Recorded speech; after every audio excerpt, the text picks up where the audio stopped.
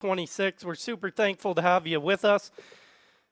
Just like any other form of racing, it takes time to get ready for your heat race or your feature event, and that's exactly what we got going on here. And then it will be straight up, straight down, door to door, tire on fender action between the best 32 drivers of round number one, and there is no shortage of talent. As qualifying, we saw the webs get knocked off for people. Really appreciate you guys sticking with us and coming out to support round number one of the Great Lakes Pro-Am Series. Like I said before, rounds 2, 3, and 4 will not have qualifying. It'll be seeded out, so we'll get straight to action in rounds 2, 3, and 4 of the Crosby's Great Lakes Pro-Am Series, fueled by Summit Racing Equipment. So make sure for any of your hot rod or race car needs that you head on over to summitracing.com and get you your parts. We have been supported by them for several seasons now. If you're interested in joining the marketing team at Lake Erie Speedway, feel free to reach out to us on any of our social medias or send an email to our general manager, AJ Moore, and we would be glad to try to accommodate your needs. I don't know about you guys, but I've been excited all day as I worked this morning at my regular job and was biting at the bit to get out here and get to the action. So we're really close now. Hope you guys are enjoying, and we'll be right back with some more action.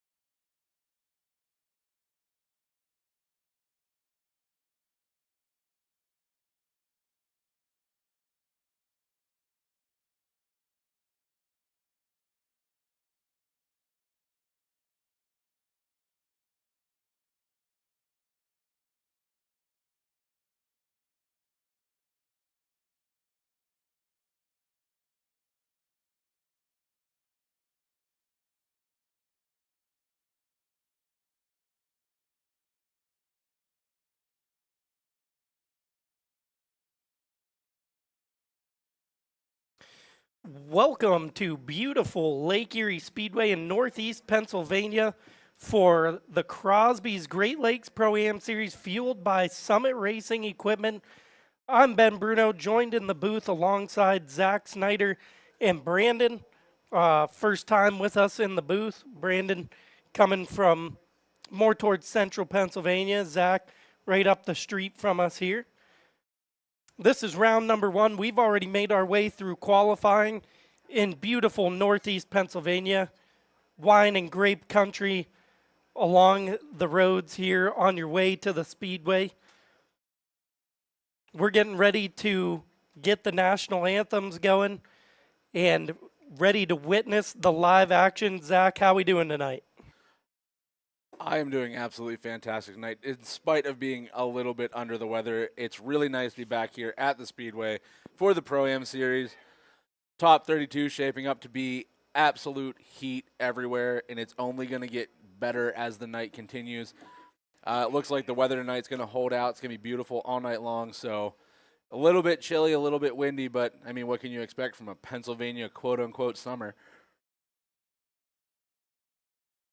Brandon, you've got your feet wet now in the Great Lakes Pro-Am Series booth. How are you feeling about getting into the top 32 action for your first time ever commentating on live action?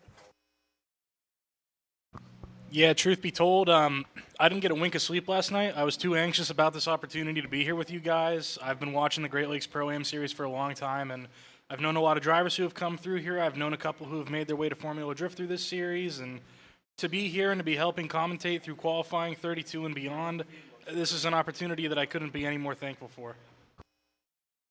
Well, we're certainly glad to have you. Shout out to our good friend Jake Gettins for sending you our direction.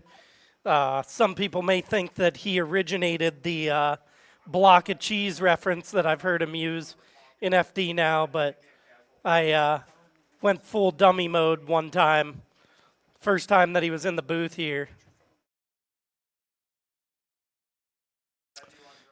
So taking a look around the Speedway, you're going to see a lot of sponsor banners and all that good stuff, which would not be possible without these great companies that take care of us here in the Great Lakes Pro-Am Series.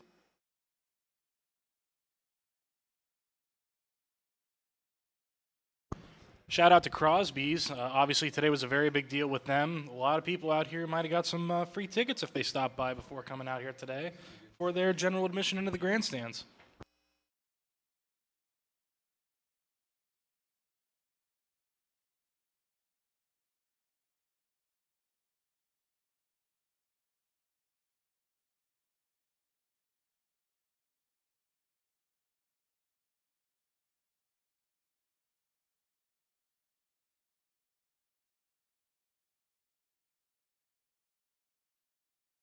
So again, got to give a shout out to Distinct Drift for coming on board as the official tire sponsor of the Great Lakes Pro-Am Series. You see the Distinct Drift umbrellas signifying that distinct outer zone coming up that wall of K-rails. Crosby's, again, the presenting sponsor of the Great Lakes Pro-Am Series. Would not be possible without Summit Racing Equipment, as if you are not brand new to the Great Lakes Pro-Am Series. You know, they've been on board, but Pro Waste Services, Hallman Chevrolet, Jamestown Mattress, the Erie Sports Commission, Marquette Savings Bank, of course, Crosby's. If you've never been to Crosby's for a slice of pizza, I heavily recommend it. It's not very often that you hear about braggable gas station pizza, and that is for sure one of them. VP Racing Fuels, making power, helping some of these E85 powered cars out here get things taken care of. Lincoln Electric for all your welder supplies and needs. Of course, Afton Landscaping, Safford and Sons, Rocket 105, and everybody else that comes on board. Rent-A-Wreck, Star 104. If you haven't already, make sure you head over to www.lakeeriespeedway.com. Check out the schedule for the rest of the year. We have events for everybody. We just got done doing a rodeo a couple weeks ago, and then on to drifting. We got monster trucks coming up here in a couple weeks, so make sure you check it out and don't miss out on any of the action right here at Lake Erie Speedway. Zach, I got to ask you, I know that there's not really any bias up here in the booth, but who are you pulling for? Or who do you expect to excel here in round number one of the Great Lakes Pro-Am Series? For anybody new to the series, who's the ones to watch? If the past would serve us as we expect the past to, cannot count out Alan Boss. There's a reason he's a two-time champ here. Cannot count out Troy Manners. Obviously, our number one qualifier, Jake Mowell. He was here last year and he was plagued with car troubles. He seems to have maybe got it sorted out, and he laid down an absolutely amazing qualifying run. And when it comes down to it, the line between what is perfect and what is a failure in drifting is so close. I would hate to write any of these guys off. The smallest mistake can wind up in disaster for anybody. It is truly a razor's edge the entire time during battles. Qualifying is a little bit safer now that we're in top 32. We move to top 16. It gets way more aggressive. Guys get incredibly faster as the night goes on. And I'm super excited to watch it happen.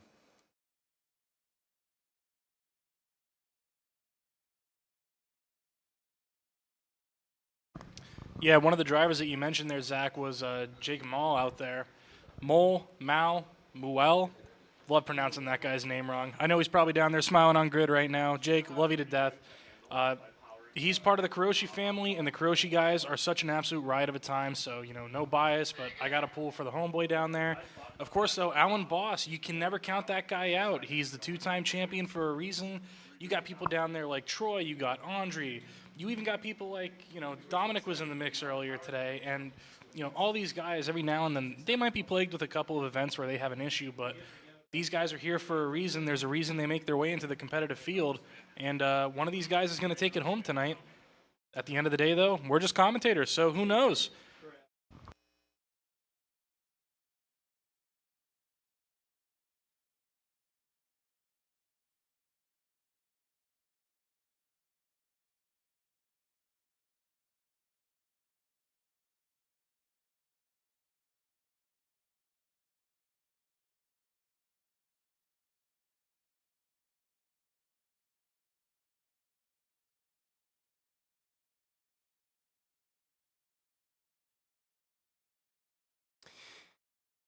Please, if you are able and ready, please rise for the playing of the Canadian and United States national anthems.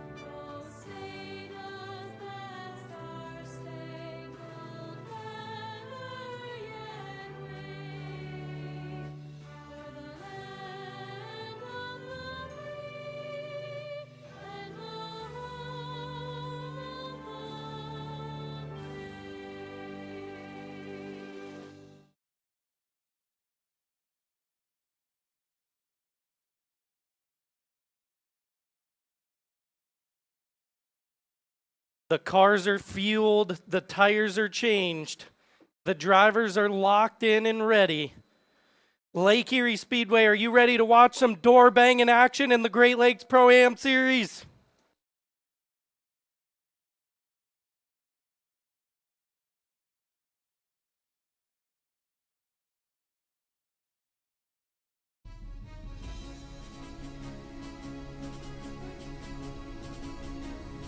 the best of the top 32, ready to go to war on the blacktop right in Northeast Pennsylvania.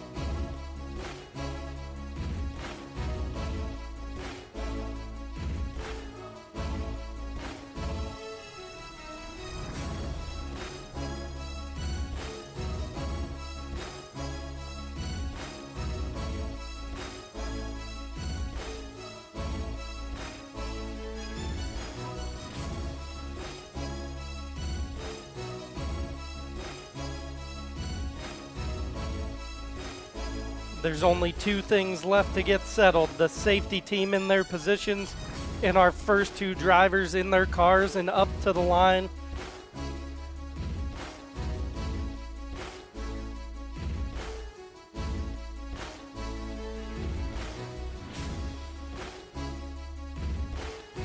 The first stepping stone in the road of 4 for the Great Lakes Pro-Am Series. You can't win it in one round, but you can surely lose it in one round. And we're going to find out here in the next couple of hours who's got what it takes to lead their way towards a championship in the 2026 Great Lakes Pro-Am Series.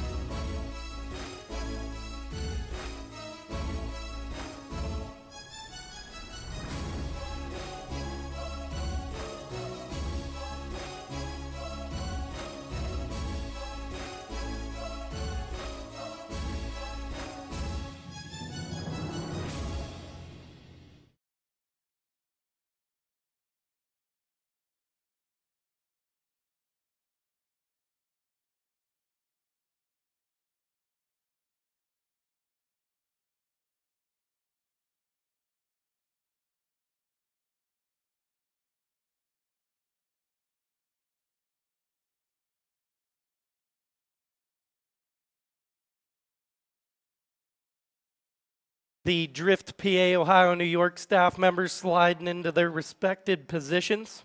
Spotters sliding into the grandstands to give aid to their drivers and let them know, because the biggest thing that can happen here is you make a mistake that you don't need to make. We're going to find out here in this first battle between Jake Mole and the number 32 seeded Maxime Cyrene here in just a minute. Brandon, could you tell us a little bit about the guys that we're going to see in the first battle here of top 32 action? I most certainly can. Unfortunately, two of my favorite cars that are on the grid have to go against each other right out of the gate. That beautiful, beautiful green S14, which I know for a fact there's a couple of people out in the crowd who are not the biggest fan of the sound of the SR20. I drove here with two of the biggest haters of it of all time, but that car, it sounds good when it's ripping on limiter out of that last outside zone there. And he's going up against Jake in that beautiful BMW, which, not going to lie, he was ripping that thing at Hyperfest. Had a little bit of trouble this morning going into practice and all that, but looks like he's kind of getting it all together, able to secure that #1 qualifying position. And let's be honest, these guys are here to put on a show, but they're also here to win. So we'll have to see what these guys can put up against each other and who's going to come out on top.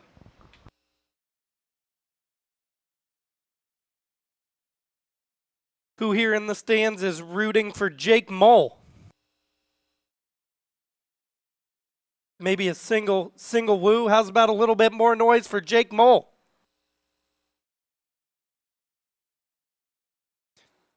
And in the red corner, all the way from Canada, Maxime Cyrene. Who's rooting for Maxime? No love for Canada out here, I guess.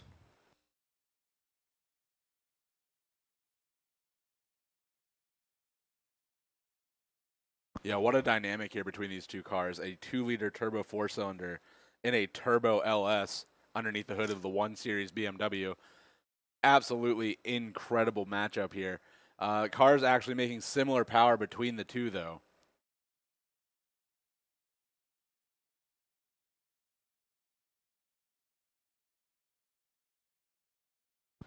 One of the people that we want to recognize too, because let's be honest, at a lot of events they don't really get too much recognition right out of the gate, but shout out to all the media guys down there working their butt off covering the event. You guys are killing it out there. You guys are doing a great job. Everybody give some love for the media guys out there on track right now. Oh, come on, Lake Erie Speedway. I know you got more than that. Shout out to the guy who just screamed. We love that.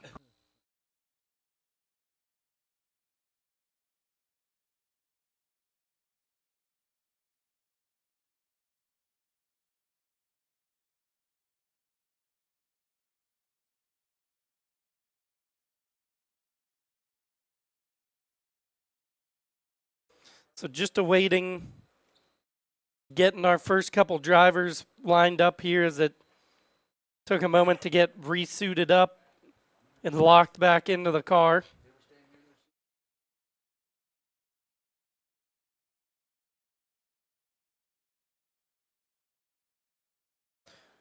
Who thinks that a American driver is going to win round one?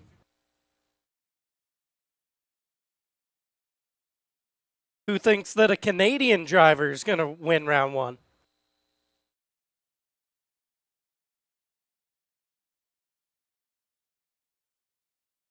I don't know, guys. There's some tough people in the field from both sides, so time's going to tell here in just a moment as we still await Jake Mole and Maxime Cyrene. We take a look at the bracket here.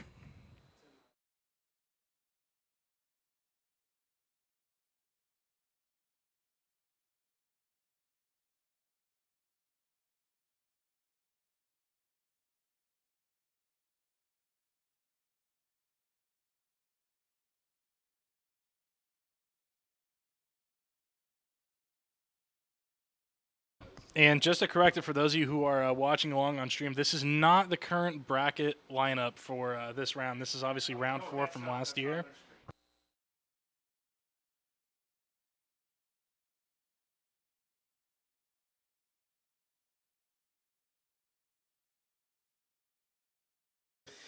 I see the cars moving. I see Jake Mole making his way down. And I also apologize if I'm butchering that. I'll make sure to stop by Jake or maybe Damien or Rich can point me in the right direction on Mole. So I apologize. Mal. No, you can't trust a word that comes out of Rich's mouth. Don't trust that guy. Yeah, shout out there, a celebrity in the stands, Rich Whiteman, former Formula Drift driver, joining us. Rich gets a little bit of bonus points from me. He reps my esports team on his car. So love you, Rich. Thank you.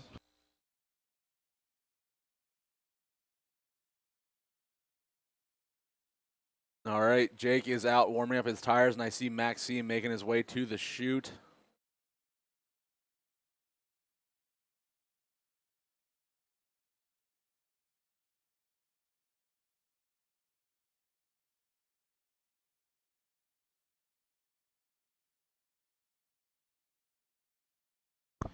And here we go. Drivers are pulling out onto the track now. Looks like Jake is getting ready to line up in that lead lane.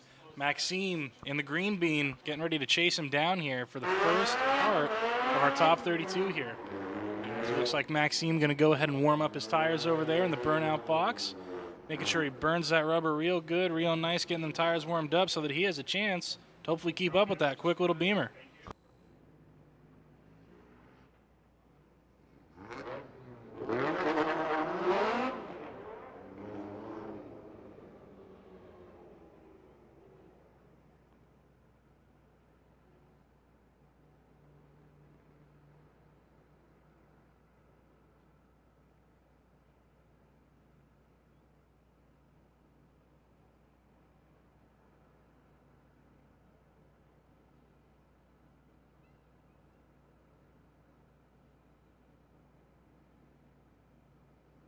We're set for our first battle of round number 1 of the Crosby's Great Lakes Pro-Am Series powered by Summit Racing Equipment. The anticipation has built. The track has been relined. And now it relies on the shoulders of the drivers and our starter, Brian.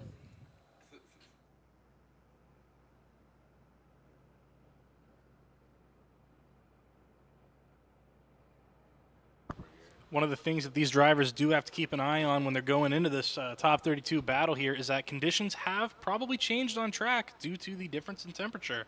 Sun is not in the same position that it was in prior, so maybe there's some issues with grip. Could be a lot of stuff going on with turn 1 over there. Obviously, the shadows are starting to set in. Have to see if there's any kind of issues for these guys as they go through the course. Jake Mole going to be in the lead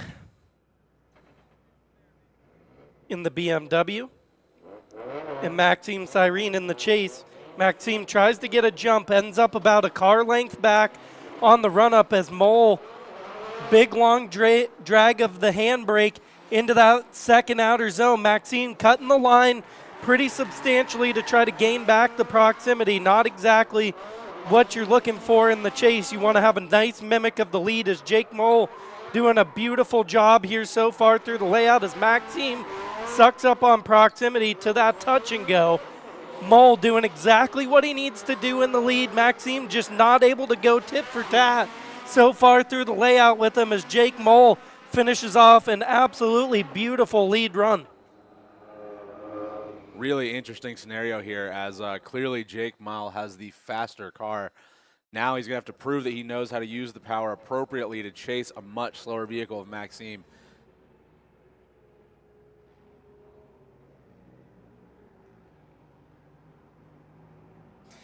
Flip him around here.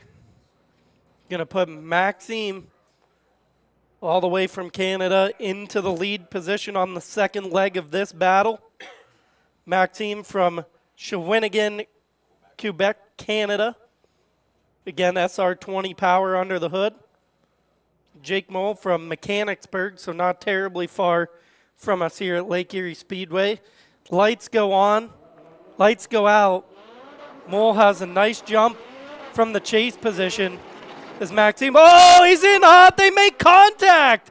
Mole's gonna have to shut it down as Maxime continues on through the layout as Mole begins to apply the pressure back to him here into the center. Oh, calamity in the first battle here as Mole's gonna go around. Oh, baby, we didn't wait long to get to the action as there's contact. And Mole ultimately ends up shutting it down into the keyhole. Maxime maybe looking at quite the present here from Jake Mole in the second half of this one. My goodness.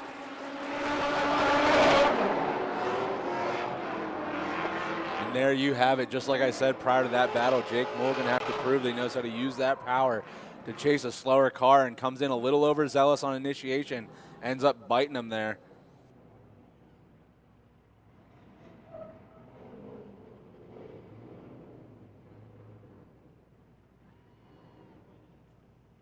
Ultimately, this is going to come up to the judges on who is at fault for the contact there on initiation. Was Jake Mole just a little overzealous, or was Maxime maybe on the brakes just a little bit too long? And Mole's car is burning a substantial amount of oil sitting down there. So hopefully everything mechanically is good down there. For everybody that's new to drifting here with us at round number 1, can see him sitting back there. The judges will make a decision. If you're watching the live stream, it'll go up on the live stream, and there are 3 judges that will decide. Tanya to the kitchen. They will slide each way to decide who's going to be the first advance into top 16 for the night. I mean, it is concerning how much oil Jake Mole's burning. All right, and if you're not watching the live stream, it is a unanimous decision. Maxime will be moving on. He has knocked out your number 1 qualifier in the first battle of top 32. a major upset. Who do we got next here, Brandon?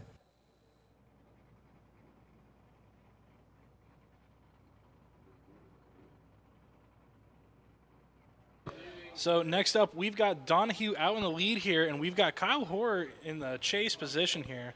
So we've got some E46 on G35 action going on track as both of these guys getting ready to send it through the start chicane, and there they are.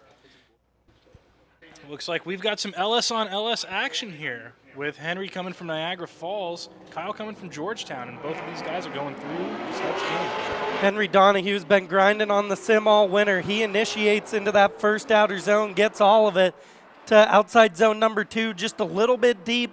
Love to see the aggression as Hoyer beginning to apply pressure coming up the hill here. Hoyer right up against that rear wheel of Donahue's BMW, both LS powered, both big torque, as Hoyer beginning to lay rubber to the door of that white and red BMW. Henry doing a nice job in the lead as it's giving all the opportunity to Kyle to be right there as Kyle cuts the line just a little bit to get back to the door. Absolutely killer run from both drivers on the first half of this one. Yeah, absolutely a sweet run from both of these guys here. Obviously that contact, not exactly something that you want to have going on there. Maybe just surging a little bit too much in the chase. But you know what? Both of these guys made it all the way around the track. They made it back across the line. That's a complete run. They're going to flip it around here. See what happens when the roles are reversed. Kyle Hoyer going to lead the way here on the second half of this battle. As you guys can see from the first half, these cars definitely a much more even matchup than your first battle of top 32. Give the track guys here a second to reset some cones there in outside zone number 2. And once they're out of the way, we are going to send cars.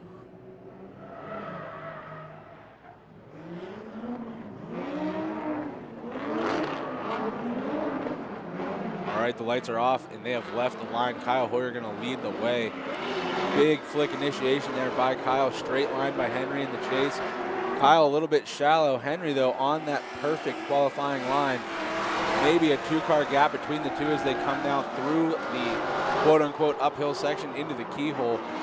Good line by Hoyer there, makes it all the way out to that outside zone. Henry, though, not letting him get away by any stretch of the imagination. Good transition there by Donahue in the chase. Hoyer's got to check up just a little bit. Henry checks up with him, and now a gap has been established. As they come down to this final outside zone, Hoyer kind of opened up a gap there. Finishes off with maybe a 4-car gap. Interesting dynamic there in that battle. Eager to see how the judges see it. Definitely an interesting dynamic going on in that run there. Looks like at the end, maybe Kyle pulling away a little bit, but at the end of the day, there were some mistakes on both sides there that I think the judges are going to be reviewing, taking a look at. And one of these guys is going to have to go home. One of them is going to advance on, or maybe we'll see it one more time already. Let's see what the judges have to say about this call. Yeah, something that I don't think we discussed before when it comes to battle judging. The judges have 3 options. They can go driver A, they can go driver B. They can also instate a one more time. So we need 2 out of 3 judges to say that it needs to go again. We need clarification on the run. It was either too even or there was too many mistakes. They need to clean it up and try again. Absolutely, and I think that there was a decision has been made, unanimous decision. Kyle Hoyer is going to eliminate Henry Donahue in our second battle of the night.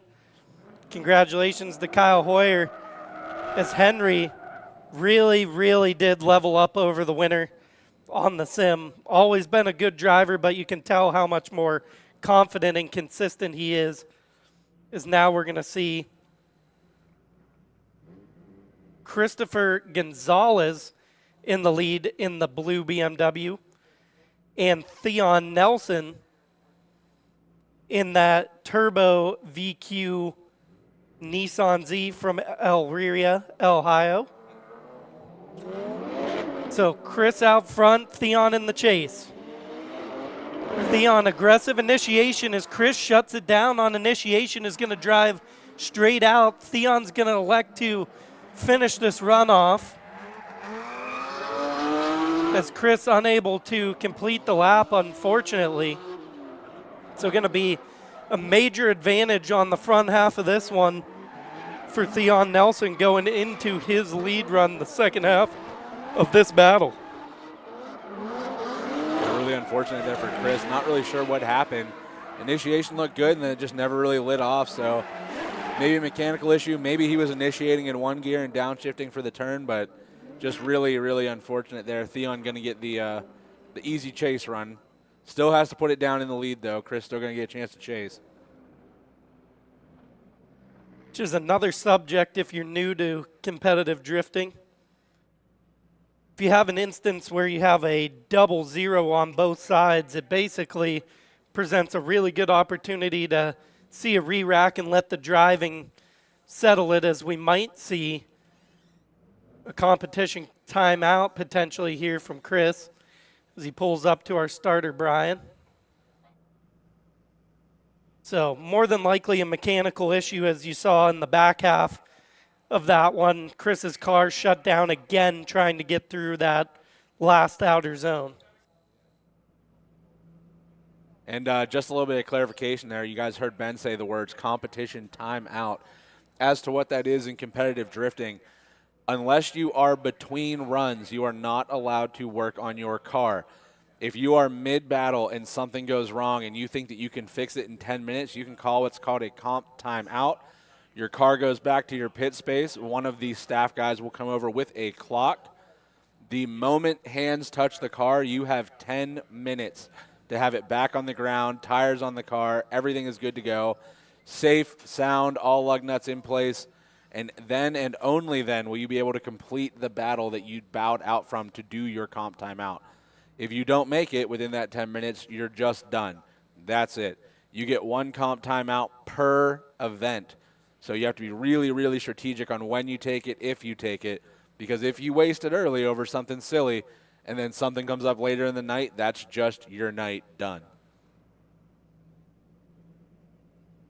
Yeah, and unfortunately, it looks like the tow truck is coming over here to take Chris off of the track, so probably looking at a mechanical failure here. Hopefully, he might be able to take that back behind the wall, take that comp time out, and maybe get that car fixed.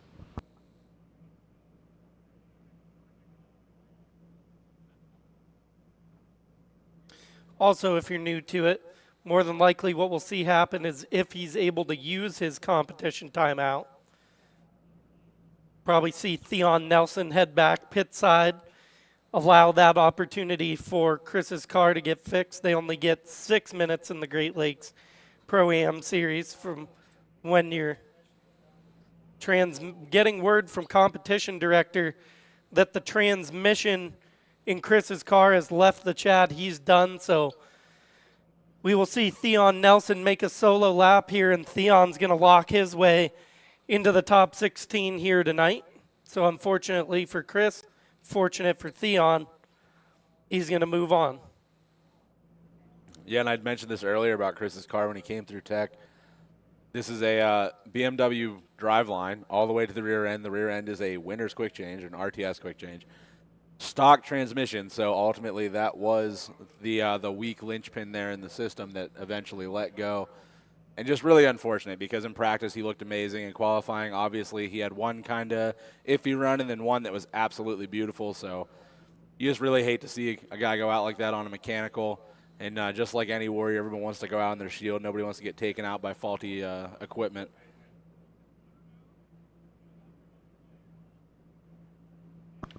Yeah, Chris was being an absolute warrior throughout practice today. He was laying down heater after heater.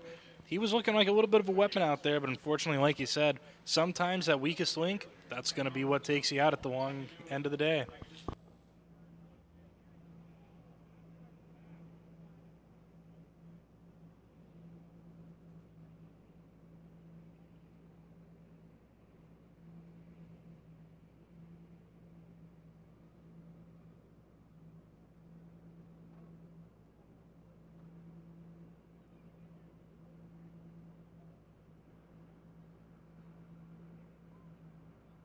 Beautiful shot here being brought to you on the live stream courtesy of Propped Productions. And our boy Anthony working the sticks down there with the camera. So again, they get Chris out of the way here. Theon Nelson going to take a bye run, if you will, here to advance up into the top 16. Theon also grinded all winter on the simulator, perfecting the craft. And for this one here, we'll just let you hear some sweet turbo VQ noise.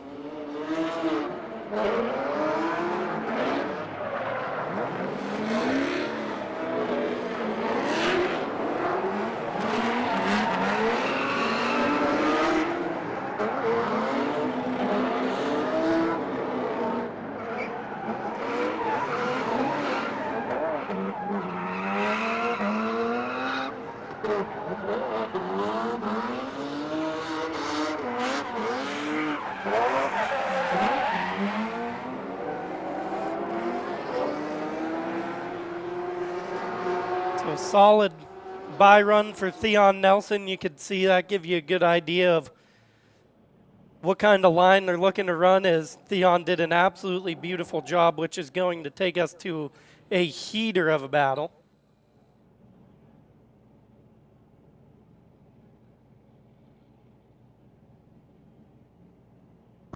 As Theon makes his way off of the track there, we've got our next two drivers getting ready to come up to the line here. Going to have not Diego Higa, despite the looks of that car. So please, everybody in the chat, this is not your Brazilian love. This is Elliott Rose in that beautiful FRS, and we've got Andrew Falk in the E36 BMW in that beautiful blue color to go ahead and chase him down. Yeah, there's a pretty large horsepower disadvantage here in favor of Elliott Rose with the blown LS under the hood of the FRS, and Andrew Falk there with the LS E36. A decision has been made. Obviously, Theon Nelson is going to move forward. All right, so Brian gets us started. Lights are on. Elliott Rose in that red LS blown FRS versus Andrew Falk in the blue BMW.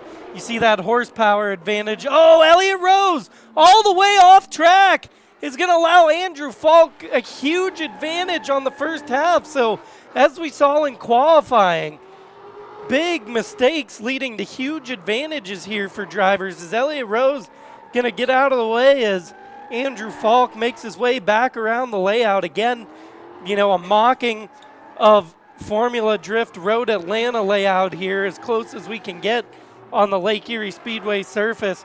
And unfortunately, it looks like mechanical issues for Elliott Rose as he's steering around trying to feel that car out. We're going to have to set up some cones that got blown away. As we take a look at the replay on the live stream, you can see, yep, Elliott just lose the front end of the car, just did not want to turn with him.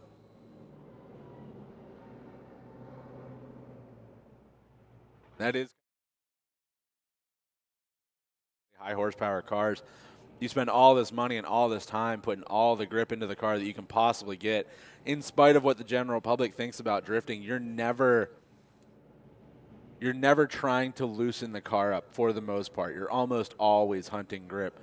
And they just proved to be a little bit too much there for Elliott. Pushed through the front tires and never really got sideways. And I don't know if he maybe came in just a little bit too hot there on initiation and never, I don't know. I mean, there was really no engine noise either, no clutch kick, no nothing trying to save it. So just really unfortunate there for Elliott. And Andrew Falk, now all he's got to do is just drive Miss Daisy, get that lead run done and get out of the way and survive. And I believe this will be an easy dub for Mr. Falk.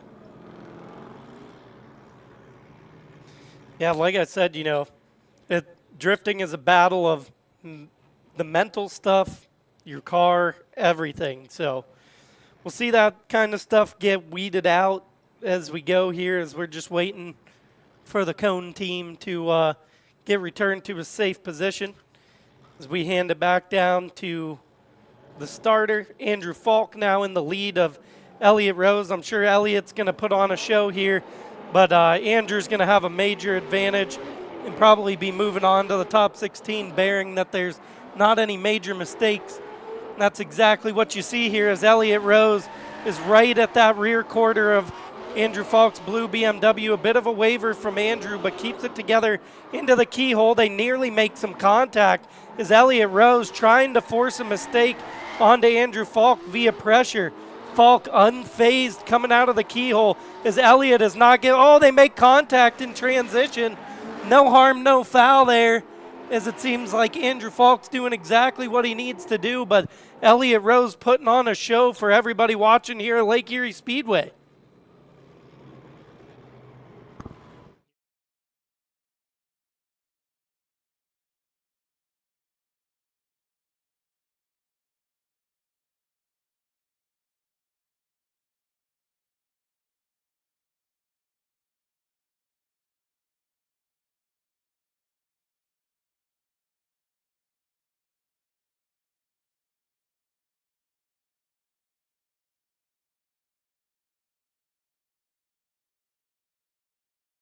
That mistake. There you go, Andrew Falk unanimously moving on over Elliott Rose here in top 32.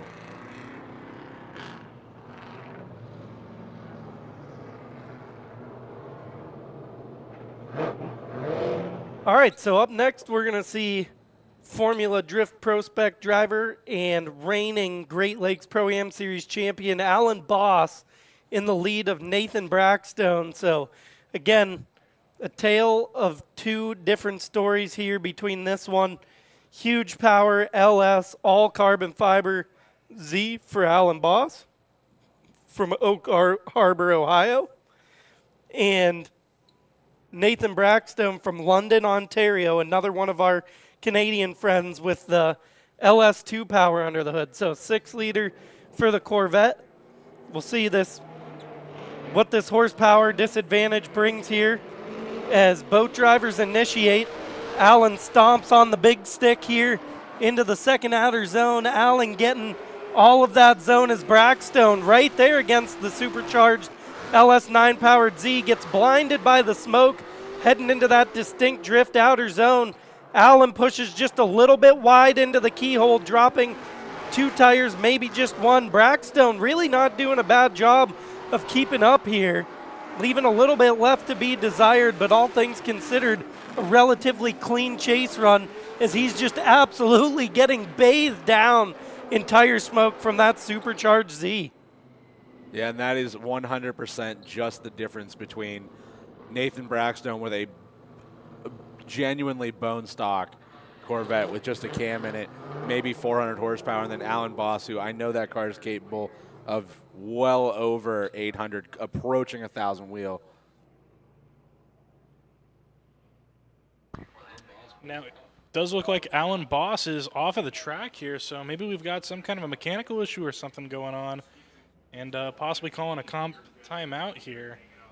We'll have to see what's going on there with Alan Boss whenever we might get a little bit of word on that. So it looks like Alan's going to have to use his competition timeout early in this one. Well, Lake Erie Speedway, it's a beautiful night, a beautiful sunset, and there's some beautiful drifting going on so far. What do we think, Lake Erie Speedway? Let these drivers hear you.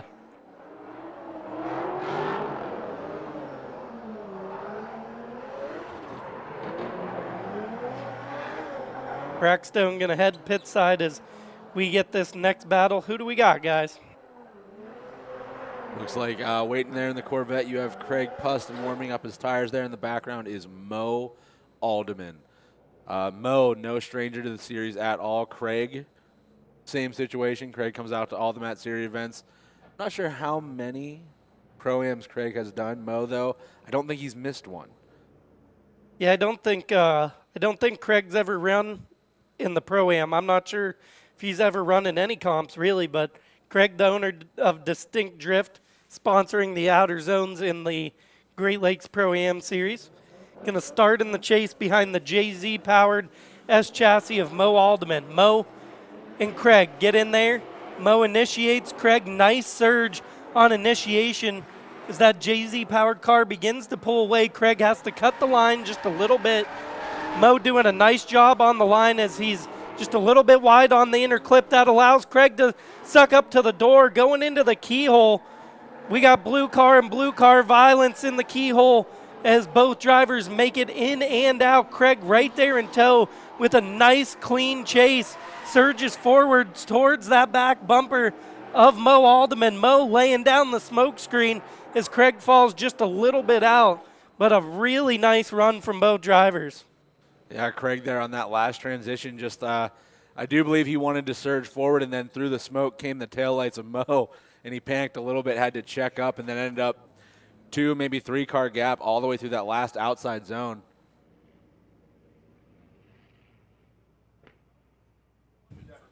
So we flip them around. Craig Prust with that Crate LS3 under the hood of the C5 Corvette, now going to go to the lead position, as sight lines for these drivers are not great right now. With the sun setting over turns 3 and 4 and the smoke coming over, it could be really, really hard to see.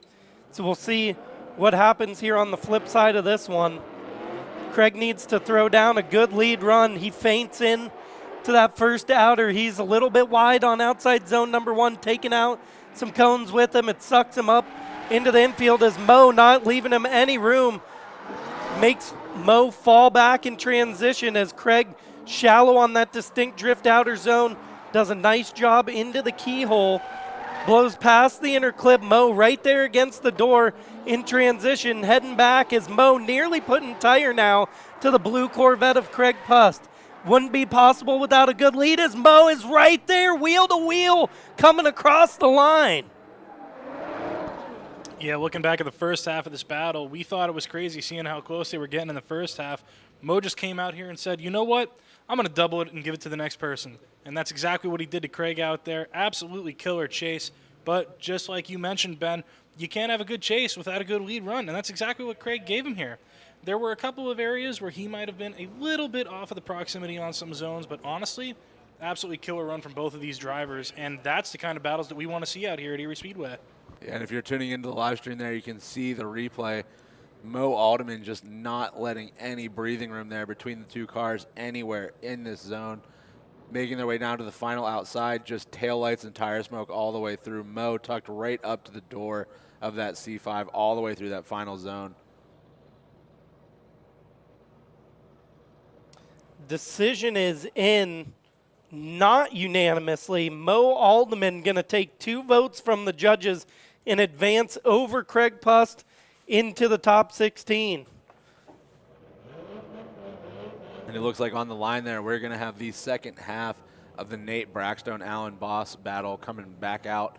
Alan able to get his car fixed there in time, so they're going to line him up. Nate going to lead the way.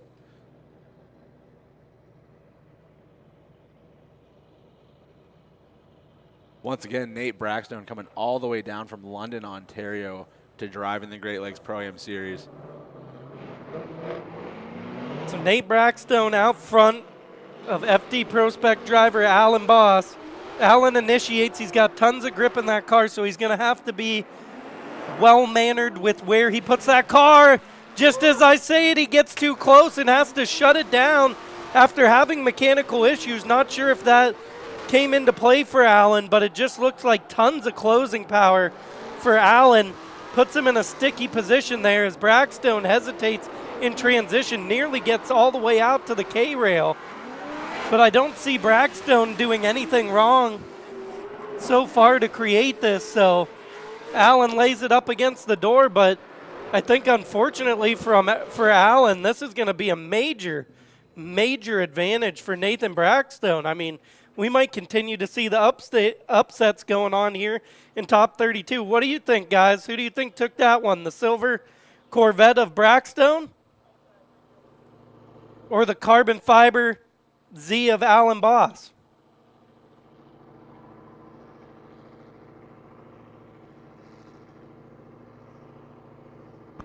Yeah, as we watch back on the replay here, just looking to see what might have gone wrong for Boss there. Almost looks like he might have just got a little bit too close and just lost it behind him there, trying to play catch up. Those Corvettes, man, they're fast. Alan Boss is fast too, but you got to be able to reel in that fast car. We'll see what the judges have to say here about this call.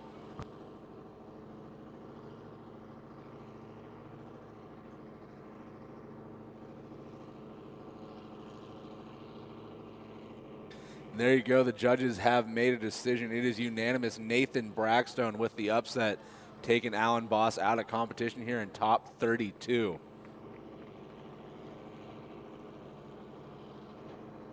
See a raw display of horsepower here from Alan as in an unlikely fashion. Allen's out in 32, can't even see where he went. He can't see where he went either.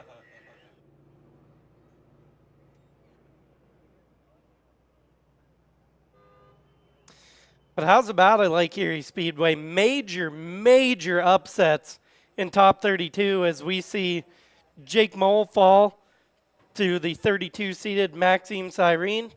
And now Alan Boss, the reigning and two-time champion of the Crosby's Great Lakes Pro-Am Series, powered by Summit Racing Equipment, taken out in 32. And what a story for Nathan Braxton. Comes through tech and the car's misfiring on 2 out of 8 and then makes it to top 32 through qualifying and takes out a pro spec competitor and two-time Great Lakes champion in Alan Boss. And then I believe he has to get towed off the track.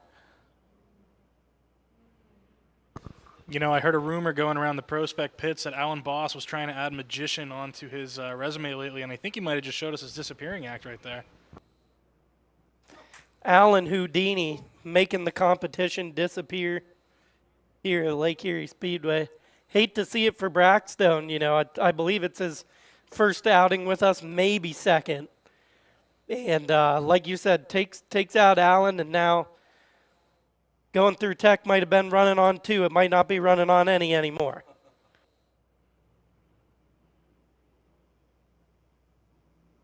All right, and on the line there, while we wait for them to get Nathan off the track here, in the far lane leading the way, you're going to have Kevin Ferraro. This car, one of the best builds you can possibly take a look at if you get the chance to go over to the pits and look. Kevin Ferraro there with the M52 B28 with the big turbo on it. And then in the borrowed car is going to be Nick Johnson in Moe's S550. Nick also pilots his own S550 with the big VMP blower on top of it, but obviously something went wrong with that car. I watched him in practice, and it seemed healthy, but there was a couple of times where he might have been struggling.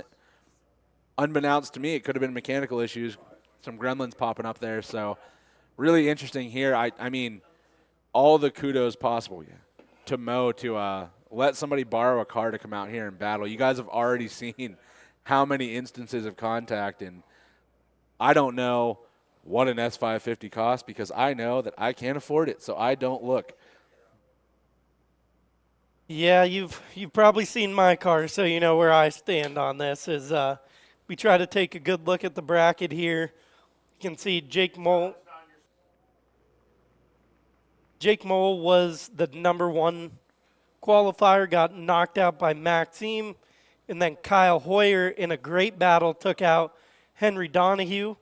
Fortunately, Christopher Gonzalez blew his transmission, which gave the win to Theon Nelson. Then Elliott Rose understeered into the second outer zone, going 4 off track, and Andrew Falk took down Elliott Rose. And then our most recent upset, Nathan Braxton takes out Alan Boss. So that is, with the exception of Kyle Hoyer and Henry Donahue, all upsets so far based on qualifying scores. Absolutely.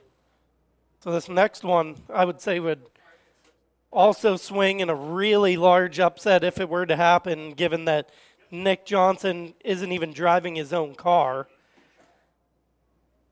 And Kevin Ferraro seems to be slow and steady every time that he's with the Great Lakes Pro-Am Series. The guy is a robot. Yeah, Kevin Ferraro, by far and away, one of the most consistent drivers out here.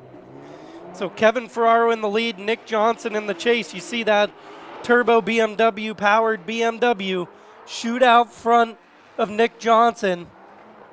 Now opening up to about a 4-car gap as Johnson cuts the line to try to regain proximity, but it just proves to be too much as we get into the keyhole. Johnson going to go several tires off into the keyhole as Kevin begins to pull away here, coming back out into the last outer zone. Kevin doing exactly what you'd expect of him here, getting all of this last outer zone. You got to figure that Nick Johnson is at quite the disadvantage.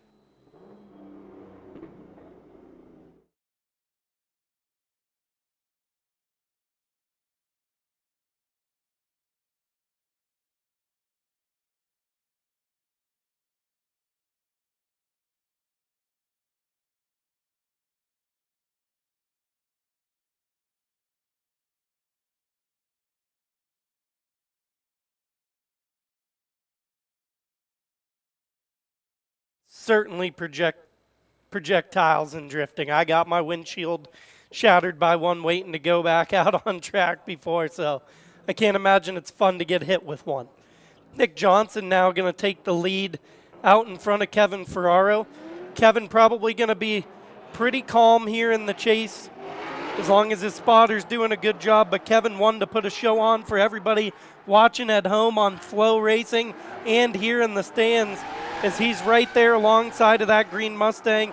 You can tell playing it safe a little bit, leaving a little distance there as they nearly make contact on the way into the keyhole. The last thing that Kevin needs to happen is have this car come out of drift and tilt the scales back over towards Nick Johnson. As Nick throwing down a really good lead, you can see Kevin very confident in Nick, filling all these zones on the way out as he applies that Drift Nuggets BMW to the side of the green Mustang. And there you have it, ladies and gentlemen. Proof of the praise there for Kevin.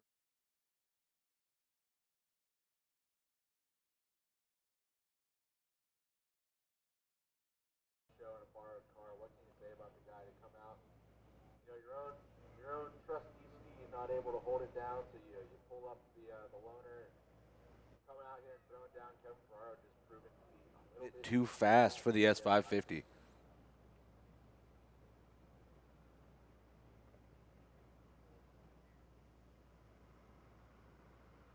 So as we await a decision, next battle that we're going to see is Josh Leatherborough in the red LS-powered BMW.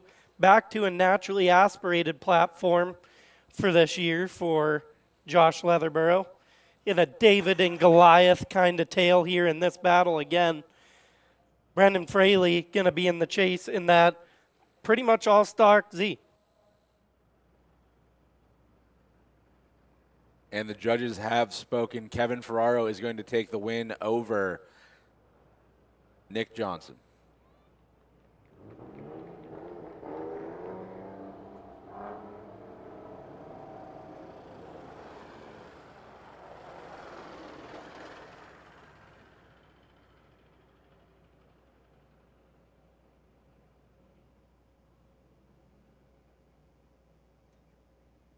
So as I said, Brennan Gibson Fraley from Sandusky, Ohio. Basically, all stock Z in the chase. You see the horsepower deficit paying dividends here to Josh Leatherborough as he gets that car to rotate into the second outer zone, comes up just a little bit short. So mistake on Leatherboroug's end as he storms up into the keyhole. Fraley doing everything that he can to keep up with that LS-powered BMW. Fraley really doing a good job of it. Just a little bit outclassed here by Joshua Leatherborough as Leatherborough lets that LS scream out the back. So where things start to get interesting here is now Josh has to keep that being behind that lower power BQC.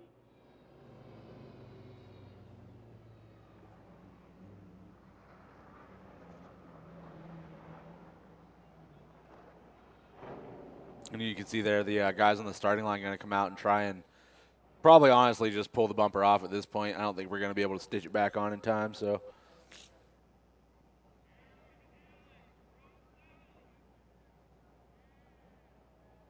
Yeah, unfortunately on initiation there, looks like Brennan just hanging the back end of that Z out a little bit too far there, grabbing a cone. And like we said, those cones aren't to be messed with, man. They'll take your bumper off. Apparently they'll take your head off too, depending on what driver launches it at you and how fast it's moving. So got to be careful with those cones out there.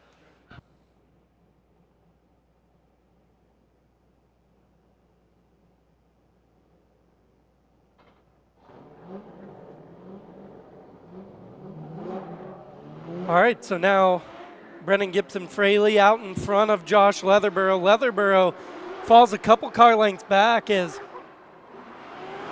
one of our track workers nearly gets taken out by a cone as Leatherborough applying the pressure here, gets a little bit close there in transition like we saw from Alan Bosch just a couple battles ago. That can really cost you, but he's able to get it done now as he lays rubber. Oh, Leatherborough way outside of the line in the chase position as he's struggling to keep that thing tame behind this Oh, Leatherboro shoots straight out.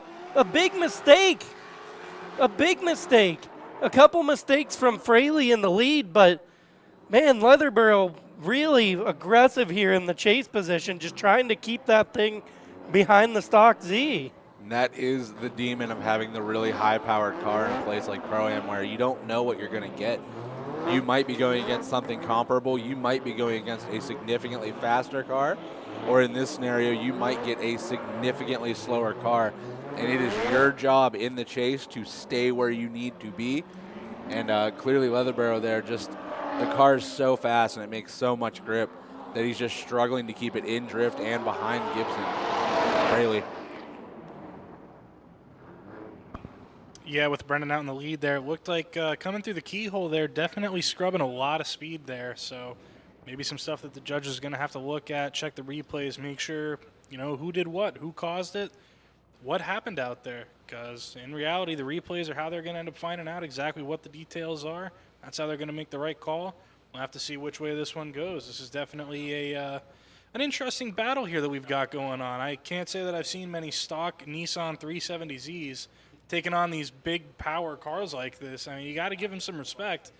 Coming out here to fight with the big boys in a bone stock car, it takes a little bit of guts. So hopefully it might pay off for him, but we'll have to see what the judges say on that.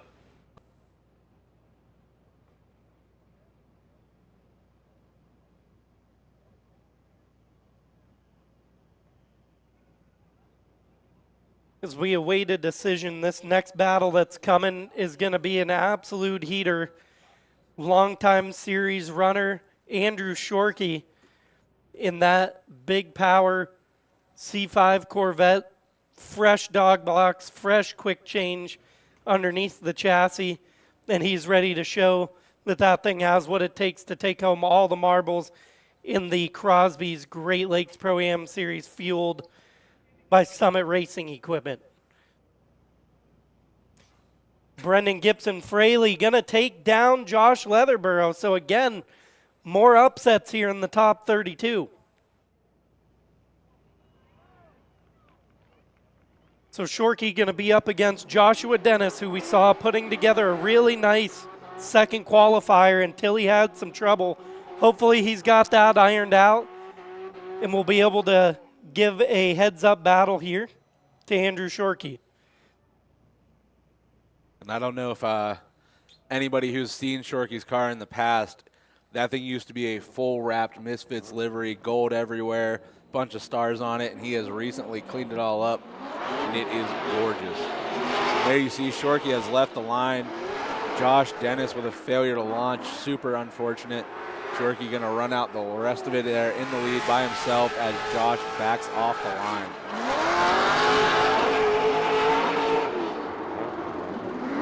Smoke pouring off the back. We'll just get a good sound bit of this absolutely healthy LS-powered Corvette.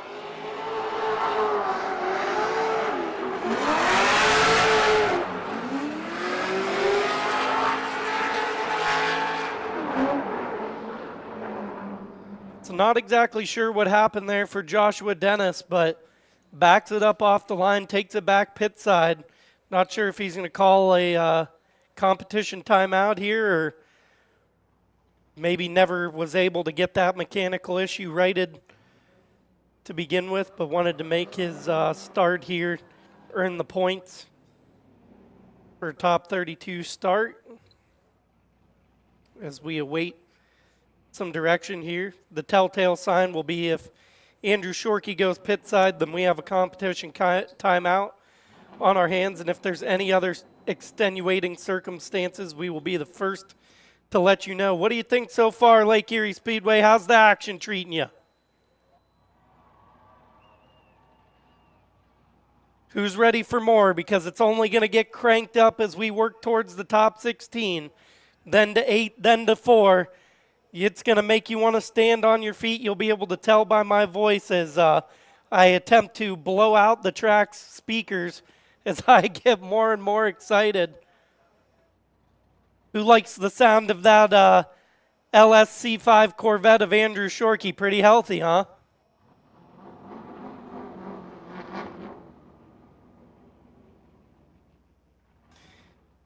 We're going to get a party lap here from Andrew Shorkey, it looks like.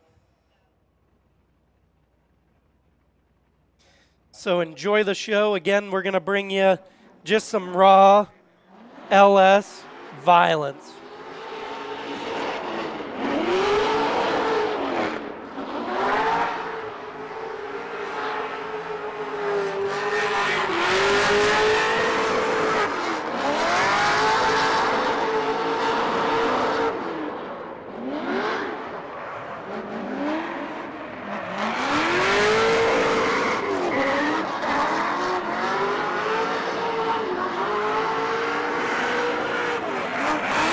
Andrew Shorkey doing his best to blind everybody here at Lake Erie Speedway, and the drone and the tower camera. An absolute throwdown of a lap from, as some people like to call him, the Canadian national treasure. Back here for round number 1, showing why he's one of the stoutest competitors in the field. Who do we got next, boys?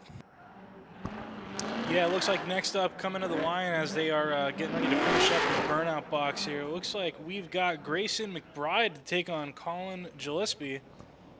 We've got a very beautiful pair of cars coming up on this track right now.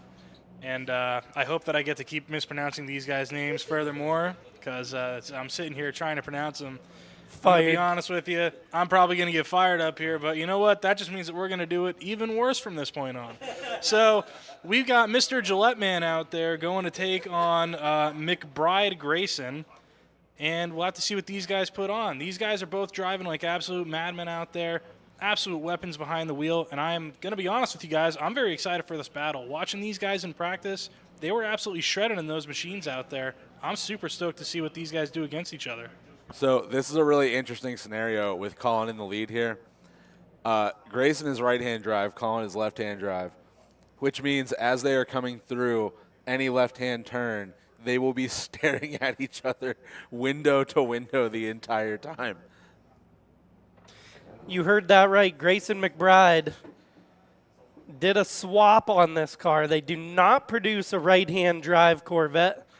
Grayson decided he wanted one, so he's made himself a right-hand drive Corvette. We got something going on down there. Not exactly sure what's happening just yet.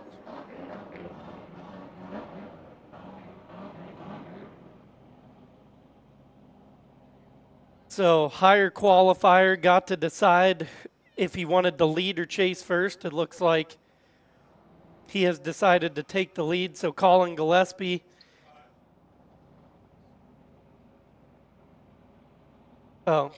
my apologies. Grayson qualified higher. Grayson from Alliston, Ontario, Canada. And Colin Gillespie, the hometown kid right here from Northeast Pennsylvania. Lake Erie Speedway, make some noise for the hometown kid. He's in the lead. Grayson McBride doesn't make it out of the chicane. He's going to fall way back. I didn't see exactly what happened there, but Colin Gillespie pulls a big gap because of it. Grayson trying to catch up, throws a ton of angle, almost spins the Corvette out as he's trying to make that ground up. Coming into the keyhole, Colin stays calm and collected, continues forward as Grayson just now beginning to make his way back to Gillespie. Gillespie going to finish out a solid run, barring any big mistakes on the last couple of feet. I didn't quite see what happened there. Zach, did you catch what happened off the start? I have no idea what happened with Grayson. The only thing I can assume is maybe missing a gear, possibly. That's about the only thing I can imagine.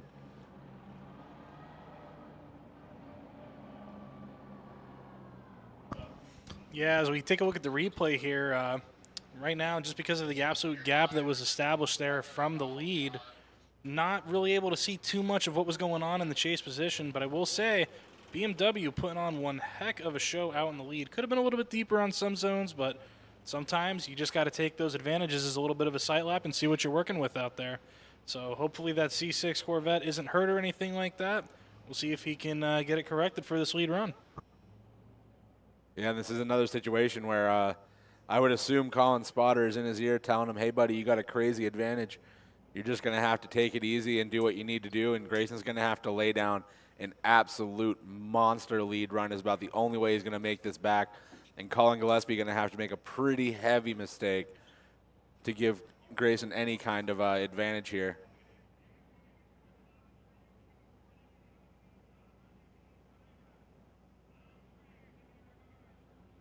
So we get the word to re-rack him and send him out there. Grayson McBride in the lead now. Colin Gillespie in the chase, as Zach mentioned.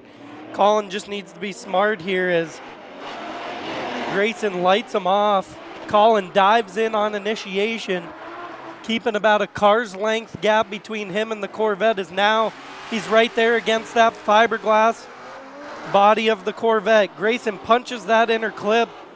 It's like it shattered a piece of the body there. As Colin just being calm here through the keyhole. Smoke screen going down as Colin dives through right to the door of the Corvette of Grayson McBride. McBride throwing down a beautiful lead run here for Colin. As Colin nice and aggressive into this last outer zone, puts it right up against the front tire as both drivers finish out that run. And I believe Colin there doing exactly what he needs to do, staying out of trouble and just getting the lap done. And Grayson McBride at a heavy disadvantage, I would have to assume, after that first half of the battle. Yeah, looking back on the replay here, just watching this run back, obviously the one thing that they probably would have wanted was a little bit of a safer chase run here. If I was the spotter, that's exactly what I would be telling him. But one of the things that I always give a lot of credit for is when these guys are looking for a safe run and they go out there and they just put it absolutely foot to the floor and they send it the best that they can. And that's exactly what we just got out of this run. Beautiful run. Obviously, you can't have a beautiful chase without a great lead as well. Some mistakes on both ends here. Obviously, there's a little bit of a big deficit going into the decision from the judges here. But we'll leave it up to them. We'll see what they have to say for us here.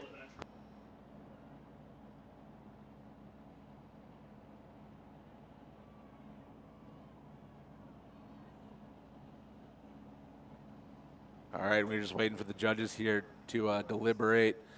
Lining up for your next battle, you can see there on the right-hand side of the speedway is going to be Chris Fosnacht and Brian Martin.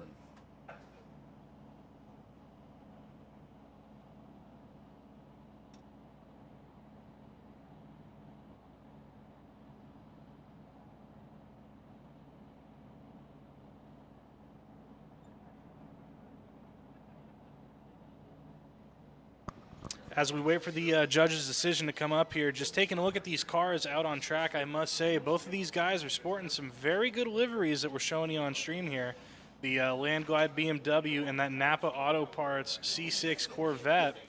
A lot of sponsors on them, a lot of colors going on out there, but they look pretty good. So looks like we might have a call coming in here. And it's a one more time. It is not a unanimous decision.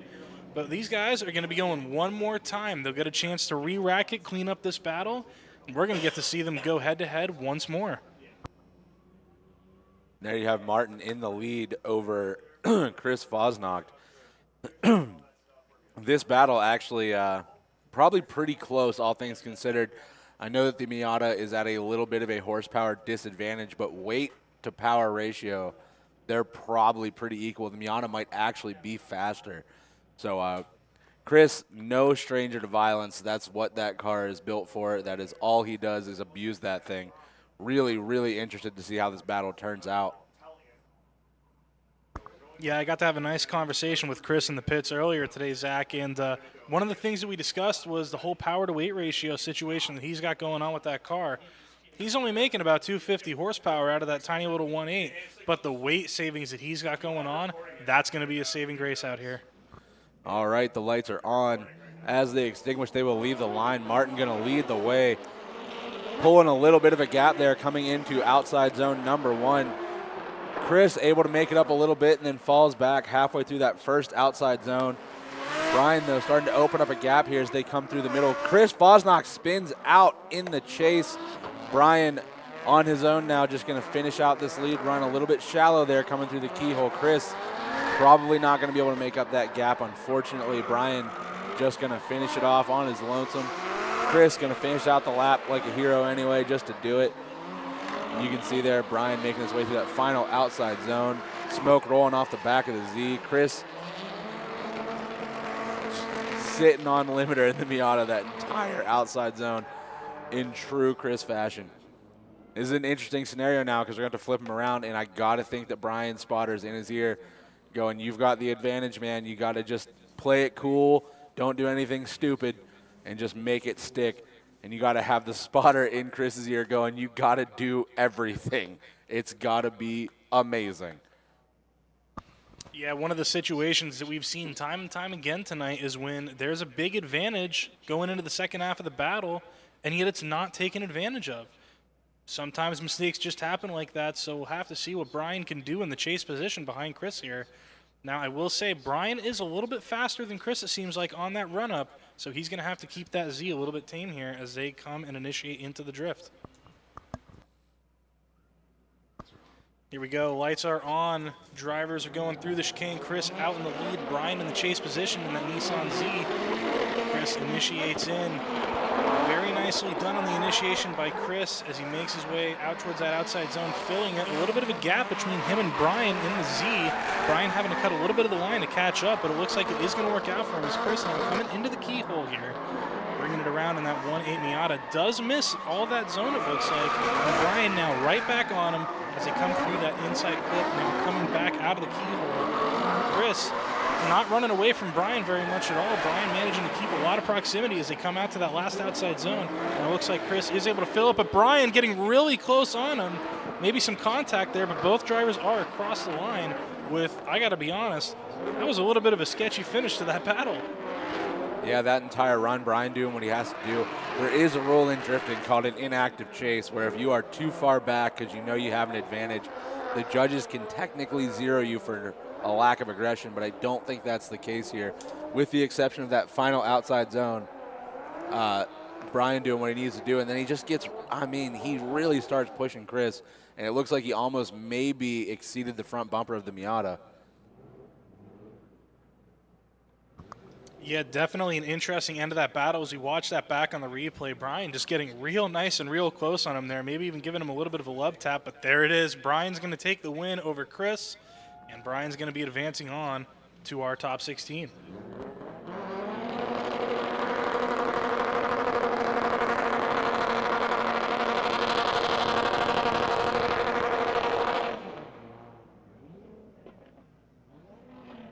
Brian Martin taking home the win there. We're going to take a walk down here real quick and talk to some people in the stands. I got a couple questions for you, Haas. You ever been to the Great Lakes Pro-Am Series before? No, sir, first time. Where are you from? I'm down from Dunkirk, New York. Dunkirk, New York. Are you enjoying the show so far? Oh, I'm having a blast, man. Will you come again? Oh, absolutely. Let's go, baby. We're having fun at the Great Lakes Pro-Am Series here this evening as we work our way to the top 16. Have you ever been to the Great Lakes Pro-Am Series before? Actually, no. I think you have. I actually haven't. This is my first time. Well, we're glad you're here. Well, thank you. Where'd you come from? My mom. From his mom. We're here at the Great Lakes Pro-Am Series. Sincerely from your mom.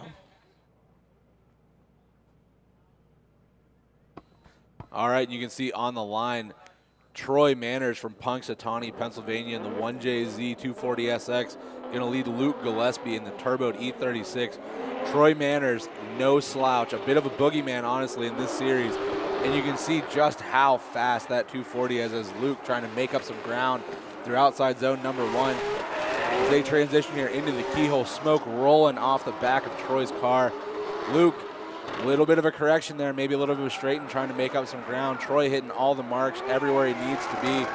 And you can see Luke shuts it down as Troy is going to run away here in the lead. Troy Manners, I cannot, every time I watch that car drive, it is faster every time, I swear. And it gets faster throughout the night. I don't know if it's just an aggression thing and he's so well seasoned that he's just so consistent that he can control it like that, but man, it is unstoppable. Yeah, watching back on the replay here is Troy out in that lead position, just putting on an absolutely dominant performance in that Nissan S chassis. Unfortunately, Luke just having some struggles in that BMW in the chase position, straightening up a little bit, not able to keep the car directly in the pocket, and eventually he does have to shut that down. So luckily, this is only the first half of a battle. We still have a second half. We never know what could happen, but does look like, I believe I just saw Luke pulling off of the track over there. And yes, both Luke and Troy are going to be pulling off of the track. It seems like we do have a comp timeout coming our way here.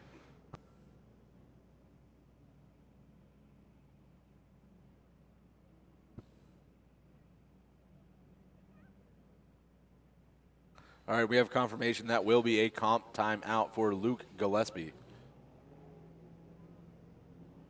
All right, guys, so we're going to that competition timeout. Me and Anthony are making our way around the facility here as we get a look at Colin Gillespie and Grayson McBride coming back out for the second half of their battle. We're going to go find some more people to talk to, and we'll check back in with you in just a moment.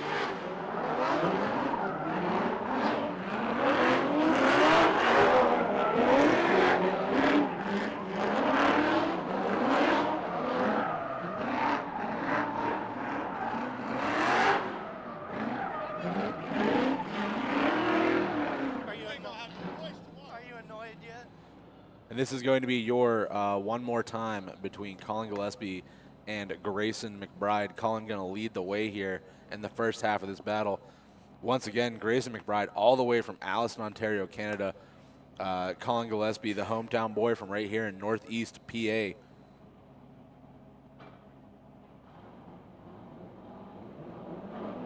All right, and here we go. Both of these drivers going to be on their way as taking that E46 as the initiation marker and initiating in. Very nicely done out in the lead position. Looks like a little bit of a bobble coming out to that outside zone, but making it stick. As that C6 Corvette, as powerful as it is, making its way right back up into the pocket there.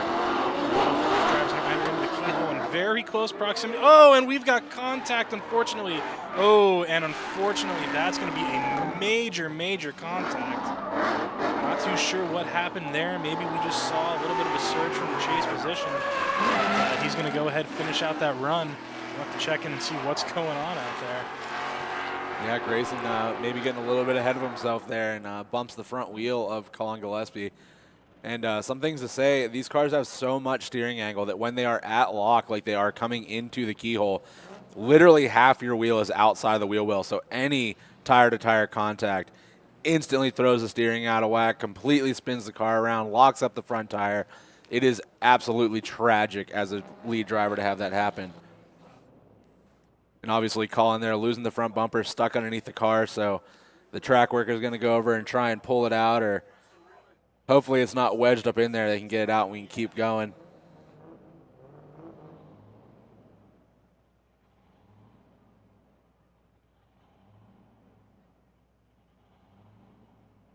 Grayson already back to the line on that C6 Corvette as Colin just getting a look over from the track workers here, making sure that everything is good. Looks like there is a little bit of a mangling going on there with that bumper, so hopefully they'll be able to get that resolved pretty quickly here and get these guys back out on track. But there they are, the track workers out there doing their due diligence. Absolute masterclass guys out there working for Lake Erie Speedway here, making sure everything goes right, making sure everybody's safe, and that's their job. So they're doing a very good job of it out there. Hopefully we'll see these guys go at it here very shortly.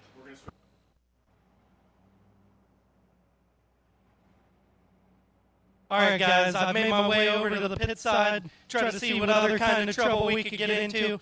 Can I ask you a couple questions? Is this your first time to the Great Lakes Pro-Am Series? Sure not. Are you a crew guy? Nope. Just a fan? Guest. Just a guest. Mom of a driver of who? Andrew Falk. Any kind words for the live stream for Andrew? I think that they're all doing a great job tonight, and I think that they all have a good chance of finishing strong. So. Well, you heard it over here. Andrew's mom in the house supporting. Andrew, no stranger to the Great Lakes Pro-Am Series, so glad that we were able to stop by and see you guys. See. We got more? We done?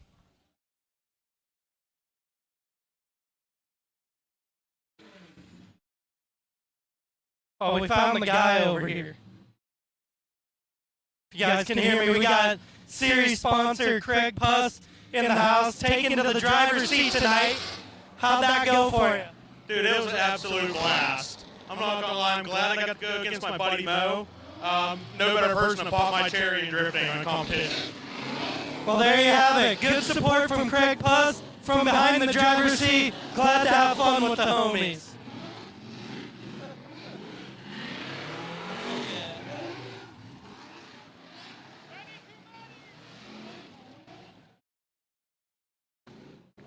So we're getting confirmation from up here in the booth that Colin Gillespie going to get a complimentary 10 minutes to look over the car just to make sure everything is good after that hit and get the bumper pried out from underneath of it, and then hopefully we can get him back out here and finish the second half of that battle.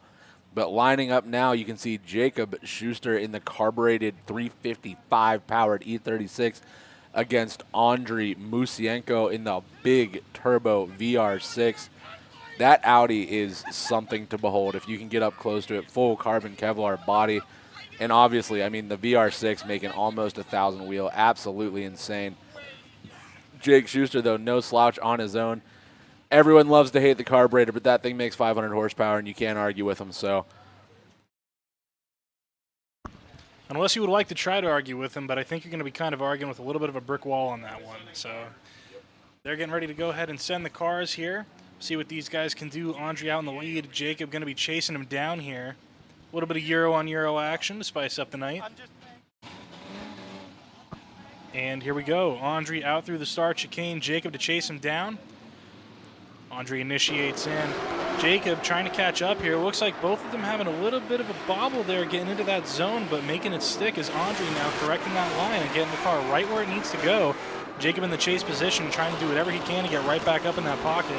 And surging up, looks like doing just that as Andriy coming through the keyhole now. Almost perfect on that outside zone by the looks of it, and picks up that inside clip too. Jacob, though, not letting him get away until we get out of the keyhole now. A little bit of a gap forming, but if it's anything like before, Jacob's going to surge again, and that's exactly what he does. Unfortunately, though, looks like it's not going to stick this time as Andriy absolutely letting it eat around that last outside zone.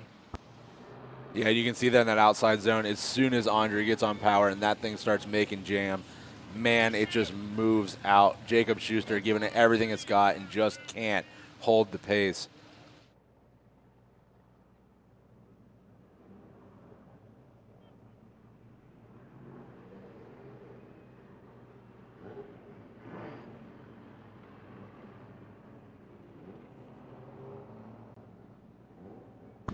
As we look back on the replay there, Andriy out in the lead position, putting on a very, very good run. Jacob just trying to do whatever he can to make it stick, but unfortunately, a couple of errors are going to go a long way here at the Lake Erie Speedway Great Lakes Pro-Am Series as we switch both of these guys around to send them again. This is a bit of a interesting dynamic here. You have Andriy with giant turbo, big power, small displacement, and then you have the small block Chevy and Jacob Schuster's E36 that's just all torque and anger. So through the keyhole here, Andriy really going to have to play his cards right and keep that thing on power, or else there might be an interesting bit of contact. You can see there a little bit of a late initiation there by Jake, but ultimately does get the car sideways. Andriy, though, right where he needs to be, just sitting in the pocket, right on the door of the E36. Fire shooting out of the back of the Audi as they transition now into the keyhole. Right up against the wall. Jake a little bit shallow, ends up missing that zone, just barely touches the end of it. Andriy, though, deals with the line perfectly. Calm and collected there in chase, just pushing the E36 out of the keyhole. They transition now back into this final outside zone. Big sweeper here. Andriy going to put it on the door and keep it there all the way to the end of the run. Absolutely phenomenal job there by both drivers. Schuster a little bit shallow here and there. Andriy, though, in chase, deals with it extremely well. If you're watching the live stream, take a look at the replay. You can see just how close Andriy is to that car. Yeah, unfortunately, going through that second outside zone there, looks like Jacob did exceed it quite a little bit there. But one of the moments that I'm very curious about is this little transition that we're about to see right here in the chase position. A little bit of a wobbly transition there, but it looks like they managed to make it stick. And just over throughout the rest of the run here, Andriy not letting him run away from him. Is it going to be enough? And there you have it. Andrei Musienko going to take it unanimously over Jacob Schuster in the Audi. Look at him go. Jake Schuster, though, no stranger to the competition. Love to have him out here. That car is fantastic. Andrei Musienko just proves to be a little bit better this evening.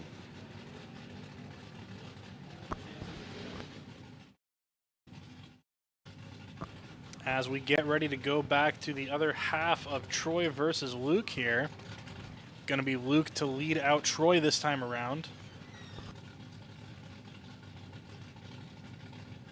Troy Manners, myself touted him repeatedly, and I will continue to do so, as one of the most aggressive chase drivers at the Great Lakes Pro-Am Series.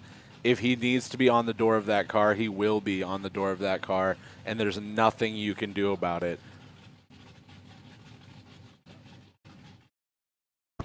Yeah, Troy is an absolute madman behind the wheel out here, but one of the things that we always say, can't count anybody out, and now we're going to see what Luke can do out in the lead here. As these drivers are through that start chicane, Luke out in the lead, a little bit of a gap right off of the bat, but Troy going to close that up. Pretty close. Oh, no, but it looks like Luke out in the lead, not able to initiate properly, and Troy going to shut it down behind him. Now both of these guys just going to go back through the course here. Luke just kind of taking a little bit of a celebratory outlap by the looks of things, but unfortunately, I think that might be all she wrote for Luke here. Yeah, that is really unfortunate there. I know that both the Gillespie brothers just had those cars redone and put a bunch of work into them, just got them tuned and set up and ready to go, brought them out to spring mats, and everything seemed to be working as planned. But Luke clearly having some kind of issue there, maybe mechanical, maybe just a setup problem, who knows. But I believe Troy Manners is going to be moving on. Yeah, taking a look at the replay here, it looks like Luke on that initiation just not able to make it stick, unfortunately, and washing out way too wide, not making the initiation happen. Troy, of course, shutting it down behind him, so I think there's really only one way that this is going to go here. And there it is. Judges are going to go ahead and make it official. Troy Manners is going to be moving on to the top 16, taking out Luke.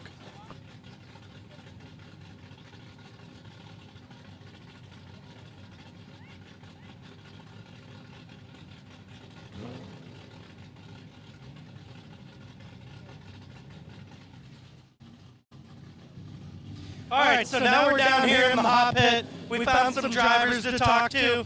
We got Jake Little down here. I'm gonna have a word with him, but I don't want to hold up the show here. Jake Little, all the way from North Carolina. Jake, you're getting into your first top 32 battle at the Great Lakes Pro-Am Series. How you feeling? Brother, I'm feeling great, man. We didn't have the best practice today. We didn't have the best qualifying, but I feel good. The car's dialed in now, brother. We just about to go throw this chase down and lay it down. Heck yeah, brother. We're rooting for you. Everybody at home watching. Jake Little, all the way from North Carolina. Let's stop over, see Steve Davidis real quick. Steve, getting ready for your first top 32 battle of the year. How you feeling? Great. Loving it. The Keystone Killer ready to do Keystone Killer things? Hopefully. Keep it smooth. Stay consistent. Awesome. You heard it from over here in the hot pits. Jake Little, Steve Davidis, coming your way quick. All right, and pulling up to the line now, going to lead the way is Eric Kananowicz in the 5.2 Voodoo-powered Mustang. Going to lead the way for quite possibly the underdog of the century, the LS-powered Volvo 740 of Alex Gutierrez. Eric Kananowicz, no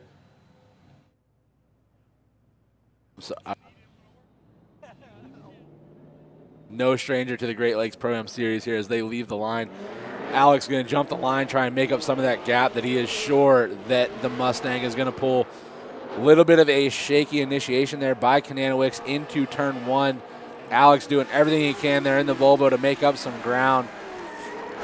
Eric Kananowicz just pulling away everywhere anytime he gets on the gas.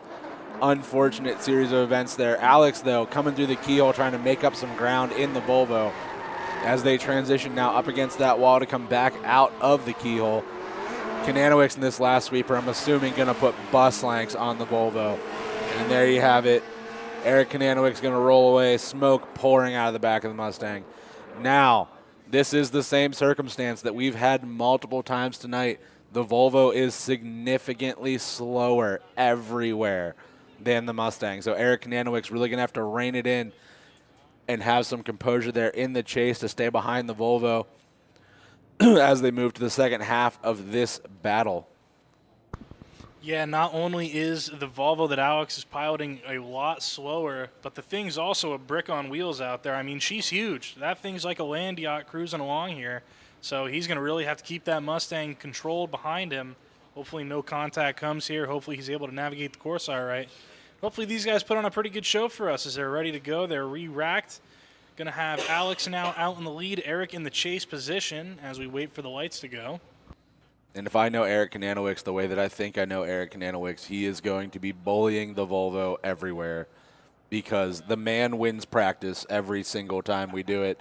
There is no chill in any bone in his body. Yeah, and you know what? Sometimes at an event like this is exactly what you need. You got to go out there, lay it all on the line. Full send or no send, as they always say. Here we go. Lights are on. Going to be Alex now to lead out Eric in the Ford Mustang. Again, Alex is a lot slower than that Mustang is, so we'll see what happens as both of these guys initiate in, and so far so good. Looks like Eric managing to keep that Mustang back a little bit so as to not protrude on Alex in the lead position as they bring it now around to that outside zone. Very nicely done by both of these guys.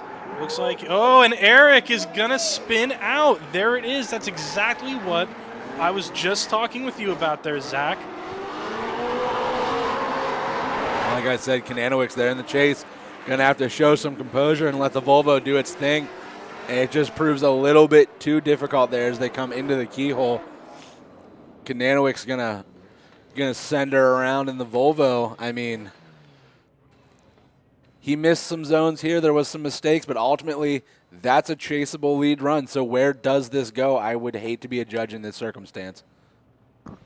Yeah, if there's anything that I've heard from judges, calls like these are always the worst to make. And I know one of the things that I did notice in the first half of this battle too, the initiation that we saw from Eric was a little bit wobbly too. It almost looked like maybe we saw one of those three motions that they hit on in the driver's meeting. But again, that's what the replays are here for. This time around, though, it honestly looks like that Mustang just looping it a little too much, not able to keep the car in control behind him. So, yeah, like you said, I'd hate to be a judge for this one. Luckily, we're just the commentators, though, so we don't have to make the call. We get to sit here and laugh about it.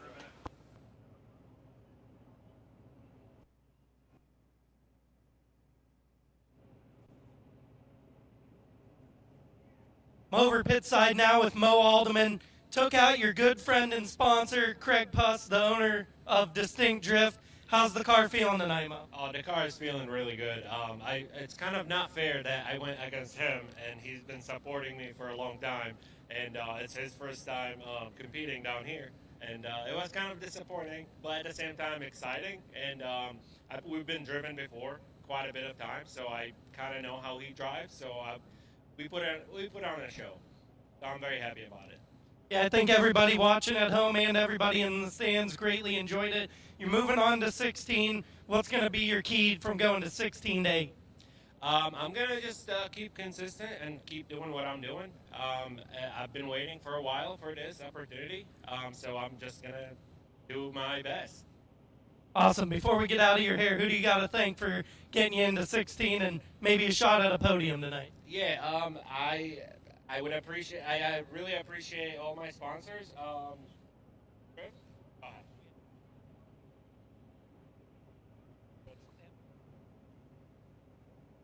Good luck, brother. Yeah.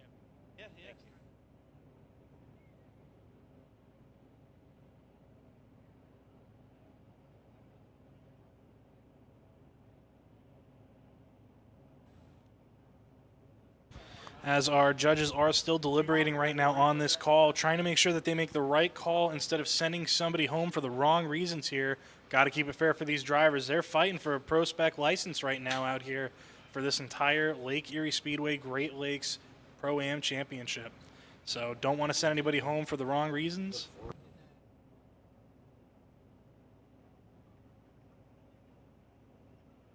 Looks like we got a little bit of disco going on with those Volvo turn signals down there on the hazards.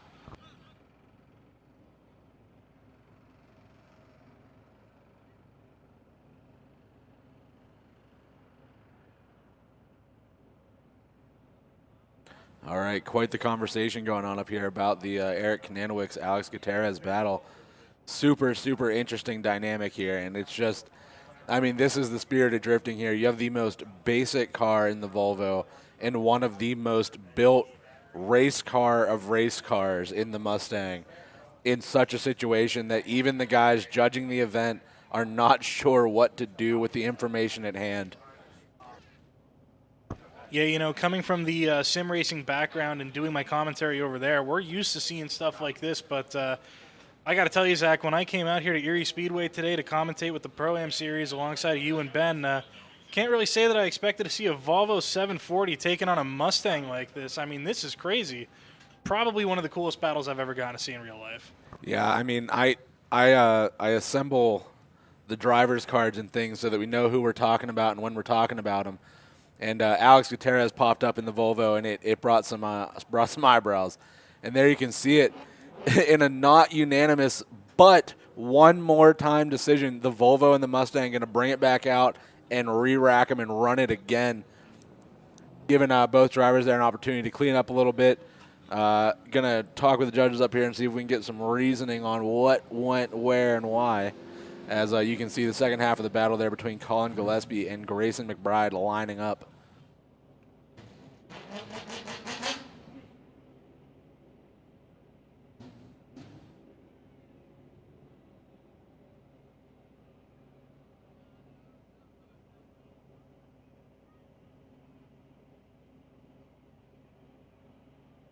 Yeah, so after watching that battle, we have Eric Kananowicz spinning out in the keyhole, so that's going to be a 0 in his chase.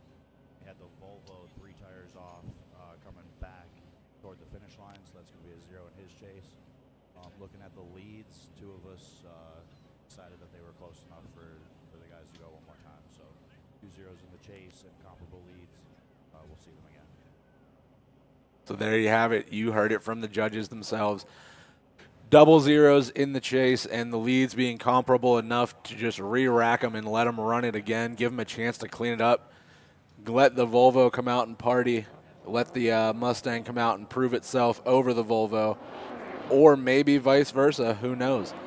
Grayson McBride, though, going to lead the way here for Colin Gillespie. Good initiation by Grayson. Colin right behind him, moving in through that first outside zone. A little bit of a gap there between the two. Have to assume that Colin's at a little bit of an advantage here, so probably going to play it safe. Grayson now coming into the keyhole. Doesn't quite make it out to that outside zone. Colin a little bit further inside, but making up some ground there, cutting the line. As they come out now through this inner clip, Grayson hits it on the money. Colin just a little bit further back, and Grayson now starting to open it up. Colin doing what he can there, trying to make up some ground, but Grayson just walking away from him in that final outside zone. Yeah, you know, watching these two cars on track, they are 2 different animals wheeled by 2 different absolute machines of drivers backing them up here. And just looking back on the replay here, that Corvette just maneuvers around this track like it's nothing when it's out in the lead. But then again, at the same time, there's also a couple of zones that you miss, and vice versa. We see the same sort of stuff going on in the chase here. Just some mistakes on both ends. You know, this is one of those situations where, like you said before, I'd hate to be a judge watching these battles go on because these guys are making similar mistakes in similar spots. It comes down to some really tough, crucial decisions here. And there it is. Looks like Colin is going to be taking out Grayson here and moving on to the top 16.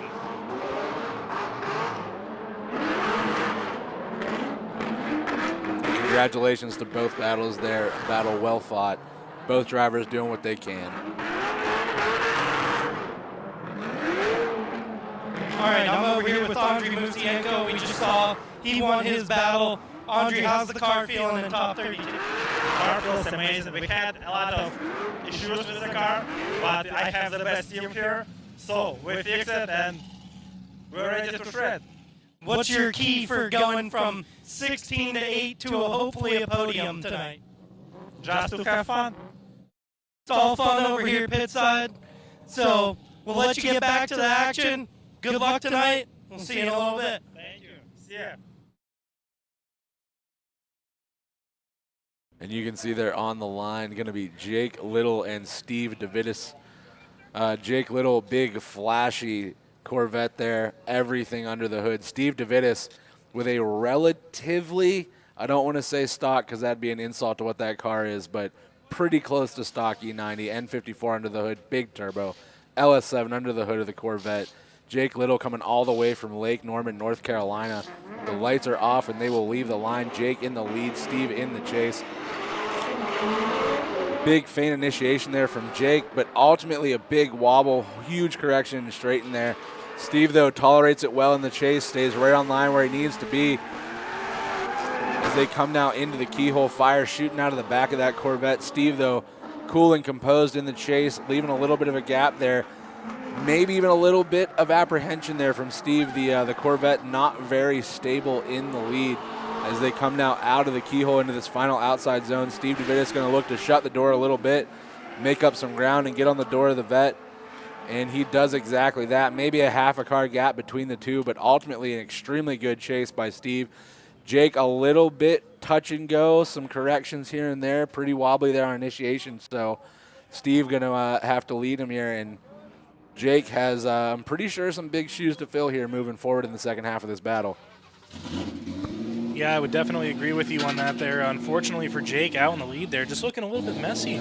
So going to have to clean that up as he goes into the chase position here now. Steve to lead him out. And I got to give it to Steve, man. He played that very well in the chase position. I think that he realized that with the lead he was being given, don't get too close or else you might be going home. So now we've got Steve to lead out Jake as soon as the lights go here. We'll see what these guys can put on. We'll see how Jake handles himself behind Steve. We'll see what Steve can do out front. Here we go. Lights are on. It's going to be Steve DeVitis to lead out Jake Little here. Jake Little driving that flashy Corvette. Steve in the black BMW.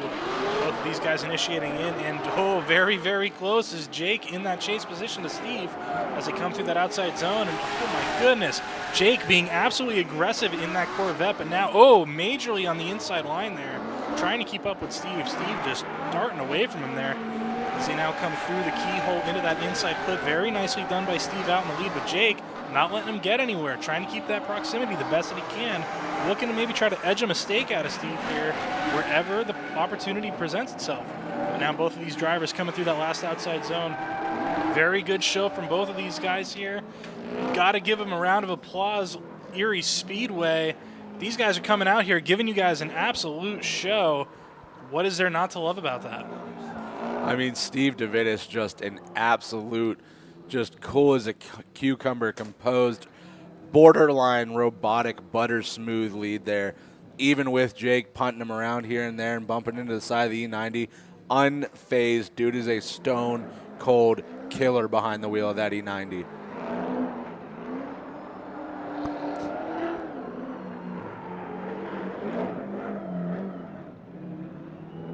Got reigning and two-time Great Lakes Pro-Am Series champion Alan Boss with me. Alan, an early exit in this one in top 32 tonight. Take us through what happened. Yeah, we've had a tough couple of weeks, so we're making a lot of really significant changes to the car, changing how the balance of the car is, and then recently we've dialed in adjustable brake bias for the first time ever for me. I always drove just 50-50 and it was fine. In our battle, I tried to do a brake stab to get a four-wheel slide going with the bias very heavily adjusted to the front. The car just turned right around on me, so getting used to the new changes. Hopefully gonna end up with a better car at the end. Just got to get used to it, but congratulations to all my buddies who won their first battles and are moving on in the 16. Going through the car and getting ready for next week, but after that we'll be watching all the battles, enjoying the show. Well, we know you're always a tough competitor in the series, so we look forward to seeing you next time, and of course at FD Prospect. So anybody you need to thank for getting to this point in your career? Yeah, I'd like to thank all the people who've helped me out over the years. Wilder Drifts helped me out with parts a fair bit. And then Fat Mac Industries are actually also my pit crew at the FD events, right? So those guys are near and dear to my heart. Chris came over during my 5-minute call and gave me a big solid. We had ethanol filling up our oil catch, so and it was like just flashing over the hood. That's normally not very good for it. No, usually it'll just light on fire. So I'm glad we made it through the lap without that. But thanks to Chris for coming over and emptying it. Otherwise, just thanks for my mom and my wife for being my crew today. Gnomes changed some tires. It's pretty cool. Mom's always the eyes in the sky. It takes a village. You're two-time and reigning series champion, Alan Boss. All right, you can see they're on track. Safety taken to Jake Little's car. We heard it might or might not have been on fire at the end of that run. So fire extinguishers are out. They've got it taken care of by the looks of it. Everyone's calmed down a little bit. They're putting things away. So really unfortunate there for Jake. And Steve DeVitis is going to unanimously take the win over Jake Little to finish off Jake's night here at the Great Lakes Pro-Am Series. Got to give it to Jake Little. Definitely not going out without a little bit of a fight to him. He was fighting some issues throughout all of practice today. Qualifying, he had his demons as well. And now he still went out throwing down the best that he could. His chase run was nothing to write off or anything like that. A couple of mistakes for sure there, but yeah, he's going out fighting. But now we're going to yet another exciting battle here.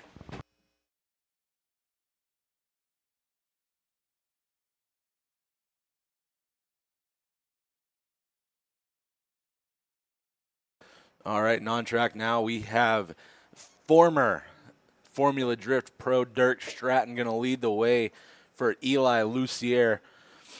Eli with the LS 4.8 under the hood, completely built motor, big turbo, all the RPM.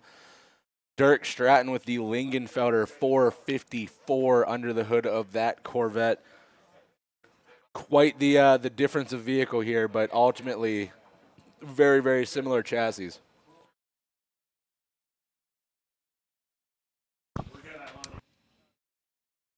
Yeah, it looks like we're getting a little bit of old school versus new school on these Corvettes here. C5 on some C6 action here as lights are going.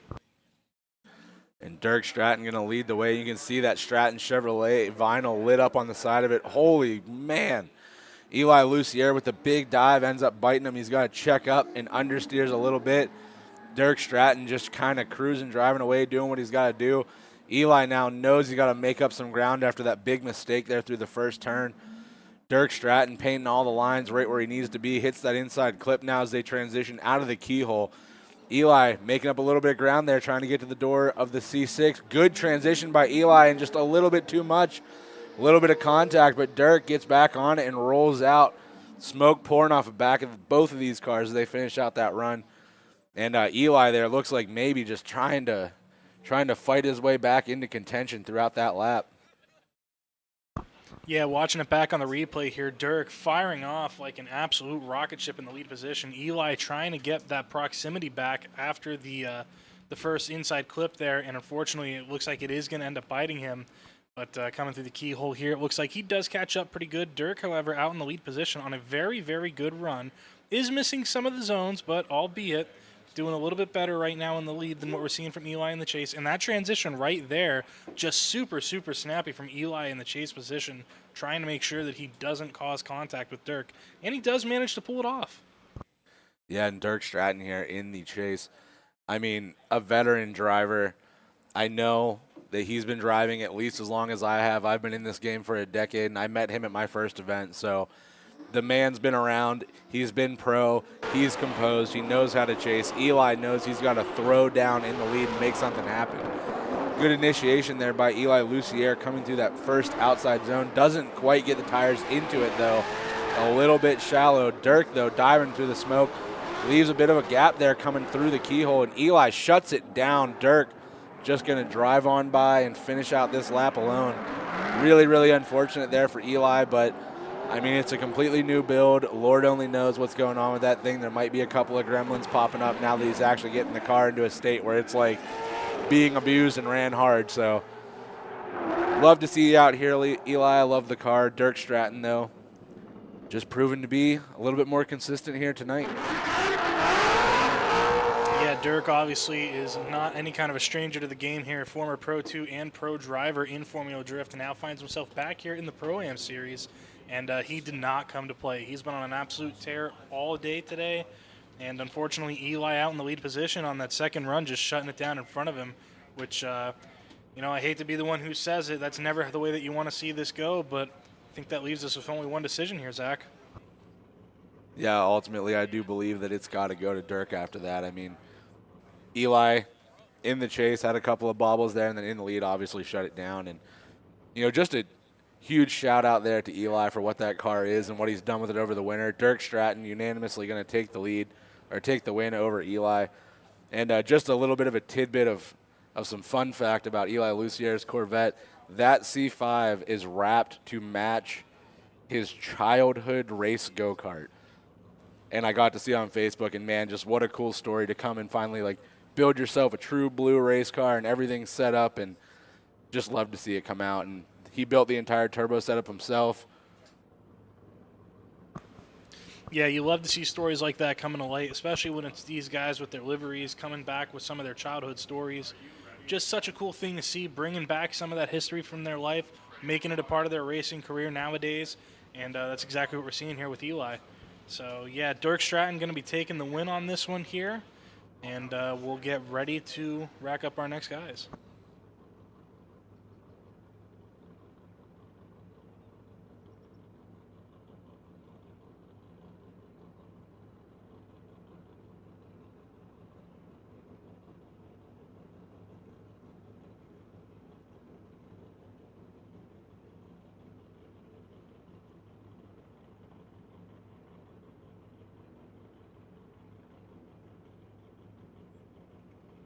Down here with one of our more recent battle winners, Brian Martin, just took down Chris Fosnack. You're headed into 16. Tell us about the battle with Chris. Yeah, it was super fun. It was unfortunate that he spun. My spotter told me he spun, so then I just got to I was a little too aggressive in the chase for pretty much no reason, but yeah, sad to send him home, but happy to move on. What's it going to take to go from 16 to 8 and a shot at a podium tonight? Well, I heard that I'm facing Troy, and he's a really fast car, so I'm just going to forget that there's even a brake pedal on the car and just absolutely just try to fucking run straight into him. But he's a fast car, so we'll see how it goes. So a tough road ahead. Who do you got to thank for helping you get to this point and advancing out of 32 to 16, Brian? I got to thank Race Labs. I got to thank Full Lock. I got to thank ECS, Liquid Molly, my photographers, my parents, God. That's about it. Awesome. So Brian able to take home a top 32 W and moving on to 16, and we're getting really, really close. Back over to the booth to you guys. Sweet. All right, and we're going to be revisiting now the battle between Eric and Alex. Eric going to be leading for the start of this OMT battle now. Alex in the chase position in the Volvo Lego brick. And here we go, Eric out in the lead position, initiating in there. The Volvo falling behind, but not as bad as he was on the first part of this, duo going on here.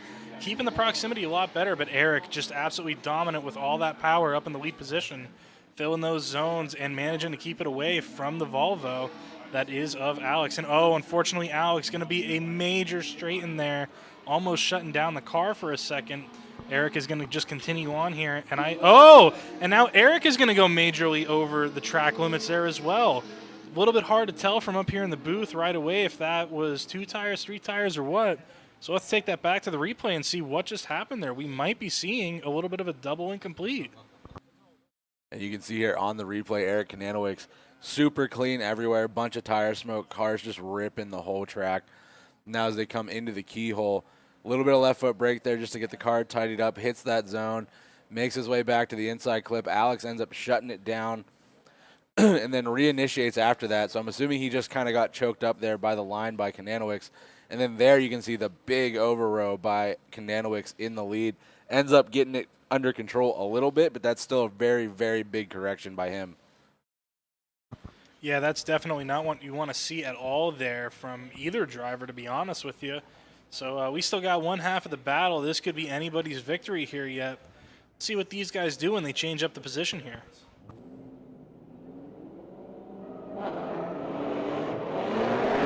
All right, Alex going to lead the way here for Eric Kananowicz in the second half of this one more time battle. Good initiation there by Alex, but ultimately doesn't make it out to the zone. Kananowicz in the chase does, as they transition now up against the K-rails on this touch and go outside zone. Kananowicz given a little bit of space there. He knows what's happening now as Alex throws a bunch of angle into that outside zone. Kananowicz deals with it well, makes up all the ground right to the door of the Volvo. Now as they come out of the keyhole into this final outside zone, good transition by both guys. Kananowicz putting it on the rear quarter, all 17 feet of the side of the Volvo there as they make their way through the final outside zone.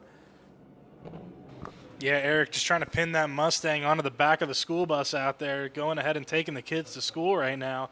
But honestly, not a bad run from either of these guys. Definitely not the best that we've seen this week from Alex out there in the Volvo. But Eric doing a much better job this time of reeling that Mustang back and keeping it a little bit better under control.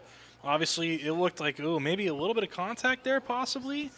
But, yeah, nearly the same situation that we saw before as they come around out here now to the last outside zone. And it's just, a little bit better, but not great. All right, and as we make our way out of top 32 into top 16 through the break, just want to let you guys in the stands know that the concessions down there going to be doing you guys some deals. They got $2 hot dogs, $3 for all other food items until supplies are out. So if you're hungry and you want something to eat and you got a couple bucks in your pocket, go grab a hot dog, some fries, a burger, whatever you need. And we're going to take some time here between top 32 and top 16 as Eric Kananowicz is going to unanimously take the win over Alex in the Volvo.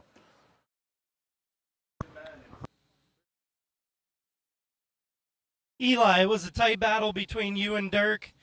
Take us through, and everybody watching at home, what happened. Yeah, so in my chase against Dirk, basically front end washed out on me on initiation. Got back to him, battled him pretty hard till the end on his lead, and then I was throwing down in the lead on mine, and Tranny popped out of third gear, so unfortunately just one of those things, you know. It's a 90s transmission, parts are hard to find, so anybody wants to toss a transmission my way, feel free. There you go. Get a hold of Eli if you got a transmission for him. Now, it's a fresh build. How you feeling? You feeling comfortable learning the new chassis still? I know you ripped it a little bit last year. Yeah, no, so I did a couple of events last year with it. Took third in a street series competition with it in stock form. Feeling really good in it. It's really fast. I got a little dialing myself to do on the chassis, but I think it's going to be a fun time this year. Anybody you got to thank for all your progress to this point? Oh man, I got so many people. My girlfriend, my kids, they've been at the shop every weekend with me this winter, helping build the car. My buddy Mike, I've got like 15 other friends that have come up and helped me. All my partners, Vibrant, Fuel Lab, Distinct Drift, Drift the East, Getty Graphics, Weld Wheels, my own shop, Lucy Motorworks. So yeah, my employee Terry, he's helped me get here too. So awesome. We're bummed to see you go out early in this one, but glad that you're feeling at home in the new chassis, new engine, all that good stuff, and we look forward to seeing you next time, brother. Thank you, appreciate it. All right, let's go see what's going on over here real quick. We got real-time action taking place. Alex, it looks like things got a little bit hot. You guys went one more time. Tell everybody watching at home on Flow Racing and YouTube what happened. Oh, I don't think I was ready for one more time, or at least my fan wasn't. I guess my fan turned off at some point in the second one. Yeah, I don't know, it's a riot. It's so much fun. Really bittersweet driving with, like, one of my best friends. I mean, at least one of us is going on. Cool that I got one more time. We can, like, give him some shit for that. Made it one more time with the station wagon. Yeah, man. I don't know. I love this place. This is cool. I wish we could drive more. Either that or it ran out all the water that it had to piss. Yeah, one I wanted to. Eric. We got Ricky Kananowicz here. This is a battle that you guys just watched at home. Ricky, good friends with Alex, able to take the W. What led to the success in the one more time? Just trying to fix our mistakes that we had in the first lap and then in the chase. So dial it in. Car threw a little hard into the last zone, but we're going to try and fix that and figure out what happened there and go from here. So what do we got to do to advance the Kananowicz Racing Mustang from 16 to an 8 and a potential shot to take home all the marbles tonight? Keep driving good, keep it consistent, keep the car in the zone, so make sure everything stays tight. My boys are on it, so we're going to have a good run. It takes a village for sure. Who's the village you have to thank here for all the success that you've had in drifting since you came in like a rocket? Yeah, all my boys, Alex here, Brandon, Thomas, George, Jerry, like all these guys here, like have played a part in making the whole thing happen. So huge thanks to them. I appreciate a lot. My mom, my dad for supporting me. So big shout out to them. Wouldn't be possible without any of them or these guys. So thank you guys. Well, we're glad to have you here. Congratulations on the W, and we'll see you in 16 in a couple minutes, brother. Hey there, Ben. Just Brandon up All here right, in we the got- booth. we Wanted got to fan remind everybody that we are interviews not now. Where are you done from? yet. We've still got the top 16 and on to go Who out are you here. with? My brother. Who's your brother? Ruvim. Well, who are you rooting for? The Audi. Andre? Yeah. Are you related to him? Not really. Give me a good let's go Andre, baby. Let's go, Andrew, baby. Let's roll. We got Andre fans. We got all kinds of fans out here. As you can see, Ricky's car just got done battling. It's battle tested. I hope that everybody in the grandstands is having fun. I know you can't see me, but make sure if you want to see any of this that you tune back in to the YouTube live stream. We're getting ready to roll into top 16. We got everybody getting loaded up. Andrew Falk, Brian Martin's trying to run me over as he goes and tries to win his 16 battle. So really appreciate everybody taking the time to stop and talk to us. I hope that you guys are enjoying it on Flow Racing and on YouTube. Let's see if we can find any more trouble while we're here for a moment, I suppose. Got Andrew Falk. Let's see if we can bother him real quick. Andrew, heading into 16, who do you got? Theon Nelson. Theon Nelson, what's it going to take to go from 16 to 8 tonight? We're going to win. He's going to win. There'll probably be smiles involved with it. On the podium, there will be smiles. You heard it here first. Only smiles if there's a podium for Andrew Falk. We're getting it live, we're getting it hot, and we're having fun with it. So let's see if we can get Kyle Hoyer real quick. Kyle, who are you battling in top 16? I have no idea. He doesn't know. What's the important thing to do here? Go fast. Go fast and hopefully win. What's it going to take to get the job done? Not to suck. Don't suck. Again, you heard it here first. Kyle Hoyer getting ready to go for his top 16 battle.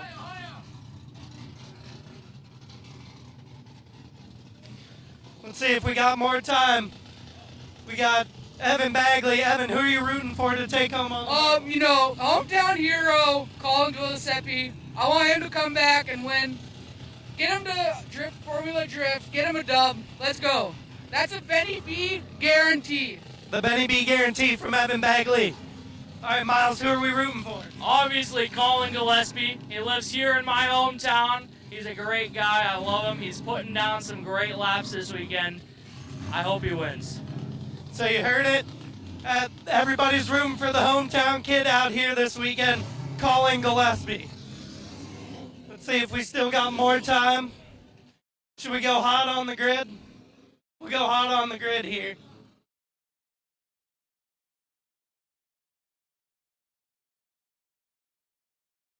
Go take a look. We already talked to a couple of these guys, and then I'll be headed back your direction to get involved with the top 16 because it is going to be fun and loaded with action, and there's no shortage of action here. I'm down here on the hot pit with Kevin Ferraro. Kevin, what's it going to take to go from 32 to 16 to 8 and have a chance to take it all home tonight? Gonna take a reliable car, a consistent car, and one that has a Ghost Images livery of a Drift Nugget on it. You heard that? He's confident in his building abilities, his car, and his sick livery with the Nuggets. Who do you got to thank for making it this far? Ghost Images, Rubber City Performance, and my girlfriend Hannah. Awesome. Well, good luck, Kevin. I know that there's a lot of people rooting for you. So there you have it. We went hot in the pits before we got to the top 16. Let's get back to the action here in just a minute. I'm going to come join you guys back in the booth. Thanks for joining us on Flow Racing and on YouTube. And make sure that you hit that subscribe button and never miss out on any of the Crosby's Great Lake Pro-Am Series action fueled by Summit Racing Equipment.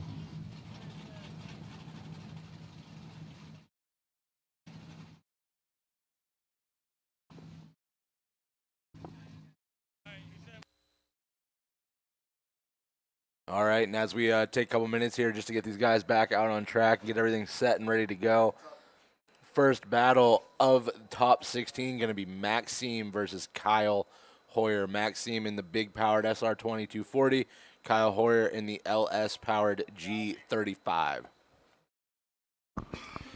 Then following him up here, just to keep going through what our top 16's got held up for us, we're going to be seeing Theon Nelson going to take on Andrew Falk. That's a battle that I'm kind of excited to see. Both of those guys are a riot to party with out in the pits. Can't wait to see what kind of a riot they throw down on track with each other.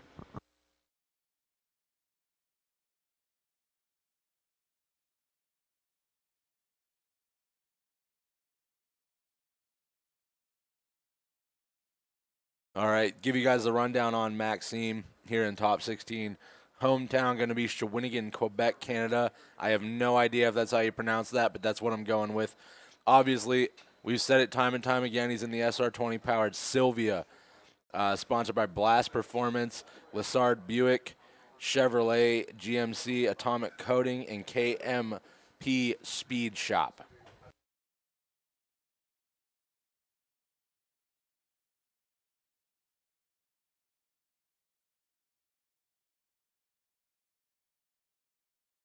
And then Kyle Hoyer coming from Georgetown, Virginia in that LSG35 sponsors the one and only Slip Club.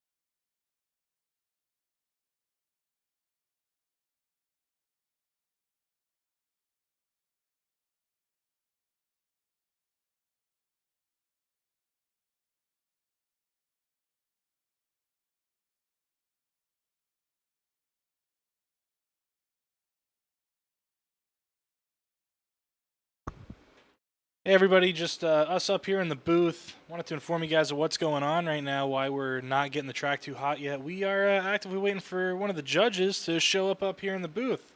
So Mr. Judge, if you are out there anywhere and you hear this message, please return to us. We miss you. And we would like you to come back so that we can start the show, please.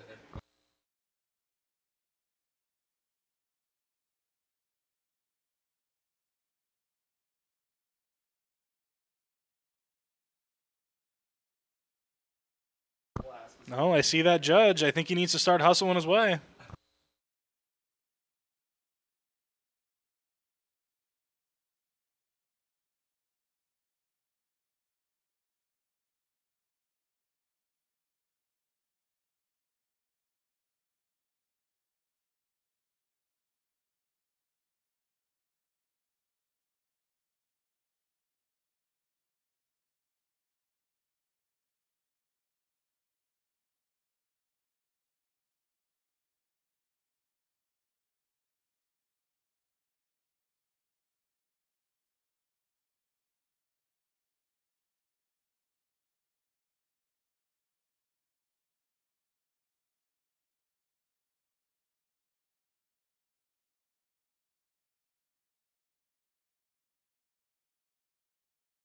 All right, Maxime Serene and Kyle Hoyer are going to come out, knock the marbles off the tires, get them warmed up.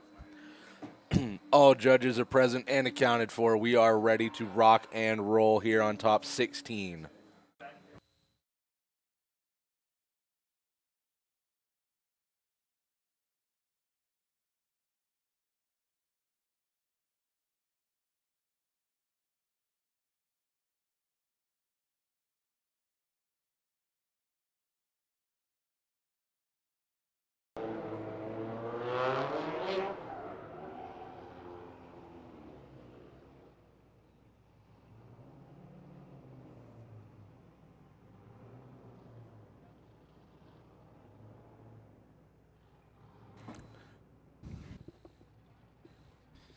So what do we think, fellas?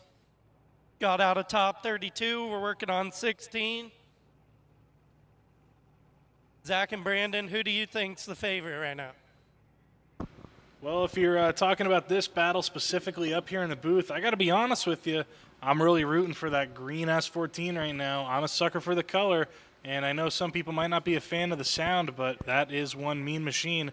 And he did take out our #1 qualifier, so it's looking like he might have some promise coming his way. No doubt there, Brandon. He standing tall so far. As we're just getting into the thick of it now, Maxime's going to have to show what that SR's worth. Absolutely right. As we get both of these guys up to the line, ready to go, we're going to get ready to start our top 16 here, and I'm going to pass it over to Zach to start us off on this battle with Maxime out in the lead position here and Kyle in the chase. Yeah, so this is a interesting battle. This is going to be a torque versus horsepower situation. Maxime with all the horsepower in the world and none torque to be talked about. Kyle Hoyer, the complete other side of the spectrum, all the V8 torque, probably does not have anywhere near that top of the line horsepower. Good initiation there by Maxime, blows the bumper off on a cone on that 3-2-1 marker. Kyle Hoyer, though, right on the side of the 240 all the way through that first turn now as they transition coming up towards the keyhole. Cones flying, parts coming off of that 240. Kyle chokes up quite a bit coming into the keyhole. Maxime, though, calm and collected there in the lead. Doesn't quite get that inside clip coming out of the keyhole now as they transition into that last outside zone. Maxime stands on it, smoke rolling off the back of the 240, but Kyle right on the side of him all the way through that final outside zone. Yeah, and that was quite the strong finish to that run there from both of these drivers making their way through the course. I will say on the one little bit going into the keyhole there, it did look like Kyle was going to send it in a little bit too hot, way too inside there. I got a little bit scared for Maxime up in the lead. But we're going to switch them around here now. It's going to be Kyle to lead out Maxime in the Nissan S14. See if these guys can capitalize on any of each other's mistakes here. Yeah, give the track guys a second down there at the initiation point to get that bumper collected and get the cone set back up. Yeah, we don't want any of those cones becoming projectiles. We've already seen 2 of our media guys and a track worker almost get taken out by them tonight. These things are dangerous, man. We might have to start banning cones on the track. A necessary evil, to say the least. You know what? If cones are that dangerous, we can get rid of them and replace everything with a Jersey barrier. I'm sure some drivers wouldn't mind some new totaled cars. Here we go as we get these guys ready to go here. And sounds like we're getting the word track is clear, lights are going on. We're going to get these drivers on their way. It's going to be Kyle to lead out Maxime this time as we go through that start chicane. Kyle out in the lead position in that G, initiating in. And a major gap right out of the rip between him and Maxime, but it did look like Kyle was a little bit straight compared to Maxime there as they now bring it around into that first transition. And a major over angle from Maxime in the chase. As Kyle now going into the keyhole, a major gap as he fills that outside zone, bringing it into that inside clip. Maxime still not getting right up into the pocket, but now it looks like he's going to start surging his way possibly. But it looks like it's not going to be enough. Kyle now transitioning through for the last time to that last outside zone. Looks like just barely getting the car in there, but maybe leaving it a little bit early. But Maxime just not able to catch up with Kyle in the brown G. Yeah, not really sure what went on there with initiation with Kyle, but it looked like maybe a little bit of a late initiation. I don't know if it was too late, though. There is very, very heavily weighted stipulations on how far into the layout you can be before the car has to be in drift. Yeah, whenever you get that late initiation going, obviously that is exactly what the judges do not want to see going on out here. So judges definitely going to be taking a look at that, making sure that everything is within fair play here, and they're going to bring you guys watching along with us the right call. We're going to see which one of these guys gets to advance on here, and looks like the judge's call is in, and Kyle is going to be getting the win over Maxime here. So Kyle taking the win, going to be advancing on into the top 8.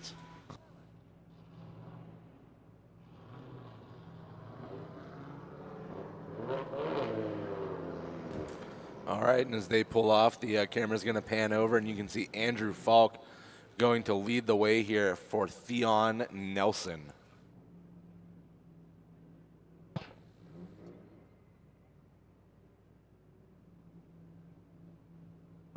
Both of these drivers coming from Ohio to compete here with us at Lake Erie Speedway. And these are two chassis that have seen a lot of battle in a lot of different versions of motorsports, whether it's drifting, grip racing, you name it. These are two cars that we see battle all the time, the Z and the E platforms. And honestly, I'm excited to watch these guys throw down. Let's see what they're going to be capable of here. Yeah, and you can see there Theon Nelson quite far back from the line. And in drifting, the chase driver is kind of allowed to have a little bit of leniency on where they have to be and when they can leave the line. Technically speaking, they can leave the line early. If they know that the lead car has severely outgunned them and they're going to get rolled on the run-up, they can jump the light and they can leave early anytime they want.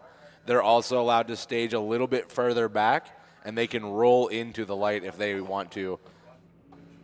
Which this might be that circumstance because Andrew Falk's got all that low-end torque of the LS, and Theon Nelson has to wait for turbos to do turbo things in the V6. And you can see him there. He's going to roll it out. Andrew Falk going to lead the way here.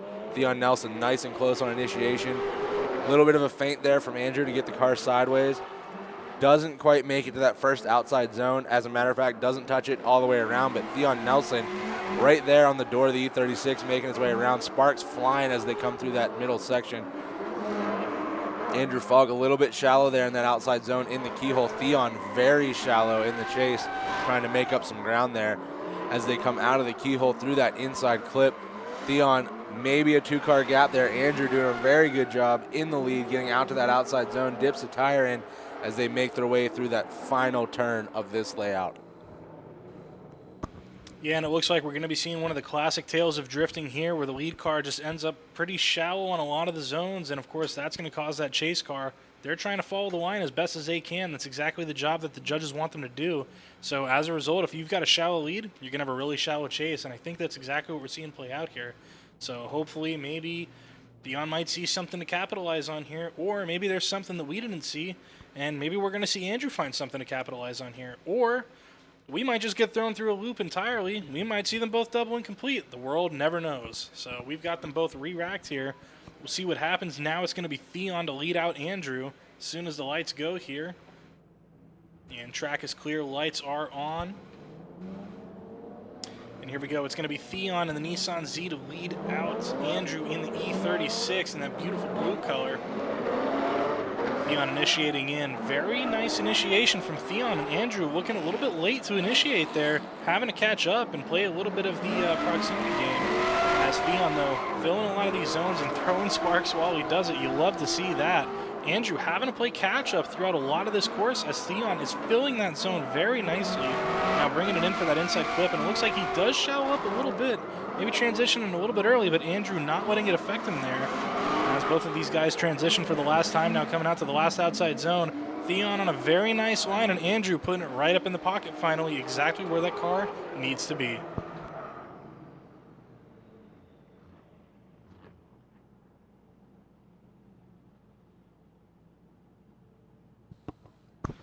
As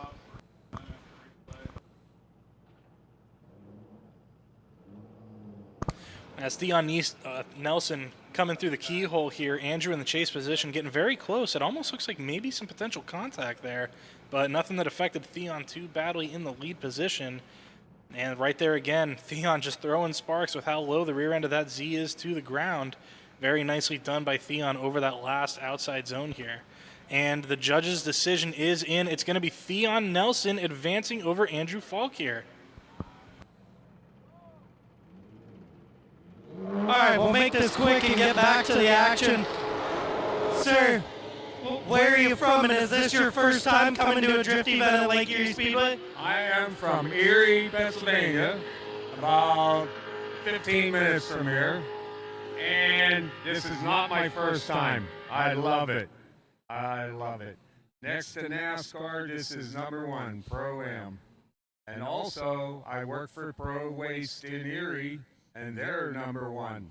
They're a big sponsor out here, as you can see all the signs. Proway Services. My name's Frank.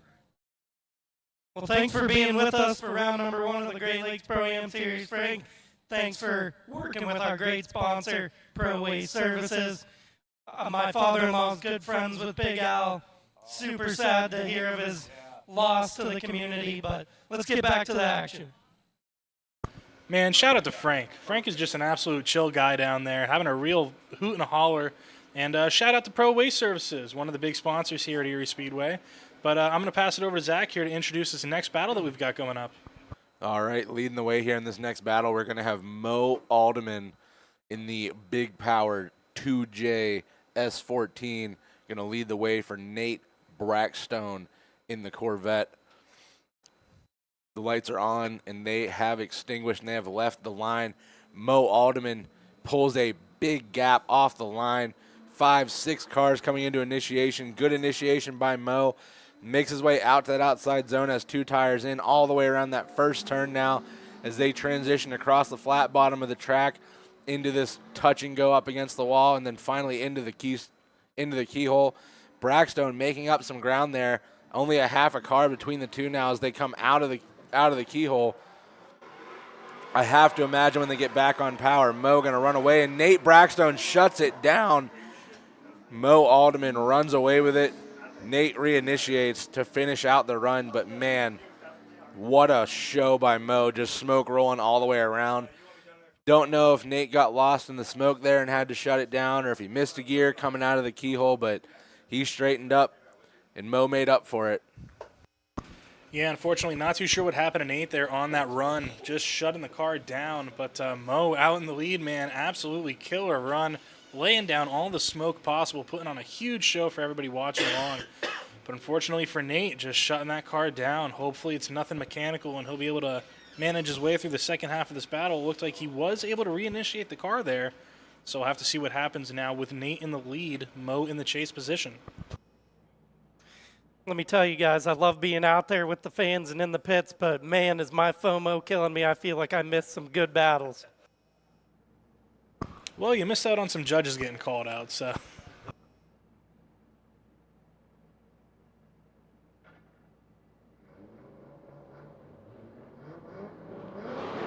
All right, so Nathan Brackstone now in front of Mo Alderman. Oh, Brackstone, a really slow launch here. It's going to throw Mo off quite a bit.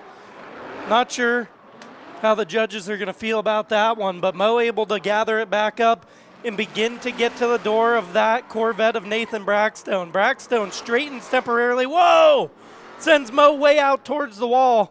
Nearly a huge problem there as Mo elects to shut it down now from behind. Brackstone just not a very chaseable lead here as that car is definitely giving him some issues. You can see it may be cutting power temporarily and just very unchaseable for Mo. So we'll see how the judges feel about that, and I feel like it started right from the run-up.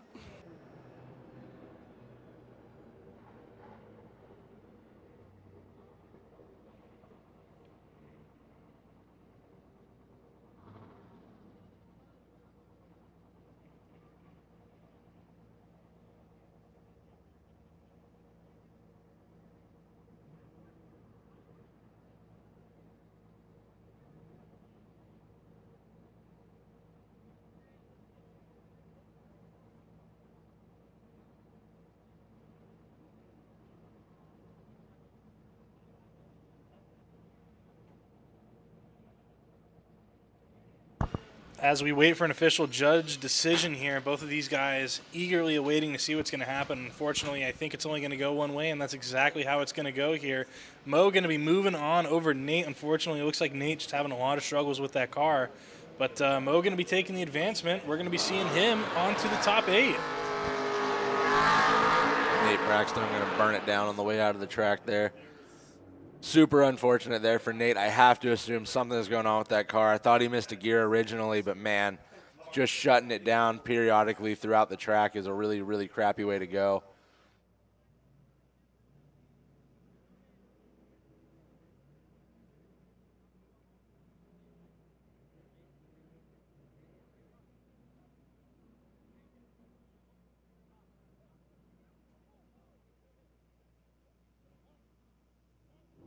All right, so Kevin Ferraro in the lead, Brendan Gibson Fraley in the chase.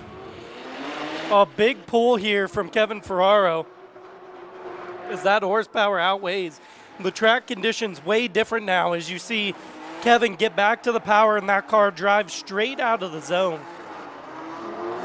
Brendan Gibson Fraley doing everything he can to keep up with this horsepower deficit. As you can see, Kevin just struggling to get the car in the zones.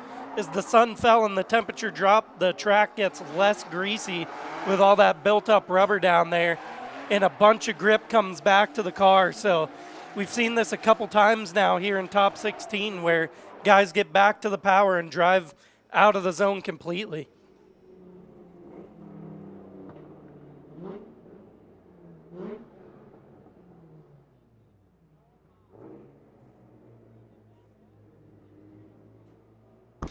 Yeah, unfortunately for Brendan there, just a huge deficit in horsepower. Just absolutely gone off of the line was Kevin in that BMW. Absolutely flying like a madman, like a rocket. So here we talk about the same thing that me and you, Zach, we talked about it a lot together tonight. Now he's got to chase down that almost bone stock Nissan 370Z. How's he going to handle this? Is he going to be able to keep that car behind him? Is he going to be able to keep it tame? Or is he going to exceed his limits here?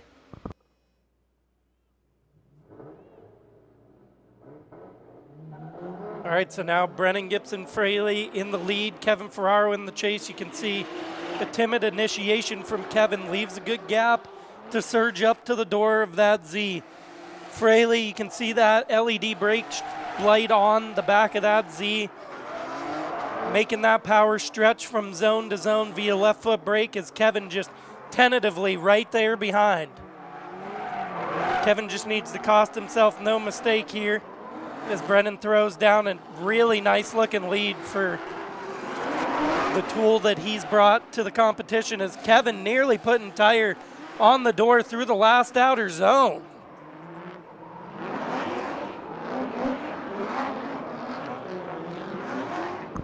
Yeah, very nicely done there by Kevin, keeping the car under control. Obviously, Brendan in that very slow Nissan Z. Not the easiest car to keep yourself contained behind, but you got to give Brendan some credit where credit's due.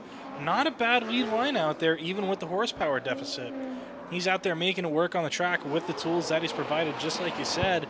And I still don't necessarily think that it's going to be enough here to outweigh what we saw in the first half. But we'll see what the judges have to say about this with their decision. Yeah, it was really nice looking on both sides of it, but just superior horsepower and speed for Kevin Ferraro puts Brendan Gibson Fraley in a position that he could not lay down a chase like Kevin was able to. While we have a minute while the judges deliberate on a decision, make sure any of the pictures, videos that you take, if you put them on social media, you use hashtag Great Lakes Pro-Am Series and tag Lake Erie Speedway. We'll do our best to get all your social media posts on our stories and all that good stuff. We like to share them so that other people can experience the awesome experience you are getting here this evening at the Crosby's Great Lakes Pro-Am Series.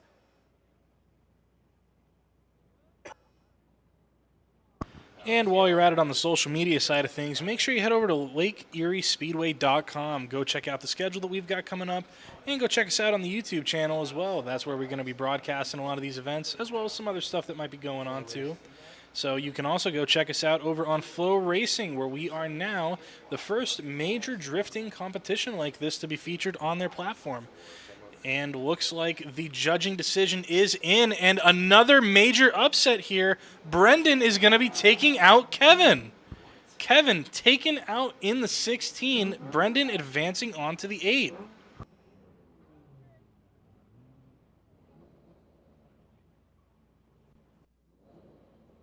So we're going to throw it over to the judges real quick, get a little bit of insight as to the decision that got made. Yeah, so both of the drivers on each of their lead and chases had some notable mistakes, but we sort of thought that Kevin's mistakes were a little heavier in his lead, which led to the chase not being as good. So that was our decision to go with the Z on that one. You heard it here from one of our judges, AJ Popovich. as to why Brennan Gibson Fraley takes home the W.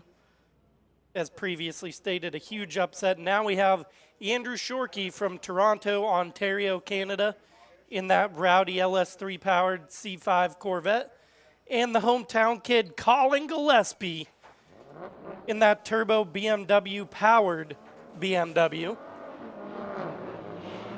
This one's going to be a no bars held battle as Shorkey dives in. Colin really aggressive from the chase position, knows he has to keep up and start in a good position to do so as Shorkey lays down the smoke screen. Colin dives through several car lengths back. Shorkey's got the grip dialed into that thing as he comes up just short on the outer zone in the keyhole. Colin giving it everything it's got to try to keep up.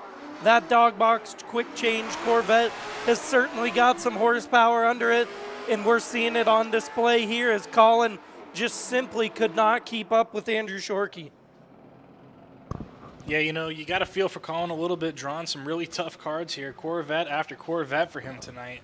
And no easier here going up against somebody like Shorkey. We know him. We've seen him. Dude's an absolute menace behind the wheel of his machine. He knows how to use it. He knows what its limits are. And he's putting it on display here, putting on a pretty dominant performance out there in the lead. Colin not really able to keep up with him.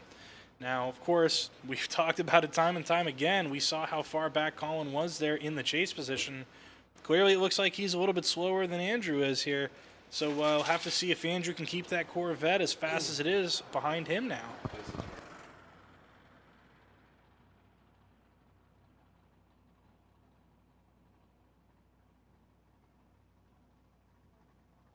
So we'll see what Shorkey has to offer from the chase position. Colin Gillespie, you could almost rely on that he's going to throw down a very high point lead run, and Shorkey's going to try to base that Corvette to the side.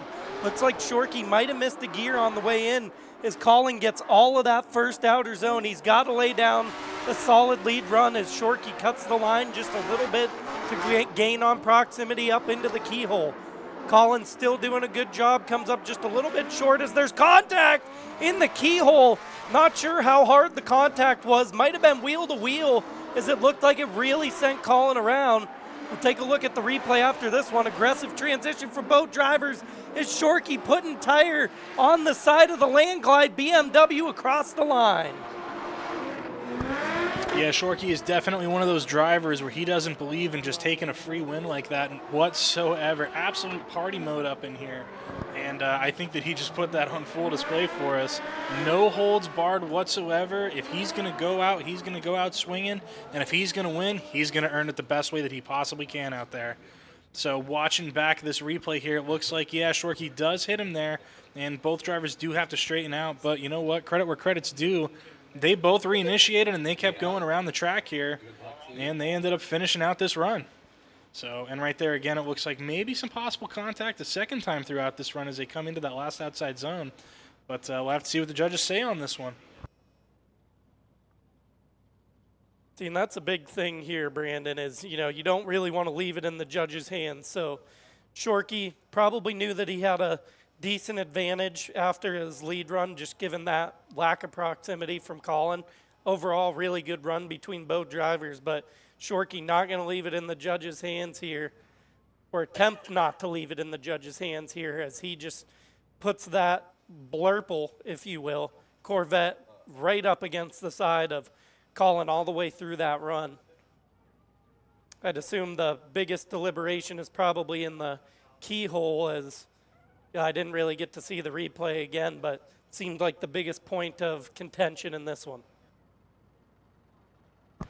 Yeah, one of the judges' jobs is to sit here and make sure that they make the right call whenever the right call is able to be made. And like you said, you never want to leave it in the judges' hands. Unfortunately, sometimes it's exactly what it comes down to. And I think that might be what we're looking at here as we watch on the replay.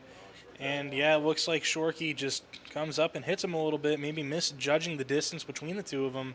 So not going to say that that looks too great for him there, but maybe there's something that we're not seeing up here. So we'll have to see what the judges say on that.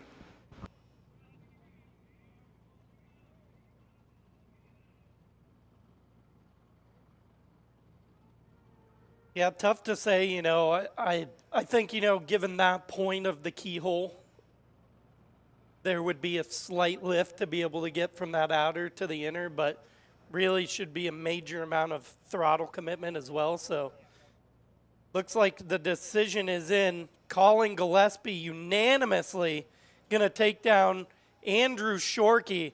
How's about it, Lake Erie Speedway? The hometown kid, Colin Gillespie, moving into the top 8.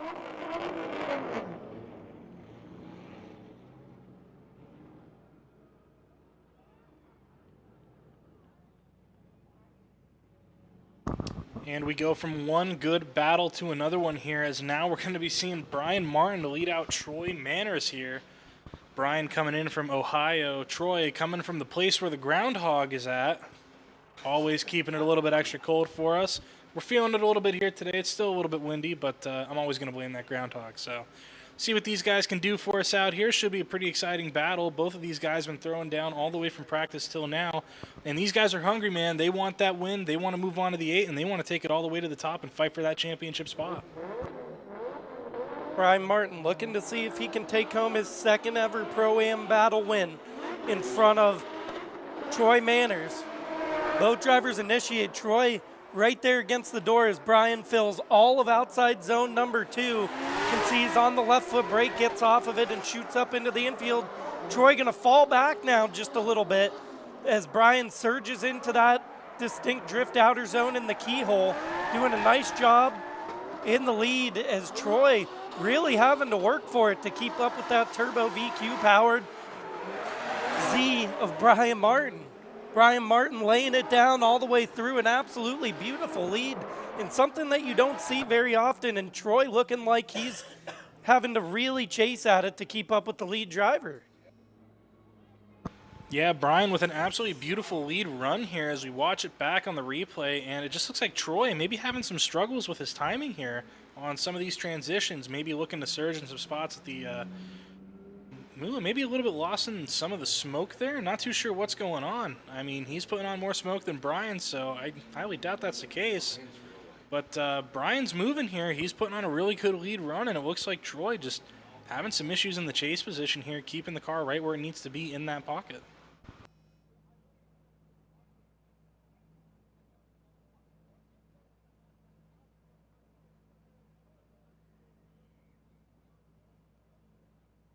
So now Troy Manners is going to be out front of Brian Martin. Brian Martin leaving a very big gap here to get a running start as they hit the chicane. Brian times it just right. Troy's going to come down and shoot out like a rocket as Brian tries to keep in tow. He's a little bit shallow on the line here through outside zone number 2, trying to catch back up to that JZ powered S chassis. Troy Manners, whoa! Brian Martin comes out of a cannon into the alley. Manners comes out of the outside zone in the keyhole a little bit early, allows the opportunity for Brian Martin to close back in, coming on the way out. Oh, there's almost contact in transition. Brian Martin putting the Z right up against the front wheel of Troy Manners across the line. My goodness. Brian Martin standing tall in his first round of Pro-Am, giving a real contender a really hard time here in the top 16. Yeah, Brian definitely doesn't want to go down without a little bit of a fight here against Troy, and oh my goodness, he's showing it here. I appreciate the move that he went to do on that transition right there that we're seeing on the replay, but unfortunately it looks like he just ended up straightening it a little bit too much, ended up looking like a bit of a bullet instead of a nice little transition there. But he does still manage to keep it in the pocket there on Troy for the rest of this run, but Troy out in the lead, man, absolute rocket ship, putting the car right where it's got to be. Very, very good lead run from Troy, which is honestly a lot more characteristic than what we saw in his chase position there.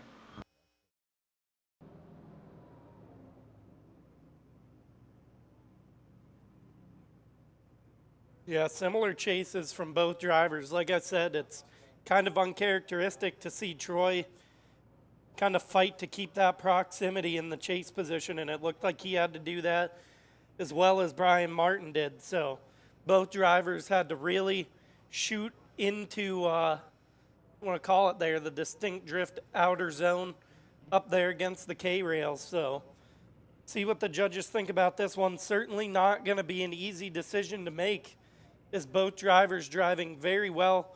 Just a handful of mistakes on both sides from the chase. So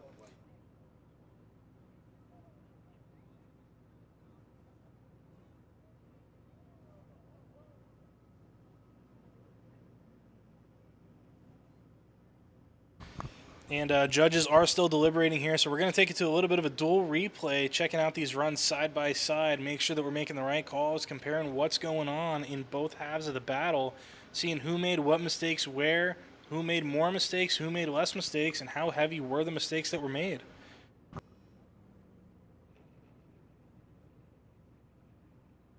Yeah, I think when you get, you know, a real similar chase like this between the two, that probably start looking a little bit more critiqued into the lead runs could be an ultimate deciding factor as decision comes in. A good one between these two drivers is going to find Troy Manners taking out Brian Martin in top 16. Just a quick note for you guys. If you are watching us on Flow Racing and you want to see the conclusion of action in case we go black on Flow Racing, you can head on over to YouTube at Great Lakes Pro-Am Series so that you can watch all the rest of the battles in case we do miss out on some on Flow Racing. We hope not to, but our first time on Flow, we'll work some things out and be a little bit more tight on time in the future, so we apologize for that inconvenience, but open up that YouTube app and come check us out at Great Lakes Pro-Am Series. Speaking of battles and not wanting to miss any, this one right here is one to make sure that your eyes are glued to the screen or glued to the track right now. If you're here, we've got Eric leading out Andre right now in that beautiful Ford Mustang with that Audi loud and screaming behind him as they go through that outside zone. Andre putting it right up on the door of the Mustang, now transitioning through. Very nicely timed transition. However, Eric out in the lead position, not on the correct line it looks like there, but now starting to correct it as he picks up that outside zone. Andre, though, not letting him run away as he's throwing fireballs left and right, absolutely screaming and banging off of that limiter. And transitioning through for the last time here, going to that outside zone, and a little bit of an exceeding going on there by Eric, taking out some cones on the way, but Andre not letting him run away through that last zone, keeping it right on the door. What a beautiful run from both of these drivers.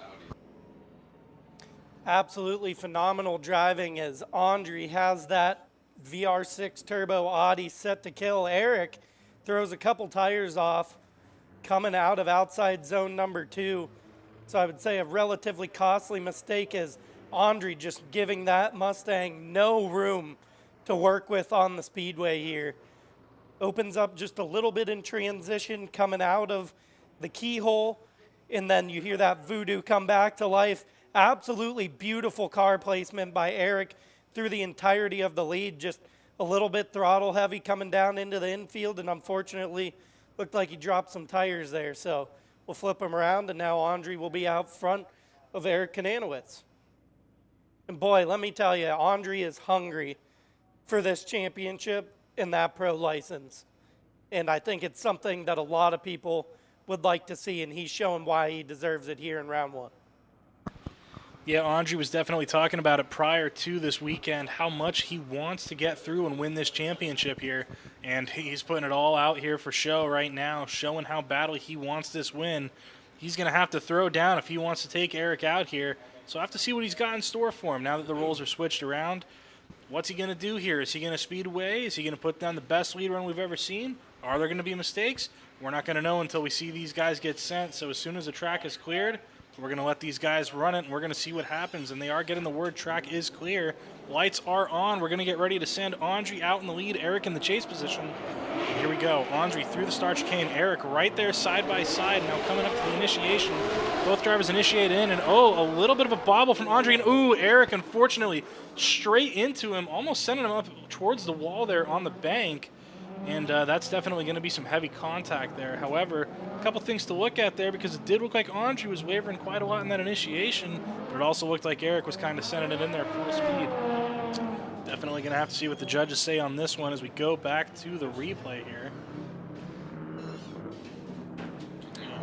Here we go. Andre out in the lead on this replay. We're watching Eric in the chase position. Try to see what happened with this contact here. Andre initiates in. Right there, it looks like a crazy straighten from Andre, and Eric, he's on the brake trying to stop it, but yeah, I'm not too sure there.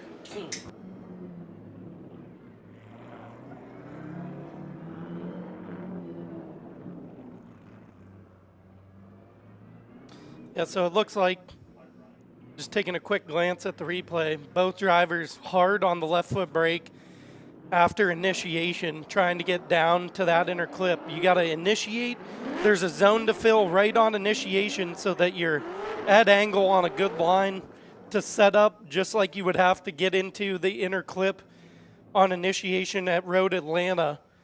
And it was right at that point that the contact happened. So tough call for the judges to make here between these two. You hate to see a call go one way or the other in a situation like this where guys are battling hard and both certainly capable of going deep into competition here tonight. But sometimes that's the way she goes. Yeah, and our judges are looking over the reviews here heavily, making sure that they know exactly what's going on track. Obviously, not a situation we wanted to see after the first half of that battle with how good it was. We were expecting an absolute heater here, but unfortunately sometimes mistakes do happen. That's a part of drifting. So we're going to see what the judges have to say about this when they make their final call. Is it going to go to Eric? Is it going to go to Andre? Will it go one more time? But we're going to take it to the dual replay here, show them side by side, or attempt to show them side by side at least here, and see what we got going on.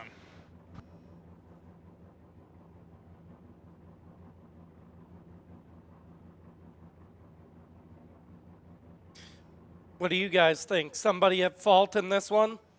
Should we watch them go one more time? I could get behind a one more time. What about you guys watching?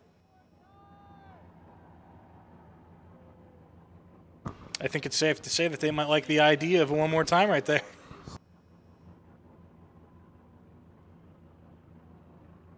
In the words of Frampton, let's do it again.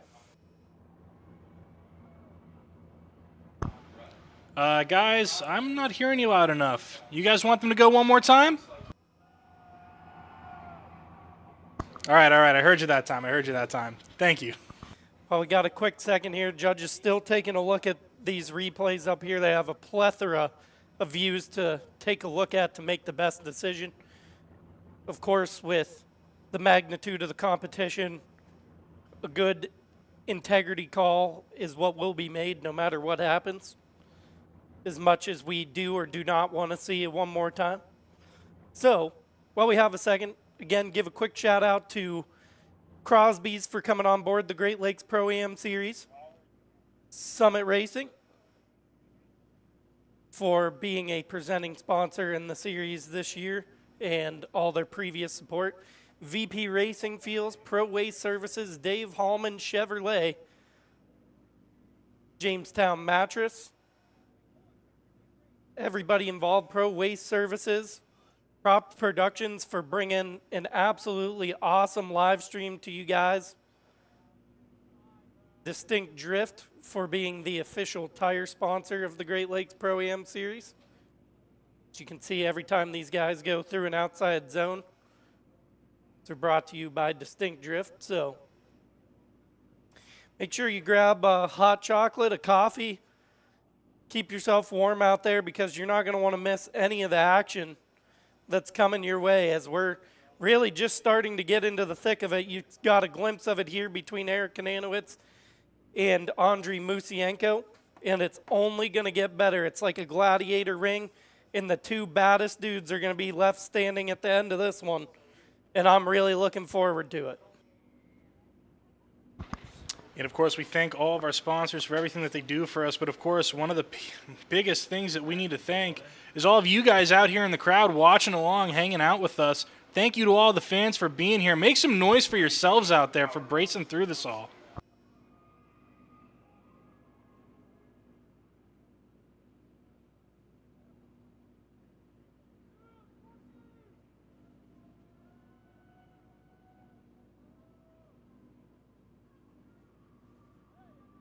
If you haven't already, make sure you pop on to social media. Follow Lake Erie Speedway on Facebook, Instagram, TikTok, all your major social media platforms. And you can also go find Drift PA, Ohio, New York on Instagram. Decision is in. It was not unanimous. 1 vote for Andre Musienko and 2 votes for Eric Kananowitz. Eric Kananowitz is going to take down Andriy Musienko.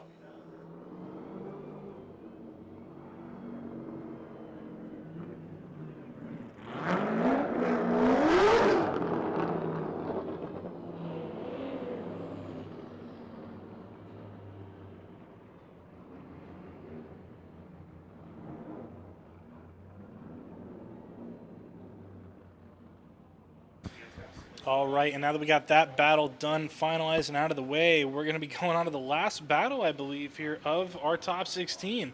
It's going to be Steve DeVitis taking on Dirk Stratton here. Dirk out in the lead, Steve in the chase position. Obviously, Dirk on an absolute tear. Steve, a menace to not be messed with. I believe you were calling him, what was that, Ben, the Keystone Killer earlier today? Steven DeVitis, the Keystone Killer, baby, coming in from the chase. Had the pleasure of getting to spend a lot of time with Steve this winter running sim comps.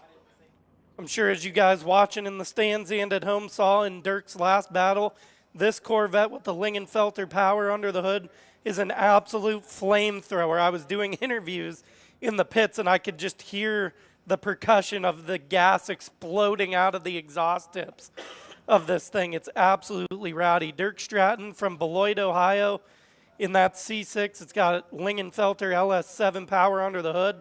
Steven the Keystone Killer DeVitis from Beaver Falls, Pennsylvania. New turbo set up on the BMW. Takes a heavy jump on the launch. It ends up setting him back and then maybe misses a gear as Steve is not in the same zip code as Dirk anymore. Dirk absolutely filling that second outside zone as Steve now playing the catch-up game. Dirk doing a great job into the keyhole, gets into that distinct drift outer zone, but comes up just a little bit shallow.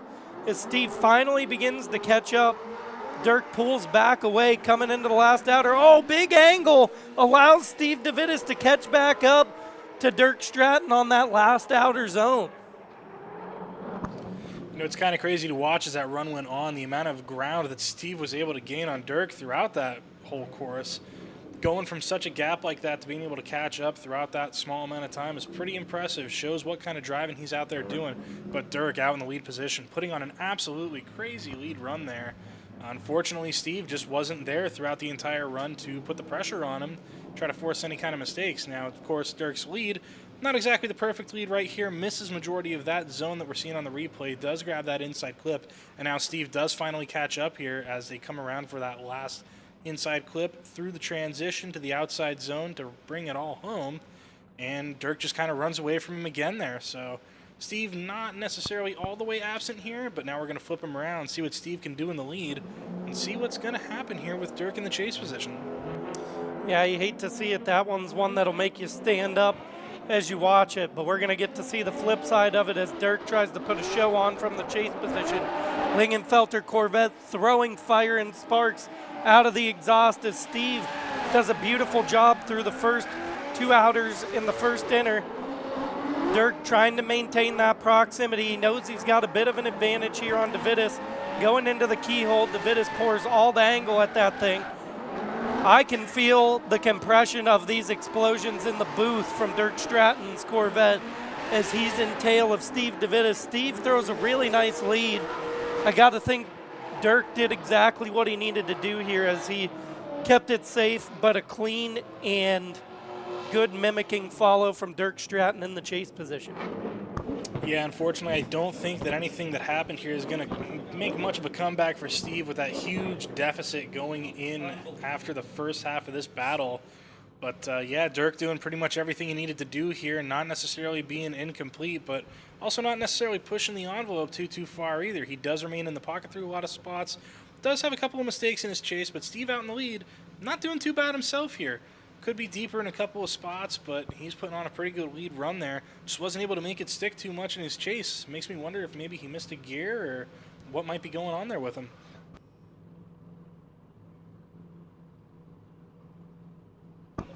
And the judge's decision is going to quickly slide in here. It's all going to go left for Dirk Stratton. Dirk Stratton going to be taking the win over Steve DeVitis and advancing on.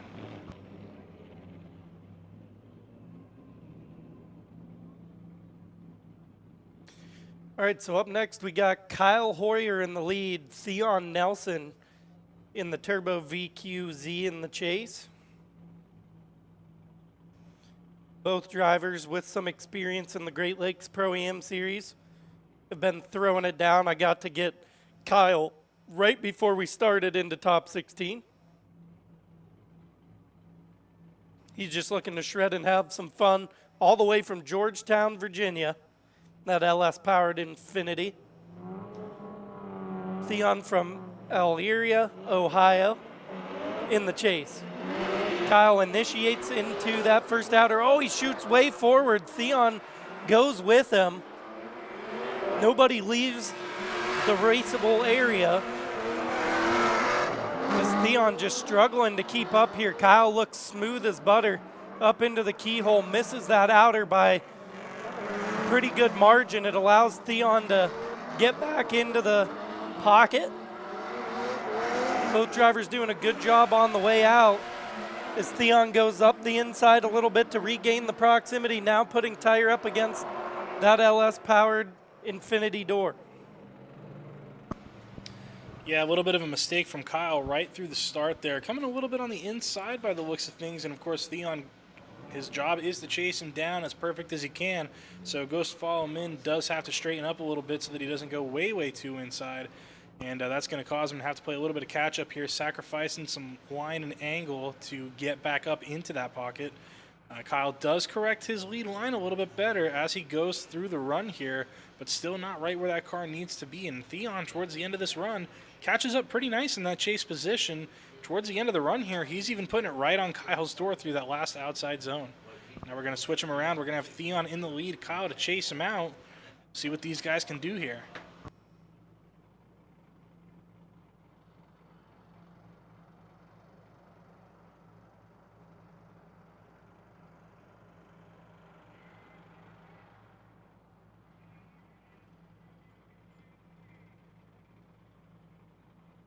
Theon Nelson out front is the cone retrieval staff. Gets settled in. Theon Nelson in the lead, Kyle Hoyer in the chase. Theon shoots out, good initiation, jumps on the brake, back on throttle after center punching that inner clip. Kyle Hoyer giving Theon no room to breathe in transition here. Oh, it's going to put Kyle up the inside a little bit as they make their way to the keyhole. Kyle trying to keep it alive and out on the same line. Oh, Kyle's in rough shape here as he punches that inner clip, takes the cone with him as a souvenir. Theon transitioning to the last outer zone. Kyle very aggressive in the chase position. Theon with a nice lead, just kind of at the inner clips, kind of choked Kyle up a little bit. Yeah, definitely agree with you there. I will say it looks like Kyle might be feeling a little bit more confident in the chase position right this second compared to how he was feeling out in the lead. But Theon in the lead position too, also putting on not too bad of a run here. A couple of bobbles here and there, but he is getting some pretty good zone proximity through the first portion of this track here. But Kyle in the chase position, filling that proximity, getting about as close as he can on the bumper. And unfortunately, shooting it a little bit too inside, taking some of the cones with him there for a little bit of a joyride. As they come into the keyhole, now Theon picks up that inside clip, and Kyle just takes the inside clip with him. He says, you know what? You might have got it perfect, but I'm taking it home. As they transition through for the last time here, Theon out in the lead, putting the car right out to the edge, and ooh, a little bit of wheel-on-wheel contact look there from Kyle in the chase, but both of these guys managed to finish out the run with a little bit of style and made it back to the line here.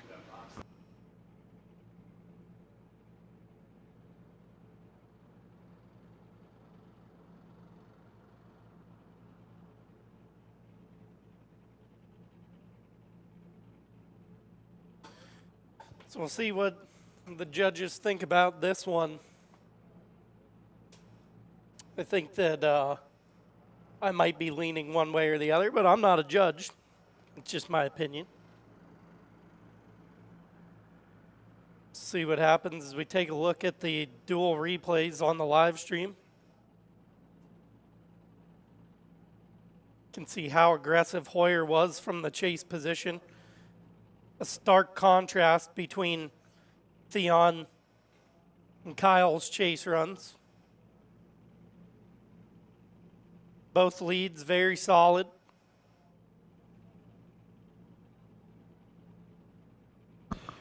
Yeah, there are quite a lot of mistakes from both of these drivers in both portions of the run here, and it's causing the judges to have to talk quite a bit up here in the booth. A lot of deliberation going on, and oh, look at that. We've got a full OMT right down the middle on this one. So all three of the judges agreeing that they're going to send these guys one more time. Too close to call. The judges want to see it again and let the driving settle it. As this next one, another stark horsepower difference. As while I was in the pits, I know it got talked about quite a bit. Now Mo Alderman in the lead, and Brendan Gibson Fraley in the chase. JZ Power under the hood of that S14 for Mo Alderman in the lead. Stock Power VQ under the hood of the Z for Brendan Gibson Fraley. Brendan doing exactly what we've seen him do all of last year in the Great Lakes Pro-Am Series, just putting a hurting on people with this primarily stock Z. Just goes to show that it doesn't take a whole lot. You just got to have passion and want to be out here doing it.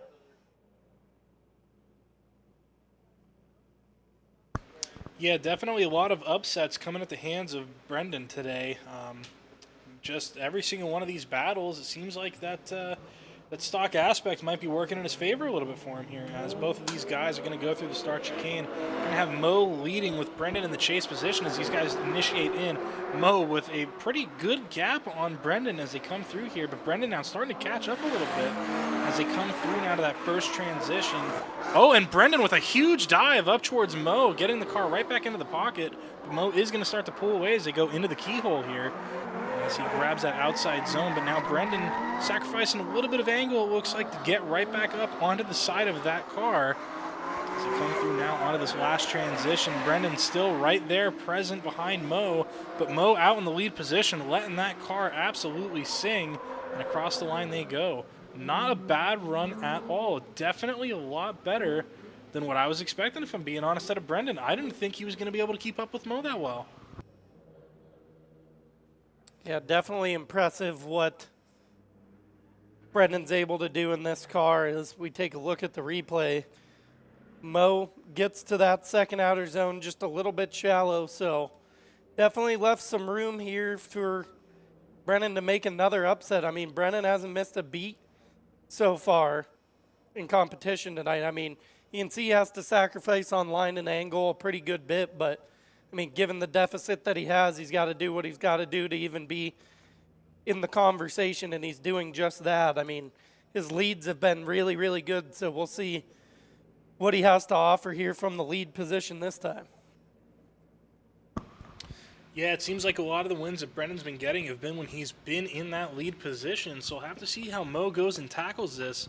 I'm sure a spotter has been watching whatever his opponent's been doing throughout the day. Maybe he'll have some good information to feed back to him. But now the lights are on. These drivers are going to get on their way here out through that start chicane with Brendan out in the lead position, Mo in the chase. Brendan initiating in, and Mo slingshotting right back up to the side of Brendan here, as Brendan looks like struggling to keep the car at the right angle here, but does manage to keep the car in drift through that second outside zone. Now transitioning through out to the outside touch and go. Brendan put on a pretty nice line here, and as soon as I say that, of course, he does miss that outside zone. But Mo in the chase position, not afraid of him, not staying back or anything like that, keeping the car right in the pocket, putting it right on his door. And as they transition for that last time there, Mo with a crazy close transition on the back bumper of Brendan and keeps it right on his quarter panel across the line. You gotta love to see that. What a beautiful set of runs from these drivers. Very aggressive from Mo in the chase. Mo throwing all caution to the wind there, as he said, I'll go from the penthouse to the outhouse if I have to. I'm trying to put on a show for you fans in the stands. Let's go, baby. Mo absolutely applying it. You can see Brendan missed a big portion of that outer zone in the keyhole. They nearly rubbed bumpers in transition coming back out of the keyhole. And then Mo just absolutely laying it to the rear wheel of Brendan Gibson Fraley on the way out of this one. So you got to figure with the mistakes that we saw there, pretty easy decision to come here. And indeed, that's what we get. Unanimous decision. Mo Alderman is going to take out Brennan Gibson Fraley.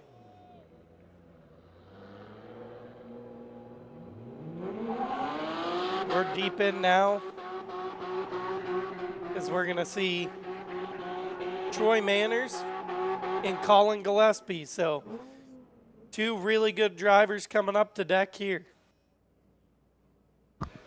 Yeah, and it's going to be Troy from Groundhog Land leading out Colin from Northeast PA here. Got some Nissan on BMW action again. That S14.5 powered by a JZ motor. Very excited to see what Troy does out here in the lead against Colin. Colin not getting dealt a very easy hand today with his opponents. And Troy absolutely, just like a rocket ship, the same way he's been all day, taking off from him, establishing a very early gap on Colin. Colin going to have to play a lot of catch-up here as these drivers transition through now. And a huge, huge gap just establishing. Oh, but a bobble from Troy out in the lead position. Maybe Colin might be able to capitalize on this as he does cut a lot of line to try and get back up into that pocket. As now Troy coming through towards that last outside zone. That gap is still there, and unfortunately, just doesn't look like Colin has enough to catch up to him and put it right back on his door.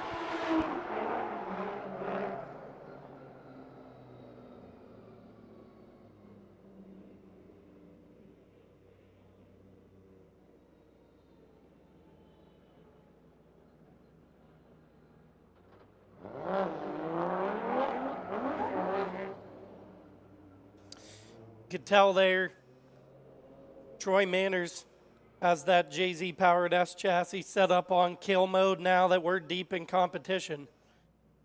Nearly lifting the front wheel off the ground on the way into the keyhole, and this thing is moving out. JZ putting the power down. I know he can have some variable tuning, so might have turned it up. Might have just added more grip to the car. Tough to tell. Some kind of change. We're going to see from the chase position what he can do as Colin to the lead. Troy misses no beats on his lead, so Colin's got to throw a really, really good lead here to have a chance. As he throws it in hard, he's carrying good speed through outside zone number 2 and gets all of it as Troy just about a car length back in transition here. We see it again. We saw it against Brian Martin as now he starts to suck forward towards the door of that BMW. Colin with a buttery lead so far all the way through the keyhole, gets to the touch and go to the inner clip. He starts to lay down the smoke screen. Early transition from Troy, and he surges up towards the door, but leaves about a car length until about halfway through that last outer zone.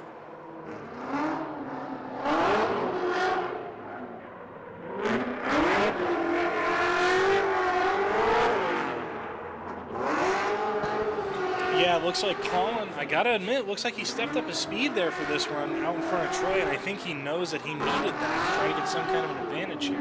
Absolutely carrying a big, big bunch of speed throughout that first portion of the course. But of course, that's not going to be enough to stop Troy from getting right back up to his door here through the latter half of the track.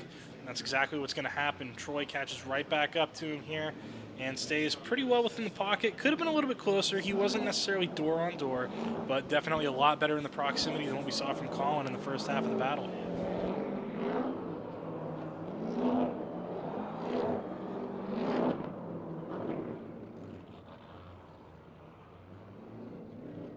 And there it is. Troy Manners is going to unanimously be getting the win here over Colin. Troy Manners is going to be advancing on further into competition.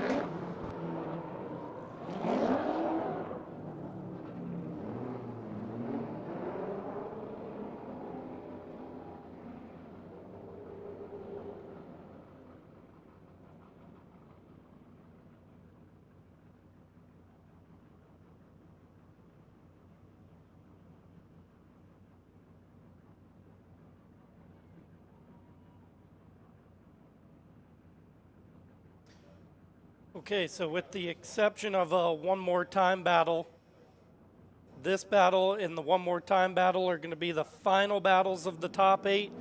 And we're down to 4. Dirk Stratton in the lead, Eric Kananowitz in the chase, This one's going to be a heater. Eric throws all caution to the wind as he falls a step behind on the run-up, surges forward as Dirk not running away at this point. Both drivers into the center of the layout. Eric, a car behind Dirk as it's throwing fire through the keyhole. Eric does a nice job mimicking the line as Dirk's throwing down a really, really nice lead run here so far. Both drivers finishing out strong as Kananowitz maintains that one-car gap all the way through the layout, doing a beautiful job mimicking that run. So a little bit left to be desired in the lane of proximity, but an absolutely beautiful job mimicking.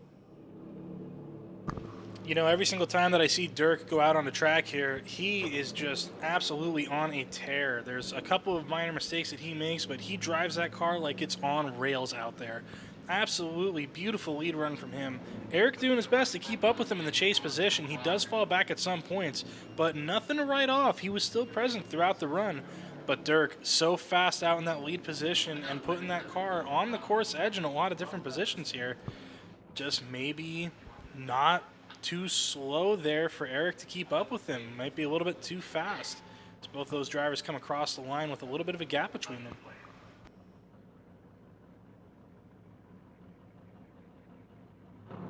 So we'll flip them around now. Eric Kananowitz to the lead in the Mustang. Dirk Stratton in the chase. Staggered start for Dirk in the chase. Eric Scandinavian flicks in. Does a good job as Dirk closes in heavily. Eric missing most of that second outer zone. Gonna start to pull away a little bit to that distinct drift outer zone. As he closes back into the keyhole, Eric gets all of that outer zone to the inner clip. Second inner clip, Kananowitz is good. Starting to pull away from that Lingenfelter Power Corvette. Nice job from both drivers as Kananowitz heavy on the loud pedal on the way out.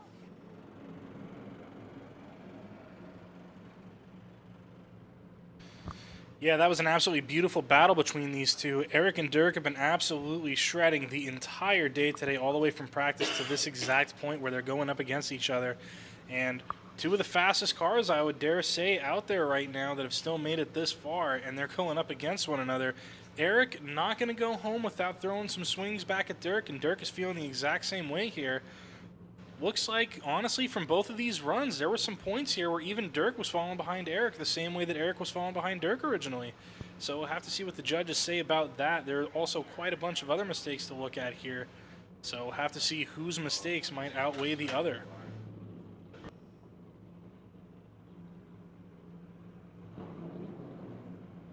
We're hearing that Eric Kananowitz's car was temporarily on fire. They say it is potentially out as the fire and safety team gets over there to make sure that that thing's not burning down. See Dirk pull away. Decision is in. Dirk Stratton gonna take the win over Eric Kananowitz. Kananowitz putting up a heck of a battle here this evening. Hats off to him for some really great driving all day, as Brandon just talked about. So we'll get Ricky out of there, and we're gonna see that one more time battle between Kyle Hoyer and Theon Nelson.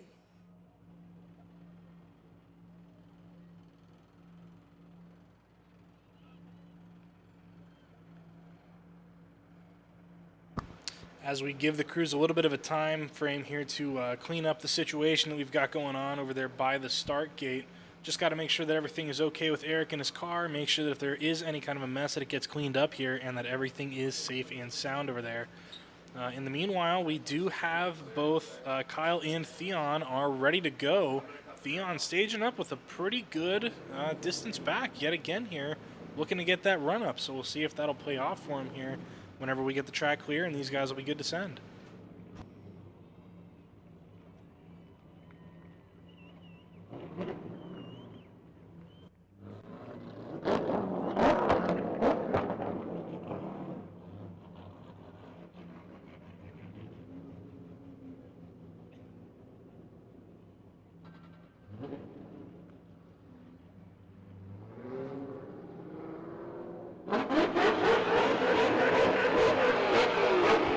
All right, everybody out in the audience, who thinks that Kyle is going to go ahead and take the win after this battle? Not much noise out there. No, not hearing much. Who thinks that Theon's going to go ahead and take out Kyle with his Nissan Z? I think we've got a I think we've got a local fan favorite favorite here. Yeah, sounds like a lot of fans of Theon out there. We'll see if he lives up to it here as both of these guys are getting ready to send those cars on their way.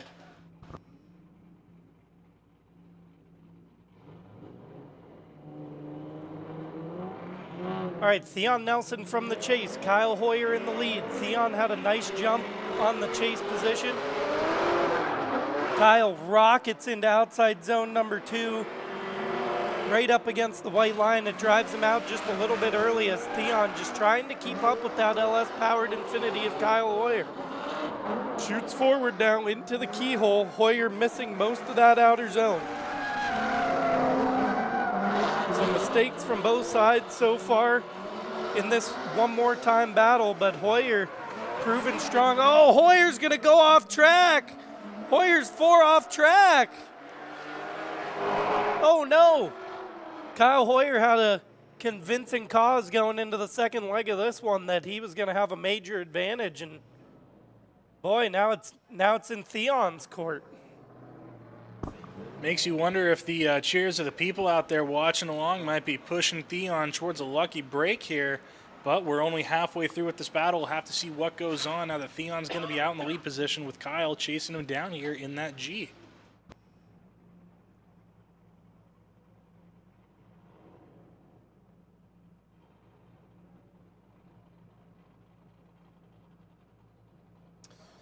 So Hoyer, when Kyle Hoyer's done, we might need to go back down to pit race and pick up some more cones because he's trying to take them all home with him. It's like got the staff members pulling cones out from underneath of the car. And with that, we'll be ready to go as soon as the cone crew gets off of the track. Resetting those couple cones that Kyle got. Makes me wonder if maybe Kyle's trying to look out for us down there. He heard us talking about the dangerous missile cones that we've got going on track there. Maybe he's trying to take them away from us and keep us all safe. Kyle Hoyer for the media people 2026.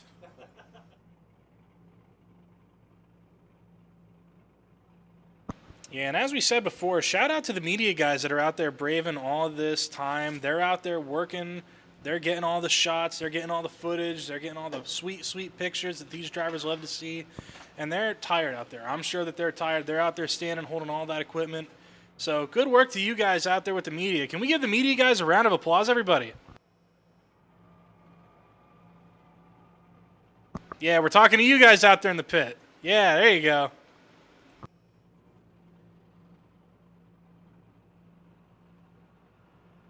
Last couple cones going to go back down here. We'll be ready for the second half of this one, which is going to find Theon Nelson in that turbo VQ powered Z in the lead, and Kyle Hoyer now in the chase. So again, if you're watching at home, Theon with a big advantage here as Kyle Hoyer went all the way off track going into that last outer zone. Theon gets through the chicane and initiates. Hoyer right there on initiation drives right up to the door of that Turbo Z.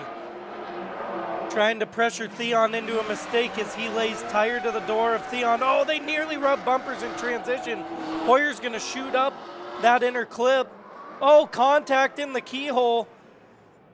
And both drivers have to shut it down. Wonder if that might have caused a little damage there to Theon. It looked like he was back on throttle getting into the keyhole. That's the big thing that you're looking for is, could Theon be found at fault here? It would be the primary concern if you're new to competition drifting. But it did not seem that way from up here. We'll take a look at the replay.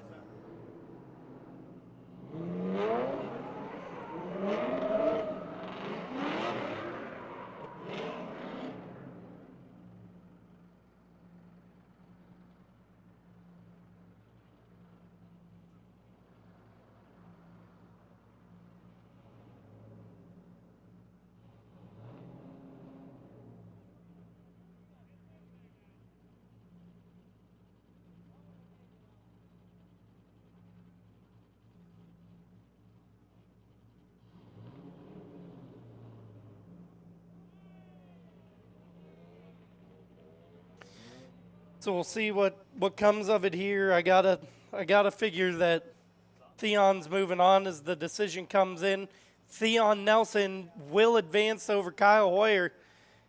And just like that, we're down to a final 4 drivers. Who's going to finish on the podium for the top 3? And who's going to be that 4th man out as Hoyer lays down a heater on his way out. Again, if you haven't already, make sure that you head over to the Great Lakes Pro-Am Series YouTube page and subscribe so that you don't miss out on any of the Great Lakes Pro-Am Series action. All the social medias at Lake Erie Speedway on Instagram, Facebook, TikTok, any of them that you can think of. There'll probably just be a brief pause here before we get to our final 2 battles of the evening. I am hearing tentatively that there will not be a 3rd place battle.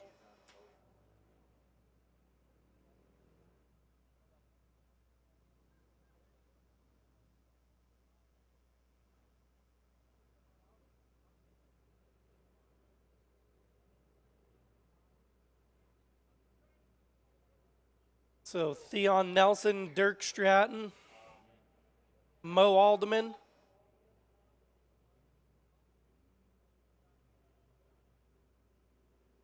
and Troy Manners going to round out the top 4 here. And believe me when I tell you, you're not going to want to miss these couple battles.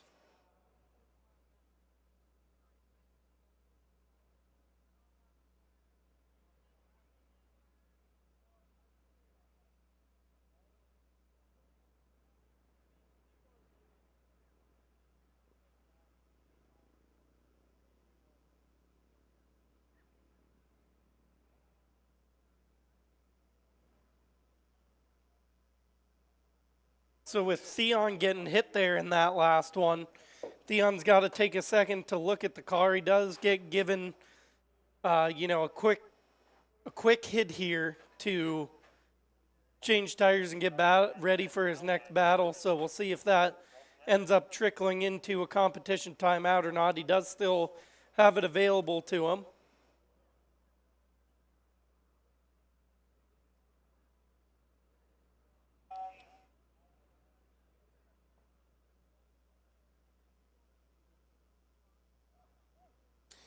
The first battle that we'll see here in a couple moments is going to be Dirk Stratton and Troy Manners. 2 guys that have former Formula Drift experience coming up to battle here to make their stake to go to the final.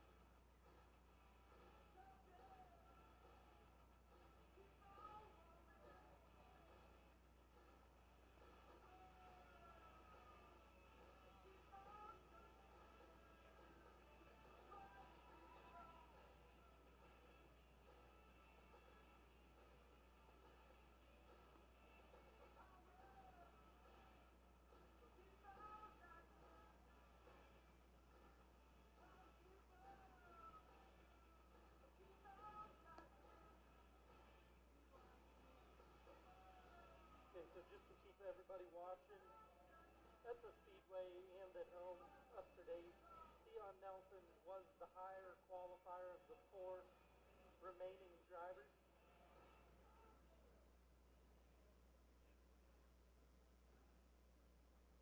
So Theon Nelson was the higher qualifier of the remaining battles. So Theon is guaranteed 3rd place if he is to lose his battle.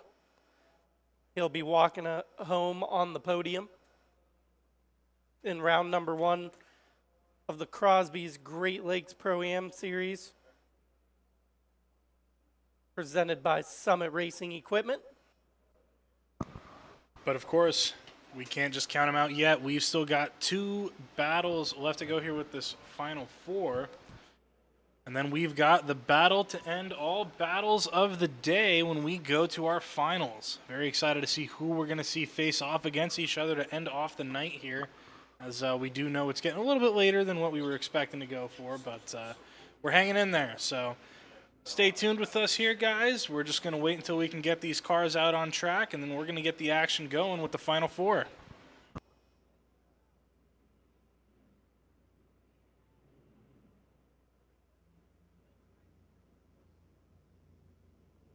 I got to ask you guys, if you're hanging out with us still here at the Speedway, who's having a good time?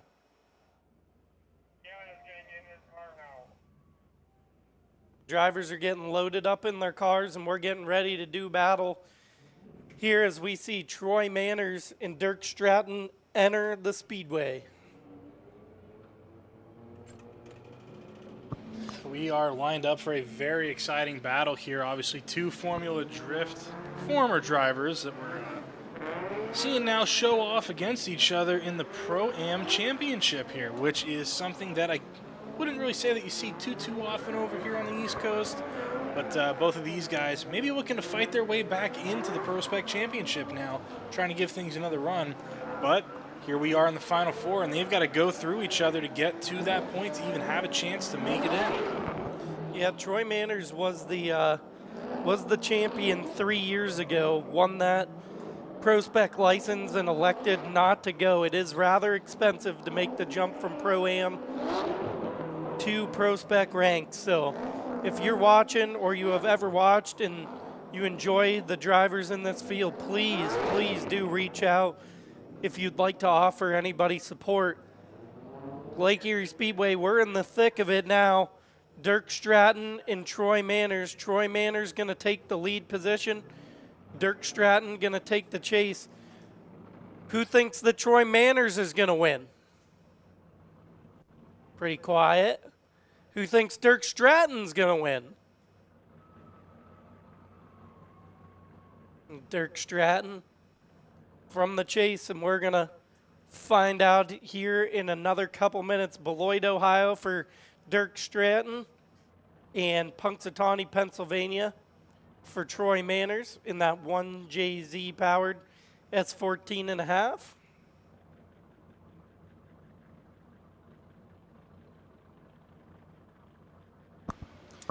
The power's high, the vibes are high, and we're going to decide who's going to be standing high on that podium here tonight for round number 1 of the Crosby's Great Lakes Pro-Am Series, presented by Summit Racing Equipment. Both of these drivers at the line, eagerly awaiting for the track to be all good to go and for those lights to start up on the center post. Ready to take each other on, see who's going to come out on top, who's going to be going home, and who might they be seeing in the finals against them.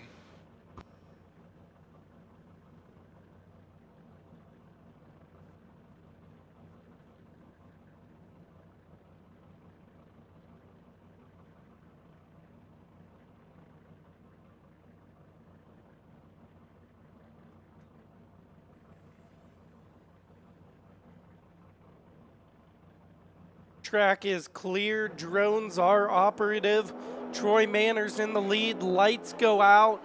Dirk Stratton eager to get the job done here in round number 1 as both drivers leave, and he surges right in on Troy Manners as Manners fills all of outside zone number 2. Dirk in tow, shoots through the smoke into the inner clip, doing a nice job. Falls behind about a car length into the keyhole. As we saw previously, Troy's got this thing on kill mode now. As we're deep into the bracket, he's beginning to pull away from Dirk Stratton on the way out of the layout to the last outer zone. Both drivers doing a good job, but Dirk just could not stay in stride with Troy there. Man, that 1JZS chassis is moving. We've been talking about it all night, the speed that these guys are carrying, and every single time that Dirk's been on track prior to this battle, he's looked like an absolute rocket ship against all of his opponents, and yet as soon as he gets put up against Troy, Troy's just gone, man. He's an absolute rocket ship in that S chassis, and Dirk's going to have to put on his best here, I think, and hope for maybe some mistakes in the chase. And we're going to have to see Troy put that car as close as he possibly can to the side of Dirk in the pocket in the correct spot as they go through the second half of this battle here. It's still anybody's game. We've still got a second half to go through. And here we go. The lights are going to go on, and away the drivers will be. Dirk was there. Troy made a couple mistakes from the lead position, so the door is open for somebody to win this one. As both drivers initiate, Troy surges in on the door of the Corvette through the second outer zone. Both drivers doing a good job as Manners has to dump some angle into it in transition to avoid contact. Makes him fall back just a little bit. He's able to suck up as Dirk gets all of the zones through the keyhole. Really similar looking runs here as Troy trying to keep up with that Lingenfelter powered Corvette of Dirk Stratton through the last outer zone. He's finally able to get there as both drivers shut it down and nearly make some contact. Troy putting it right onto the side of Dirk's car and even across the line, not giving him any space here. As we go back into the replay here, Dirk out in the lead position. Very nice on that outside zone. Troy right there in the pocket. Now a little bit of a gap does form here as Dirk moves through the second third of the track here. Dirk could have been a little bit deeper on that outside zone, but now Troy trying to get that car back up into the pocket. As they come up onto that inside clip, Dirk getting it pretty good there. Troy still could be a little bit closer, but now coming into that last outside zone, Troy's going to start pouring it on, trying to get as close as he can. And across the line, he puts it right up onto his door.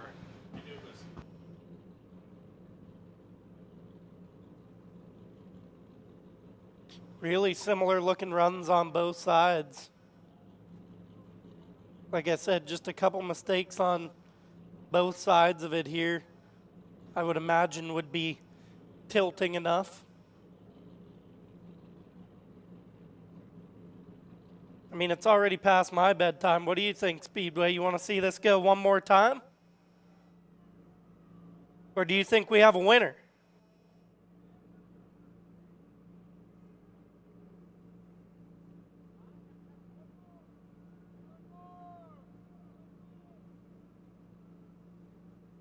Troy Manners has those distinct drift Zestino tires putting in work tonight, along with that 1JZ powered S14.5, S14 with S15 fittings on both ends of it.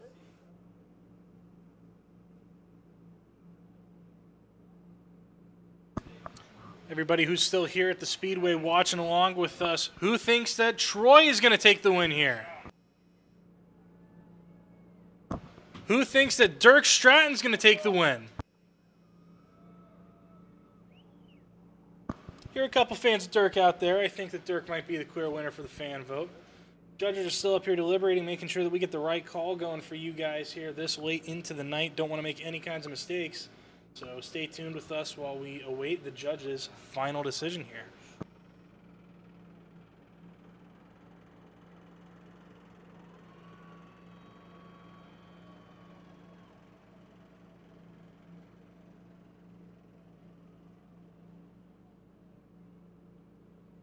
Long deliberation for the judges here just goes to show you how tooth and nail that we're starting to get here as we try to figure out who's going to be battling for all the marbles. While we wait for that decision to come in, our second to last battle here to decide who's going to go up against the winner of this one is going to see Mo Alderman in the JZ powered S chassis, sitting in the lead position back there, and Theon Nelson in the Turbo VQ powered Nissan Z.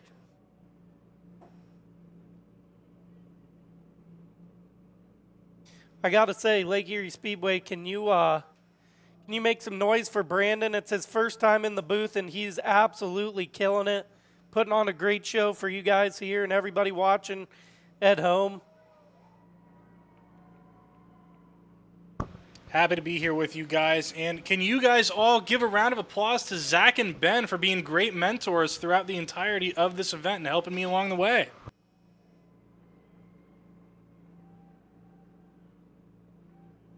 It's nice to know that some of you guys are still awake out there. I don't think that me and Ben are going to be awake for too much longer here as it's past our bedtime.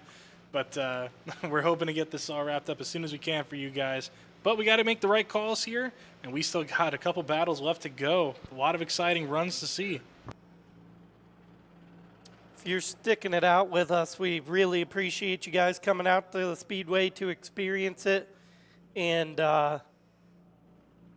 make sure that you tell a friend. We'll get some of the time stuff ironed out, be a little bit more on time for the next one. Part of it was that we had to run qualifying. We won't need to qualify for rounds 2, 3, and 4 as everything will be seeded out by then. Judges' decisions are in. Troy Manners going to take down Dirk Stratton here in the semifinal. So Troy Manners is going to go up against one of these two drivers that we're about to see next.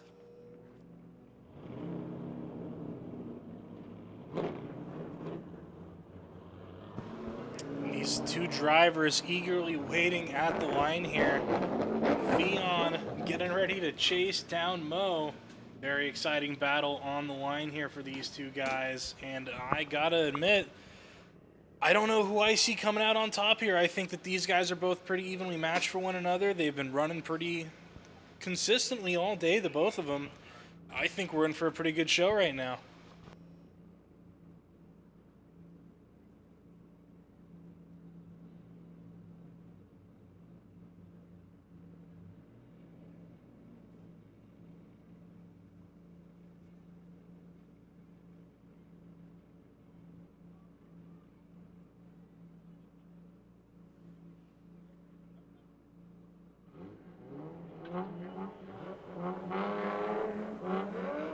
All right, so the other leg of semifinal battles, Mo Alderman in the lead, Theon Nelson in the chase. Theon doing what he needs to do, getting all the proximity early on so that he can be there and stay there. Has to cut the line a bit.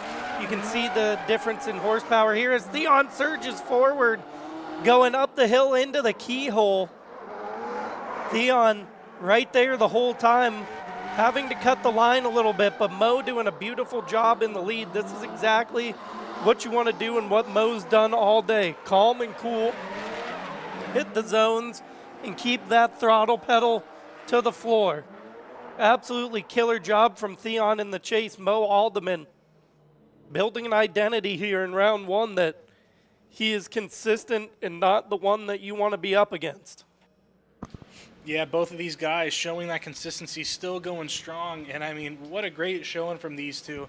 They've been running super similar runs the entire day from both the leads, the chases. And honestly, I think that we're going to see the exact same thing happen in the second half of this battle here as we re-rack them to have Theo out in the lead position now with Mo chasing him down. See what these guys are capable of. Will Mo be able to keep it in the pocket there? Will Theon be able to keep it on track? Will we end up seeing these guys go one more time here and continue the night? Let's find out what's going to happen right here, right now. Theon's got to be really good here in the lead position. He goes with the big Scandinavian flick into the first outer zone. just a little bit late to outside zone number 2 as Mo really applying the pressure, nearly putting tire on him. Ends up choking him up just a little bit, but does a nice job managing it as he surges forward here into the keyhole. Theon gets all of it. Mo chokes up really, really heavy in the keyhole. A big mistake from Mo Alderman in the chase as it looked like all things were a go for Theon Nelson. Now Mo's going to be really aggressive, surging forward. Theon's car maybe on fire. Coming out the back here. There is indeed a fire underneath Theon Nelson's car. Fire underneath Theon Nelson's car.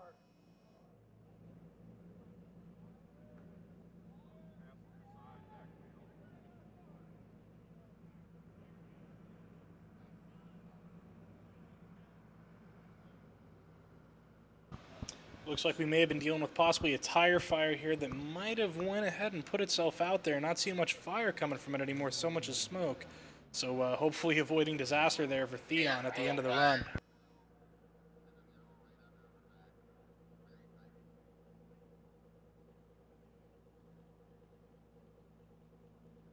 So getting word from the safety team, there was indeed a small fire underneath the back of Theon's car as the judges take a look at multiple different angles here. It's going to be a tough one to call. Both drivers doing a really good job. As I said previously, Theon will be locked into the third and final spot. And whatever ends up getting decided after these battles, we'll do a live announcement from down on the VP Racing Fuels podium down there.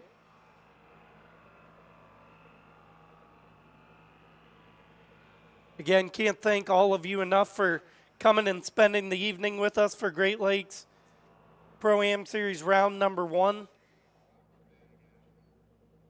The weather got cold. You guys braved it.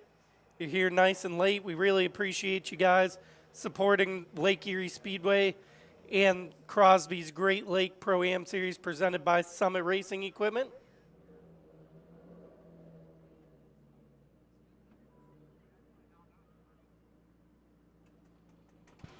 As our judges are up here still deliberating, just making sure that they see everything that's going on here. A couple mistakes on both sides to take a look at here. So they're going to look over both of the runs, make sure that everything is okay, see what kind of faults lie on who, where, and how bad they are. So we'll just wait on the judges here to come up with their final decision. We'll see what the judges have to say.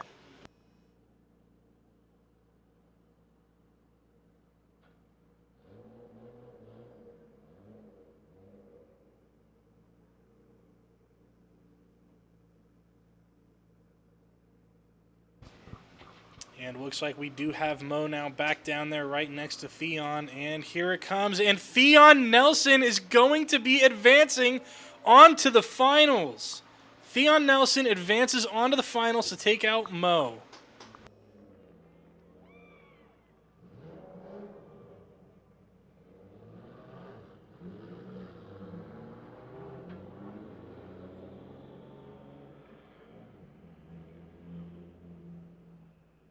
All right, so we'll give Theon just a moment here to get his car prepared for this final battle going up against Troy Manners. Troy Manners, no stranger to the final battle in the Great Lakes Pro-Am Series. Typically speaking, it's been against Casey Rodriguez. We don't have Casey, tending to his family. Miss Casey, so shout out to Casey and the rest of the Yeet Fleet team for being such a big part of the Great Lakes Pro-Am Series for so long now. But Troy going to get a new face here in the final battle with Theon Nelson. It's been quite the ride for all these drivers to get to this point this evening. As you just saw, Theon Nelson's car mildly catching on fire, which he's no stranger to doing. Heard Zach talk about it earlier. But again, you know, this next round 2 of the Crosby's Great Lake Pro-Am Series powered by Summit Racing Equipment will be quite a bit warmer than it is today, I'm sure. I would at least hope. We can hope. It's kind of crazy, you know. It's like at this point, I'm concerned that we're not going to get nice summer consistent temperatures until we get all the way into July. So hopefully that's not the case. By no means am I a meteorologist, but this next battle will be a heater. I believe it's Theon's first time to a finals battle in the Crosby's Great Lakes Pro-Am Series.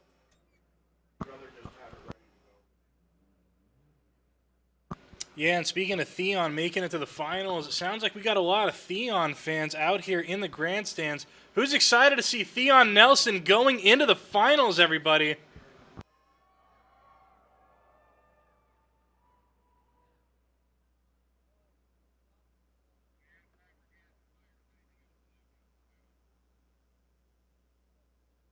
So make sure that you're prepared.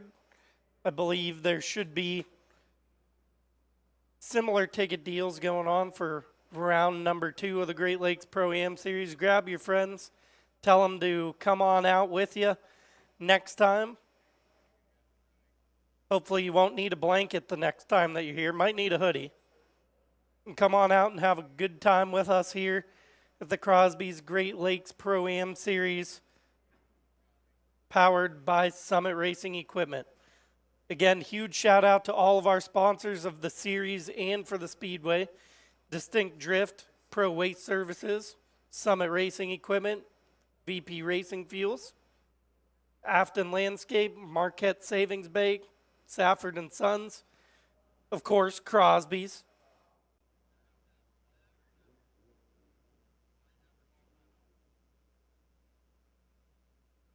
There will be more than likely a relatively rowdy little burnout at the end of this one, maybe some donuts.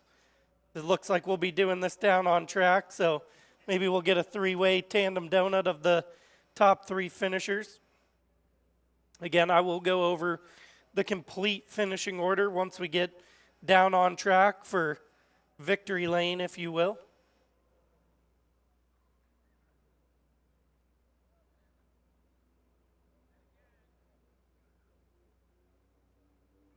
I hope if you guys were able to join us tonight that you had a good time, and through watching the bracket unfold that you have found a driver that you like and want to ride with for the rest of the season, because even if you can't make it to the Speedway for some of these rounds, you can always follow us live on Flow Racing or on the Great Lakes Pro-Am Series YouTube page. And if you subscribe there, you'll never miss any of the action. So make sure, if you haven't already, that you head on over and do that. We appreciate everybody joining us online and in person here at the Speedway.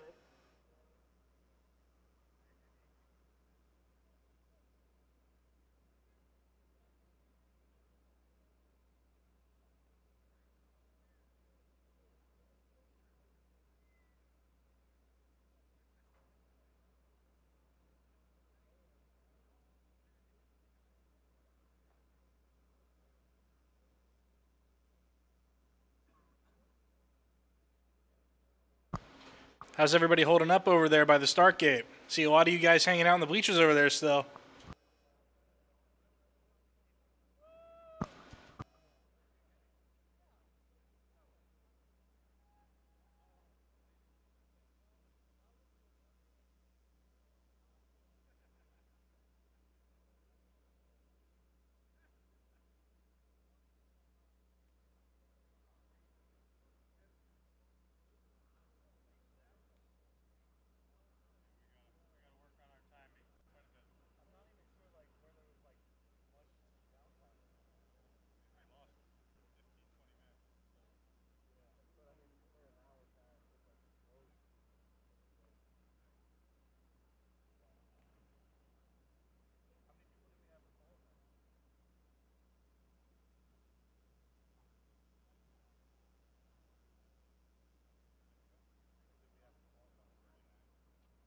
So as I said, Just letting those drivers get their tires changed real quick, make sure they have enough fuel in their cars. And we'll be back to it here. Should just be another minute or two.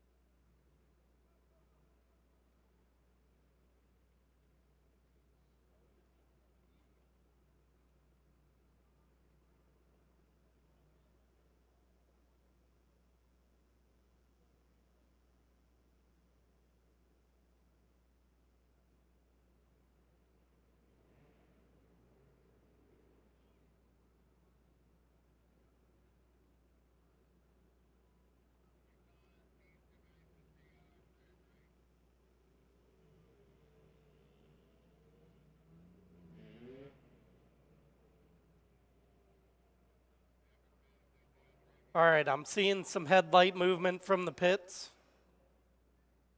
It's like we might be having drivers heading back to the track here. Again, this is our final battle. Who's going to take home all the marbles in the Crosby's Great Lakes Pro-Am Series powered by Summit Racing Equipment? Will it be Troy Manners or will it be Theon Nelson?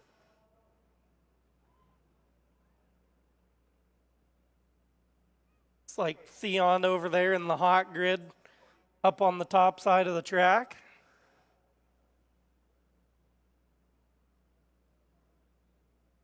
Again, shout out to all the media people, everybody from Prop Productions and the association for giving you guys a great production here of the Great Lakes Pro-Am Series round number 1. As Troy is out on track and Theon is making his way in. Lake Erie Speedway, make some noise for these guys. They're going to put on a show for you to take us home here tonight, especially once everybody gets up on the podium over here. Would greatly appreciate it if everybody who's still around wouldn't mind coming over closer to the center of the flag stand over here by the podium and make sure that you cheer these guys on loud. Maybe the first time that they've ever drifted in a Pro-Am and had a live fan base to watch it. I wish that some of the people that headed out earlier would have stayed around because they missed out on a show. And that's exactly what we're about to get here. Theon's going to leave it all on track.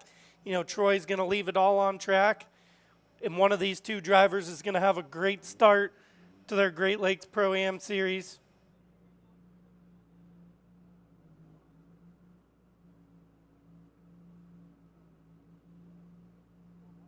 And one of these guys is going to walk out of here $5,000 richer and in the lead of the Great Lakes Pro-Am Series point fund.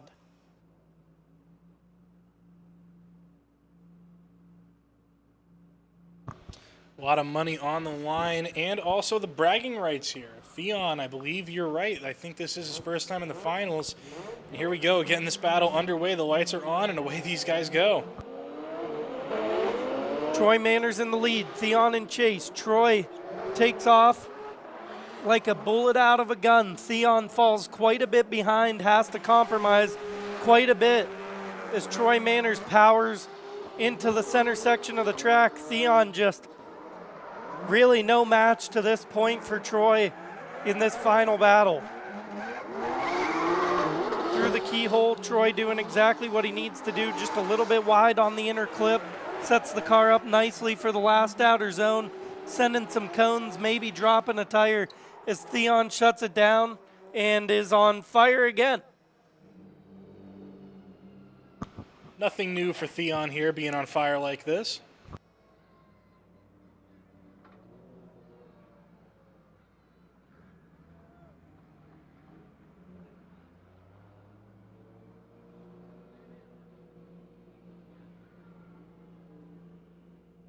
Fire and safety team running down to see if that fire put itself out again. Again, it was just a little fire.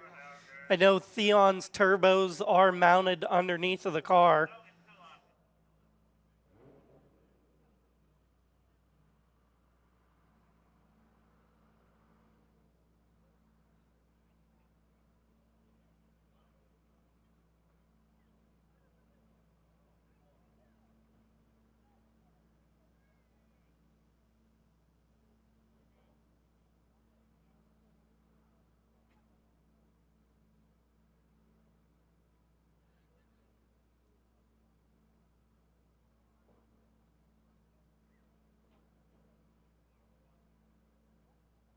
Sounds like the situation down there with Theon Nelson's car is getting resolved. Fire safety crew is going to be pulling away here.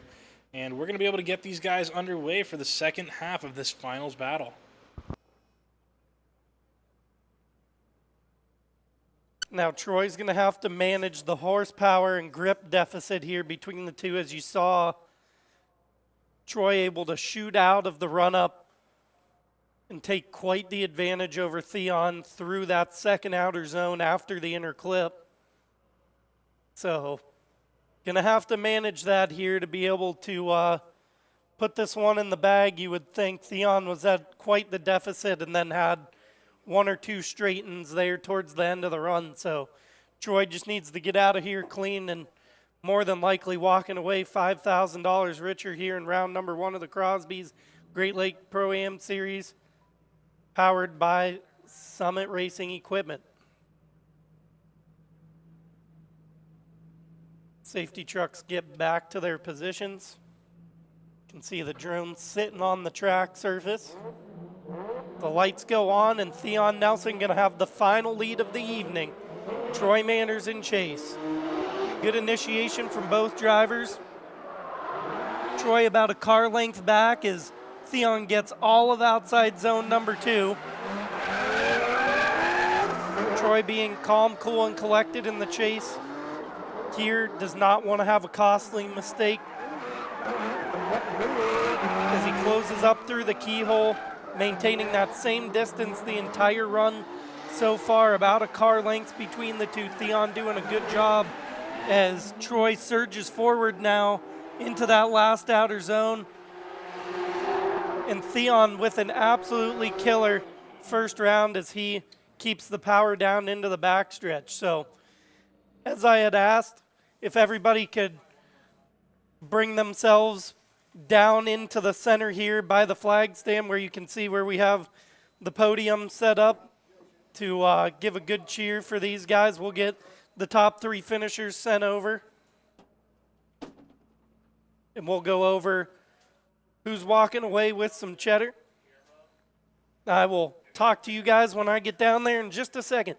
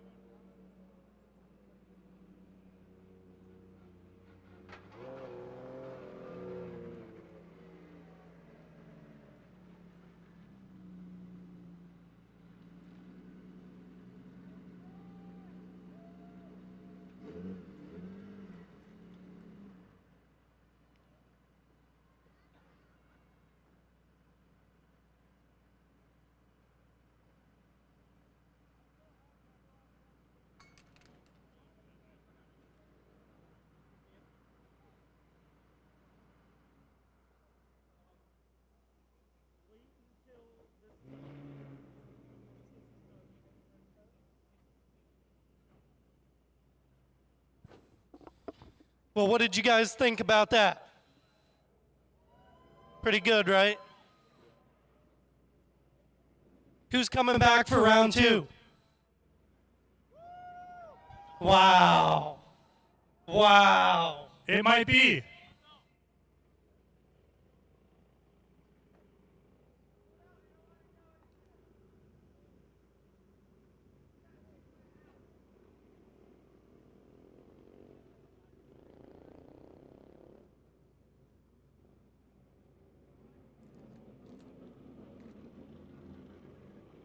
All right, so how this is going to work, just so that you guys know what's going on, we'll go from third place to second place. Well, from third place to first place. Second will sort itself out, obviously. And then we'll have some victory donuts down here. Now, Troy, Theon, Dirk, there was a couple of fans that would like to get some pictures with you guys. So before you go do your donuts and stuff, if you want to grab a picture with anybody. There are some people that wanted a picture with you, just so you know.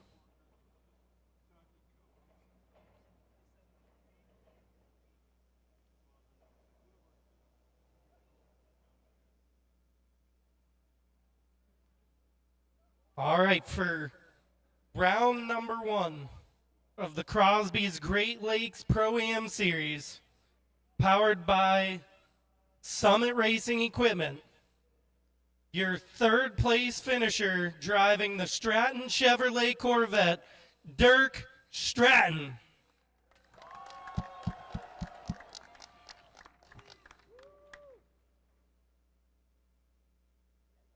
And now, your winner of round number 1 of the Great Lakes Pro-Am Series, driving the JZ-powered S-Chassis, Troy Manners. And in an absolutely killer outing, taking home the second spot, the silver finisher. He had a couple of fires along the way, Theon Nelson.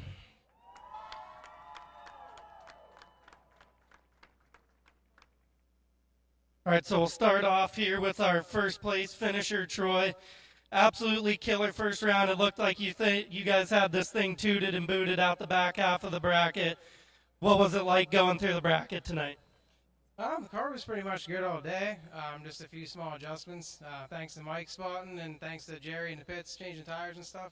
Made my job pretty easy. Certainly, certainly. What did you guys do going, I know it might be secret, but what was the change that happened in the back half of the bracket that this thing just looked like a totally different car? I think I just changed my driving up a little bit. I really didn't change much, just a little bit of tire pressure. That was about it. And lastly, who do you got to thank? I know, you've been all over the world of drifting at this point, but who do you got to thank? I know you come out here time after time and give everybody a heck of a time in the Great Lakes Pro-Am Series. Yeah, thanks to Craig at Distinct Drift for helping me out and get me hooked up on good tires on Zestinos. XXR Wheel, Fortune Auto, ACT, and ISR Performance. Thanks everybody that helps me out, and hopefully we can keep this going the rest of the season. Well, you heard it here. Troy Manners, your winner of round number 1.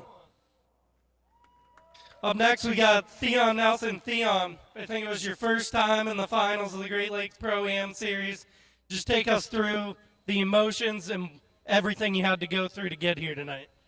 Well, after last year, it was really rough. It was really challenging to get over the mental boundary after being knocked out every single first battle. It really hurt, but I never gave up. And thanks to my awesome friends, Eric, Cody, and my girlfriend, Emily, and obviously every single person that's supported my car, starting with 2HP Media, Ben, who does VPF tuning, and by the way, I copied his turbo kit because he taught me how to weld and taught me how to build his kit because I couldn't afford to do it.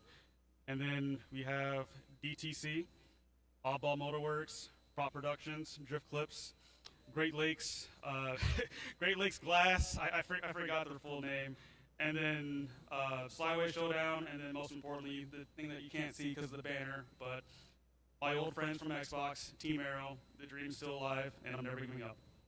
There you go, your second place finisher, Theon Nelson. And last but certainly not least, We have Dirk Stratton taking home the third spot. We got Little Man with us down here. Again, just like Troy, you've been all over drifting. Why is it that the Great Lakes Pro-Am Series seems like a good home for you these days?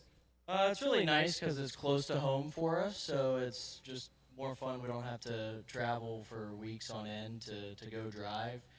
It's a great track and good people. We get a good driver turnout, and it's just a lot of fun. Awesome. Well, every time that you come out, you're always a threat to be on the podium, if not take home the win every time. What is it that contributes to this Corvette being so lethal? We built this car like 11 years ago, so just a lot of seat time, and you know, nowadays with all the modern suspension that we have that we didn't have, you know, back in the day, we have Fortunato coilovers on here, FDF suspension, and of course Lingenfelder's making more power than we need for a 265, but makes the car really rip. I could feel that thing compression through the floor in the press box, man. It is crazy. So who do you got to thank in addition for all the success over the years? Stratton Chevrolet, Kenda Tires, Haltech ECU, and Ignite Race Fuel. Awesome. Dirk Stratton, your third place finisher. Little man, you got anything to say? He's got nothing for us. It's all right, maybe next time. One day we'll probably be talking to you too, huh?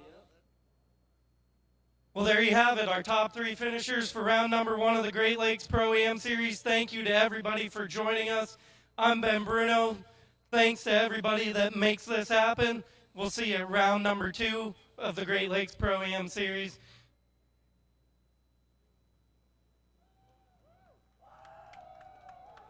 Ladies and gentlemen, while you're still here, let's hear it for all the great men and women who put on this amazing show for you guys today out here.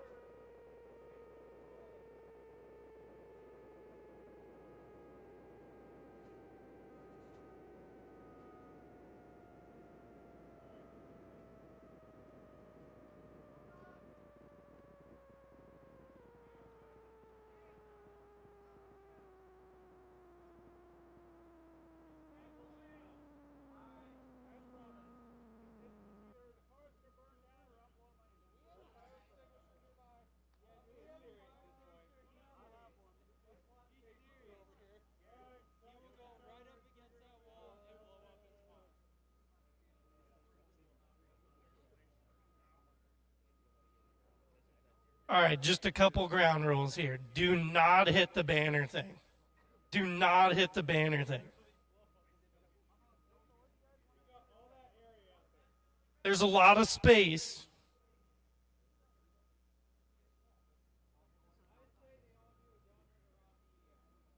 I got a crisp high five for who rips the fattest one. Don't sit in one spot, though.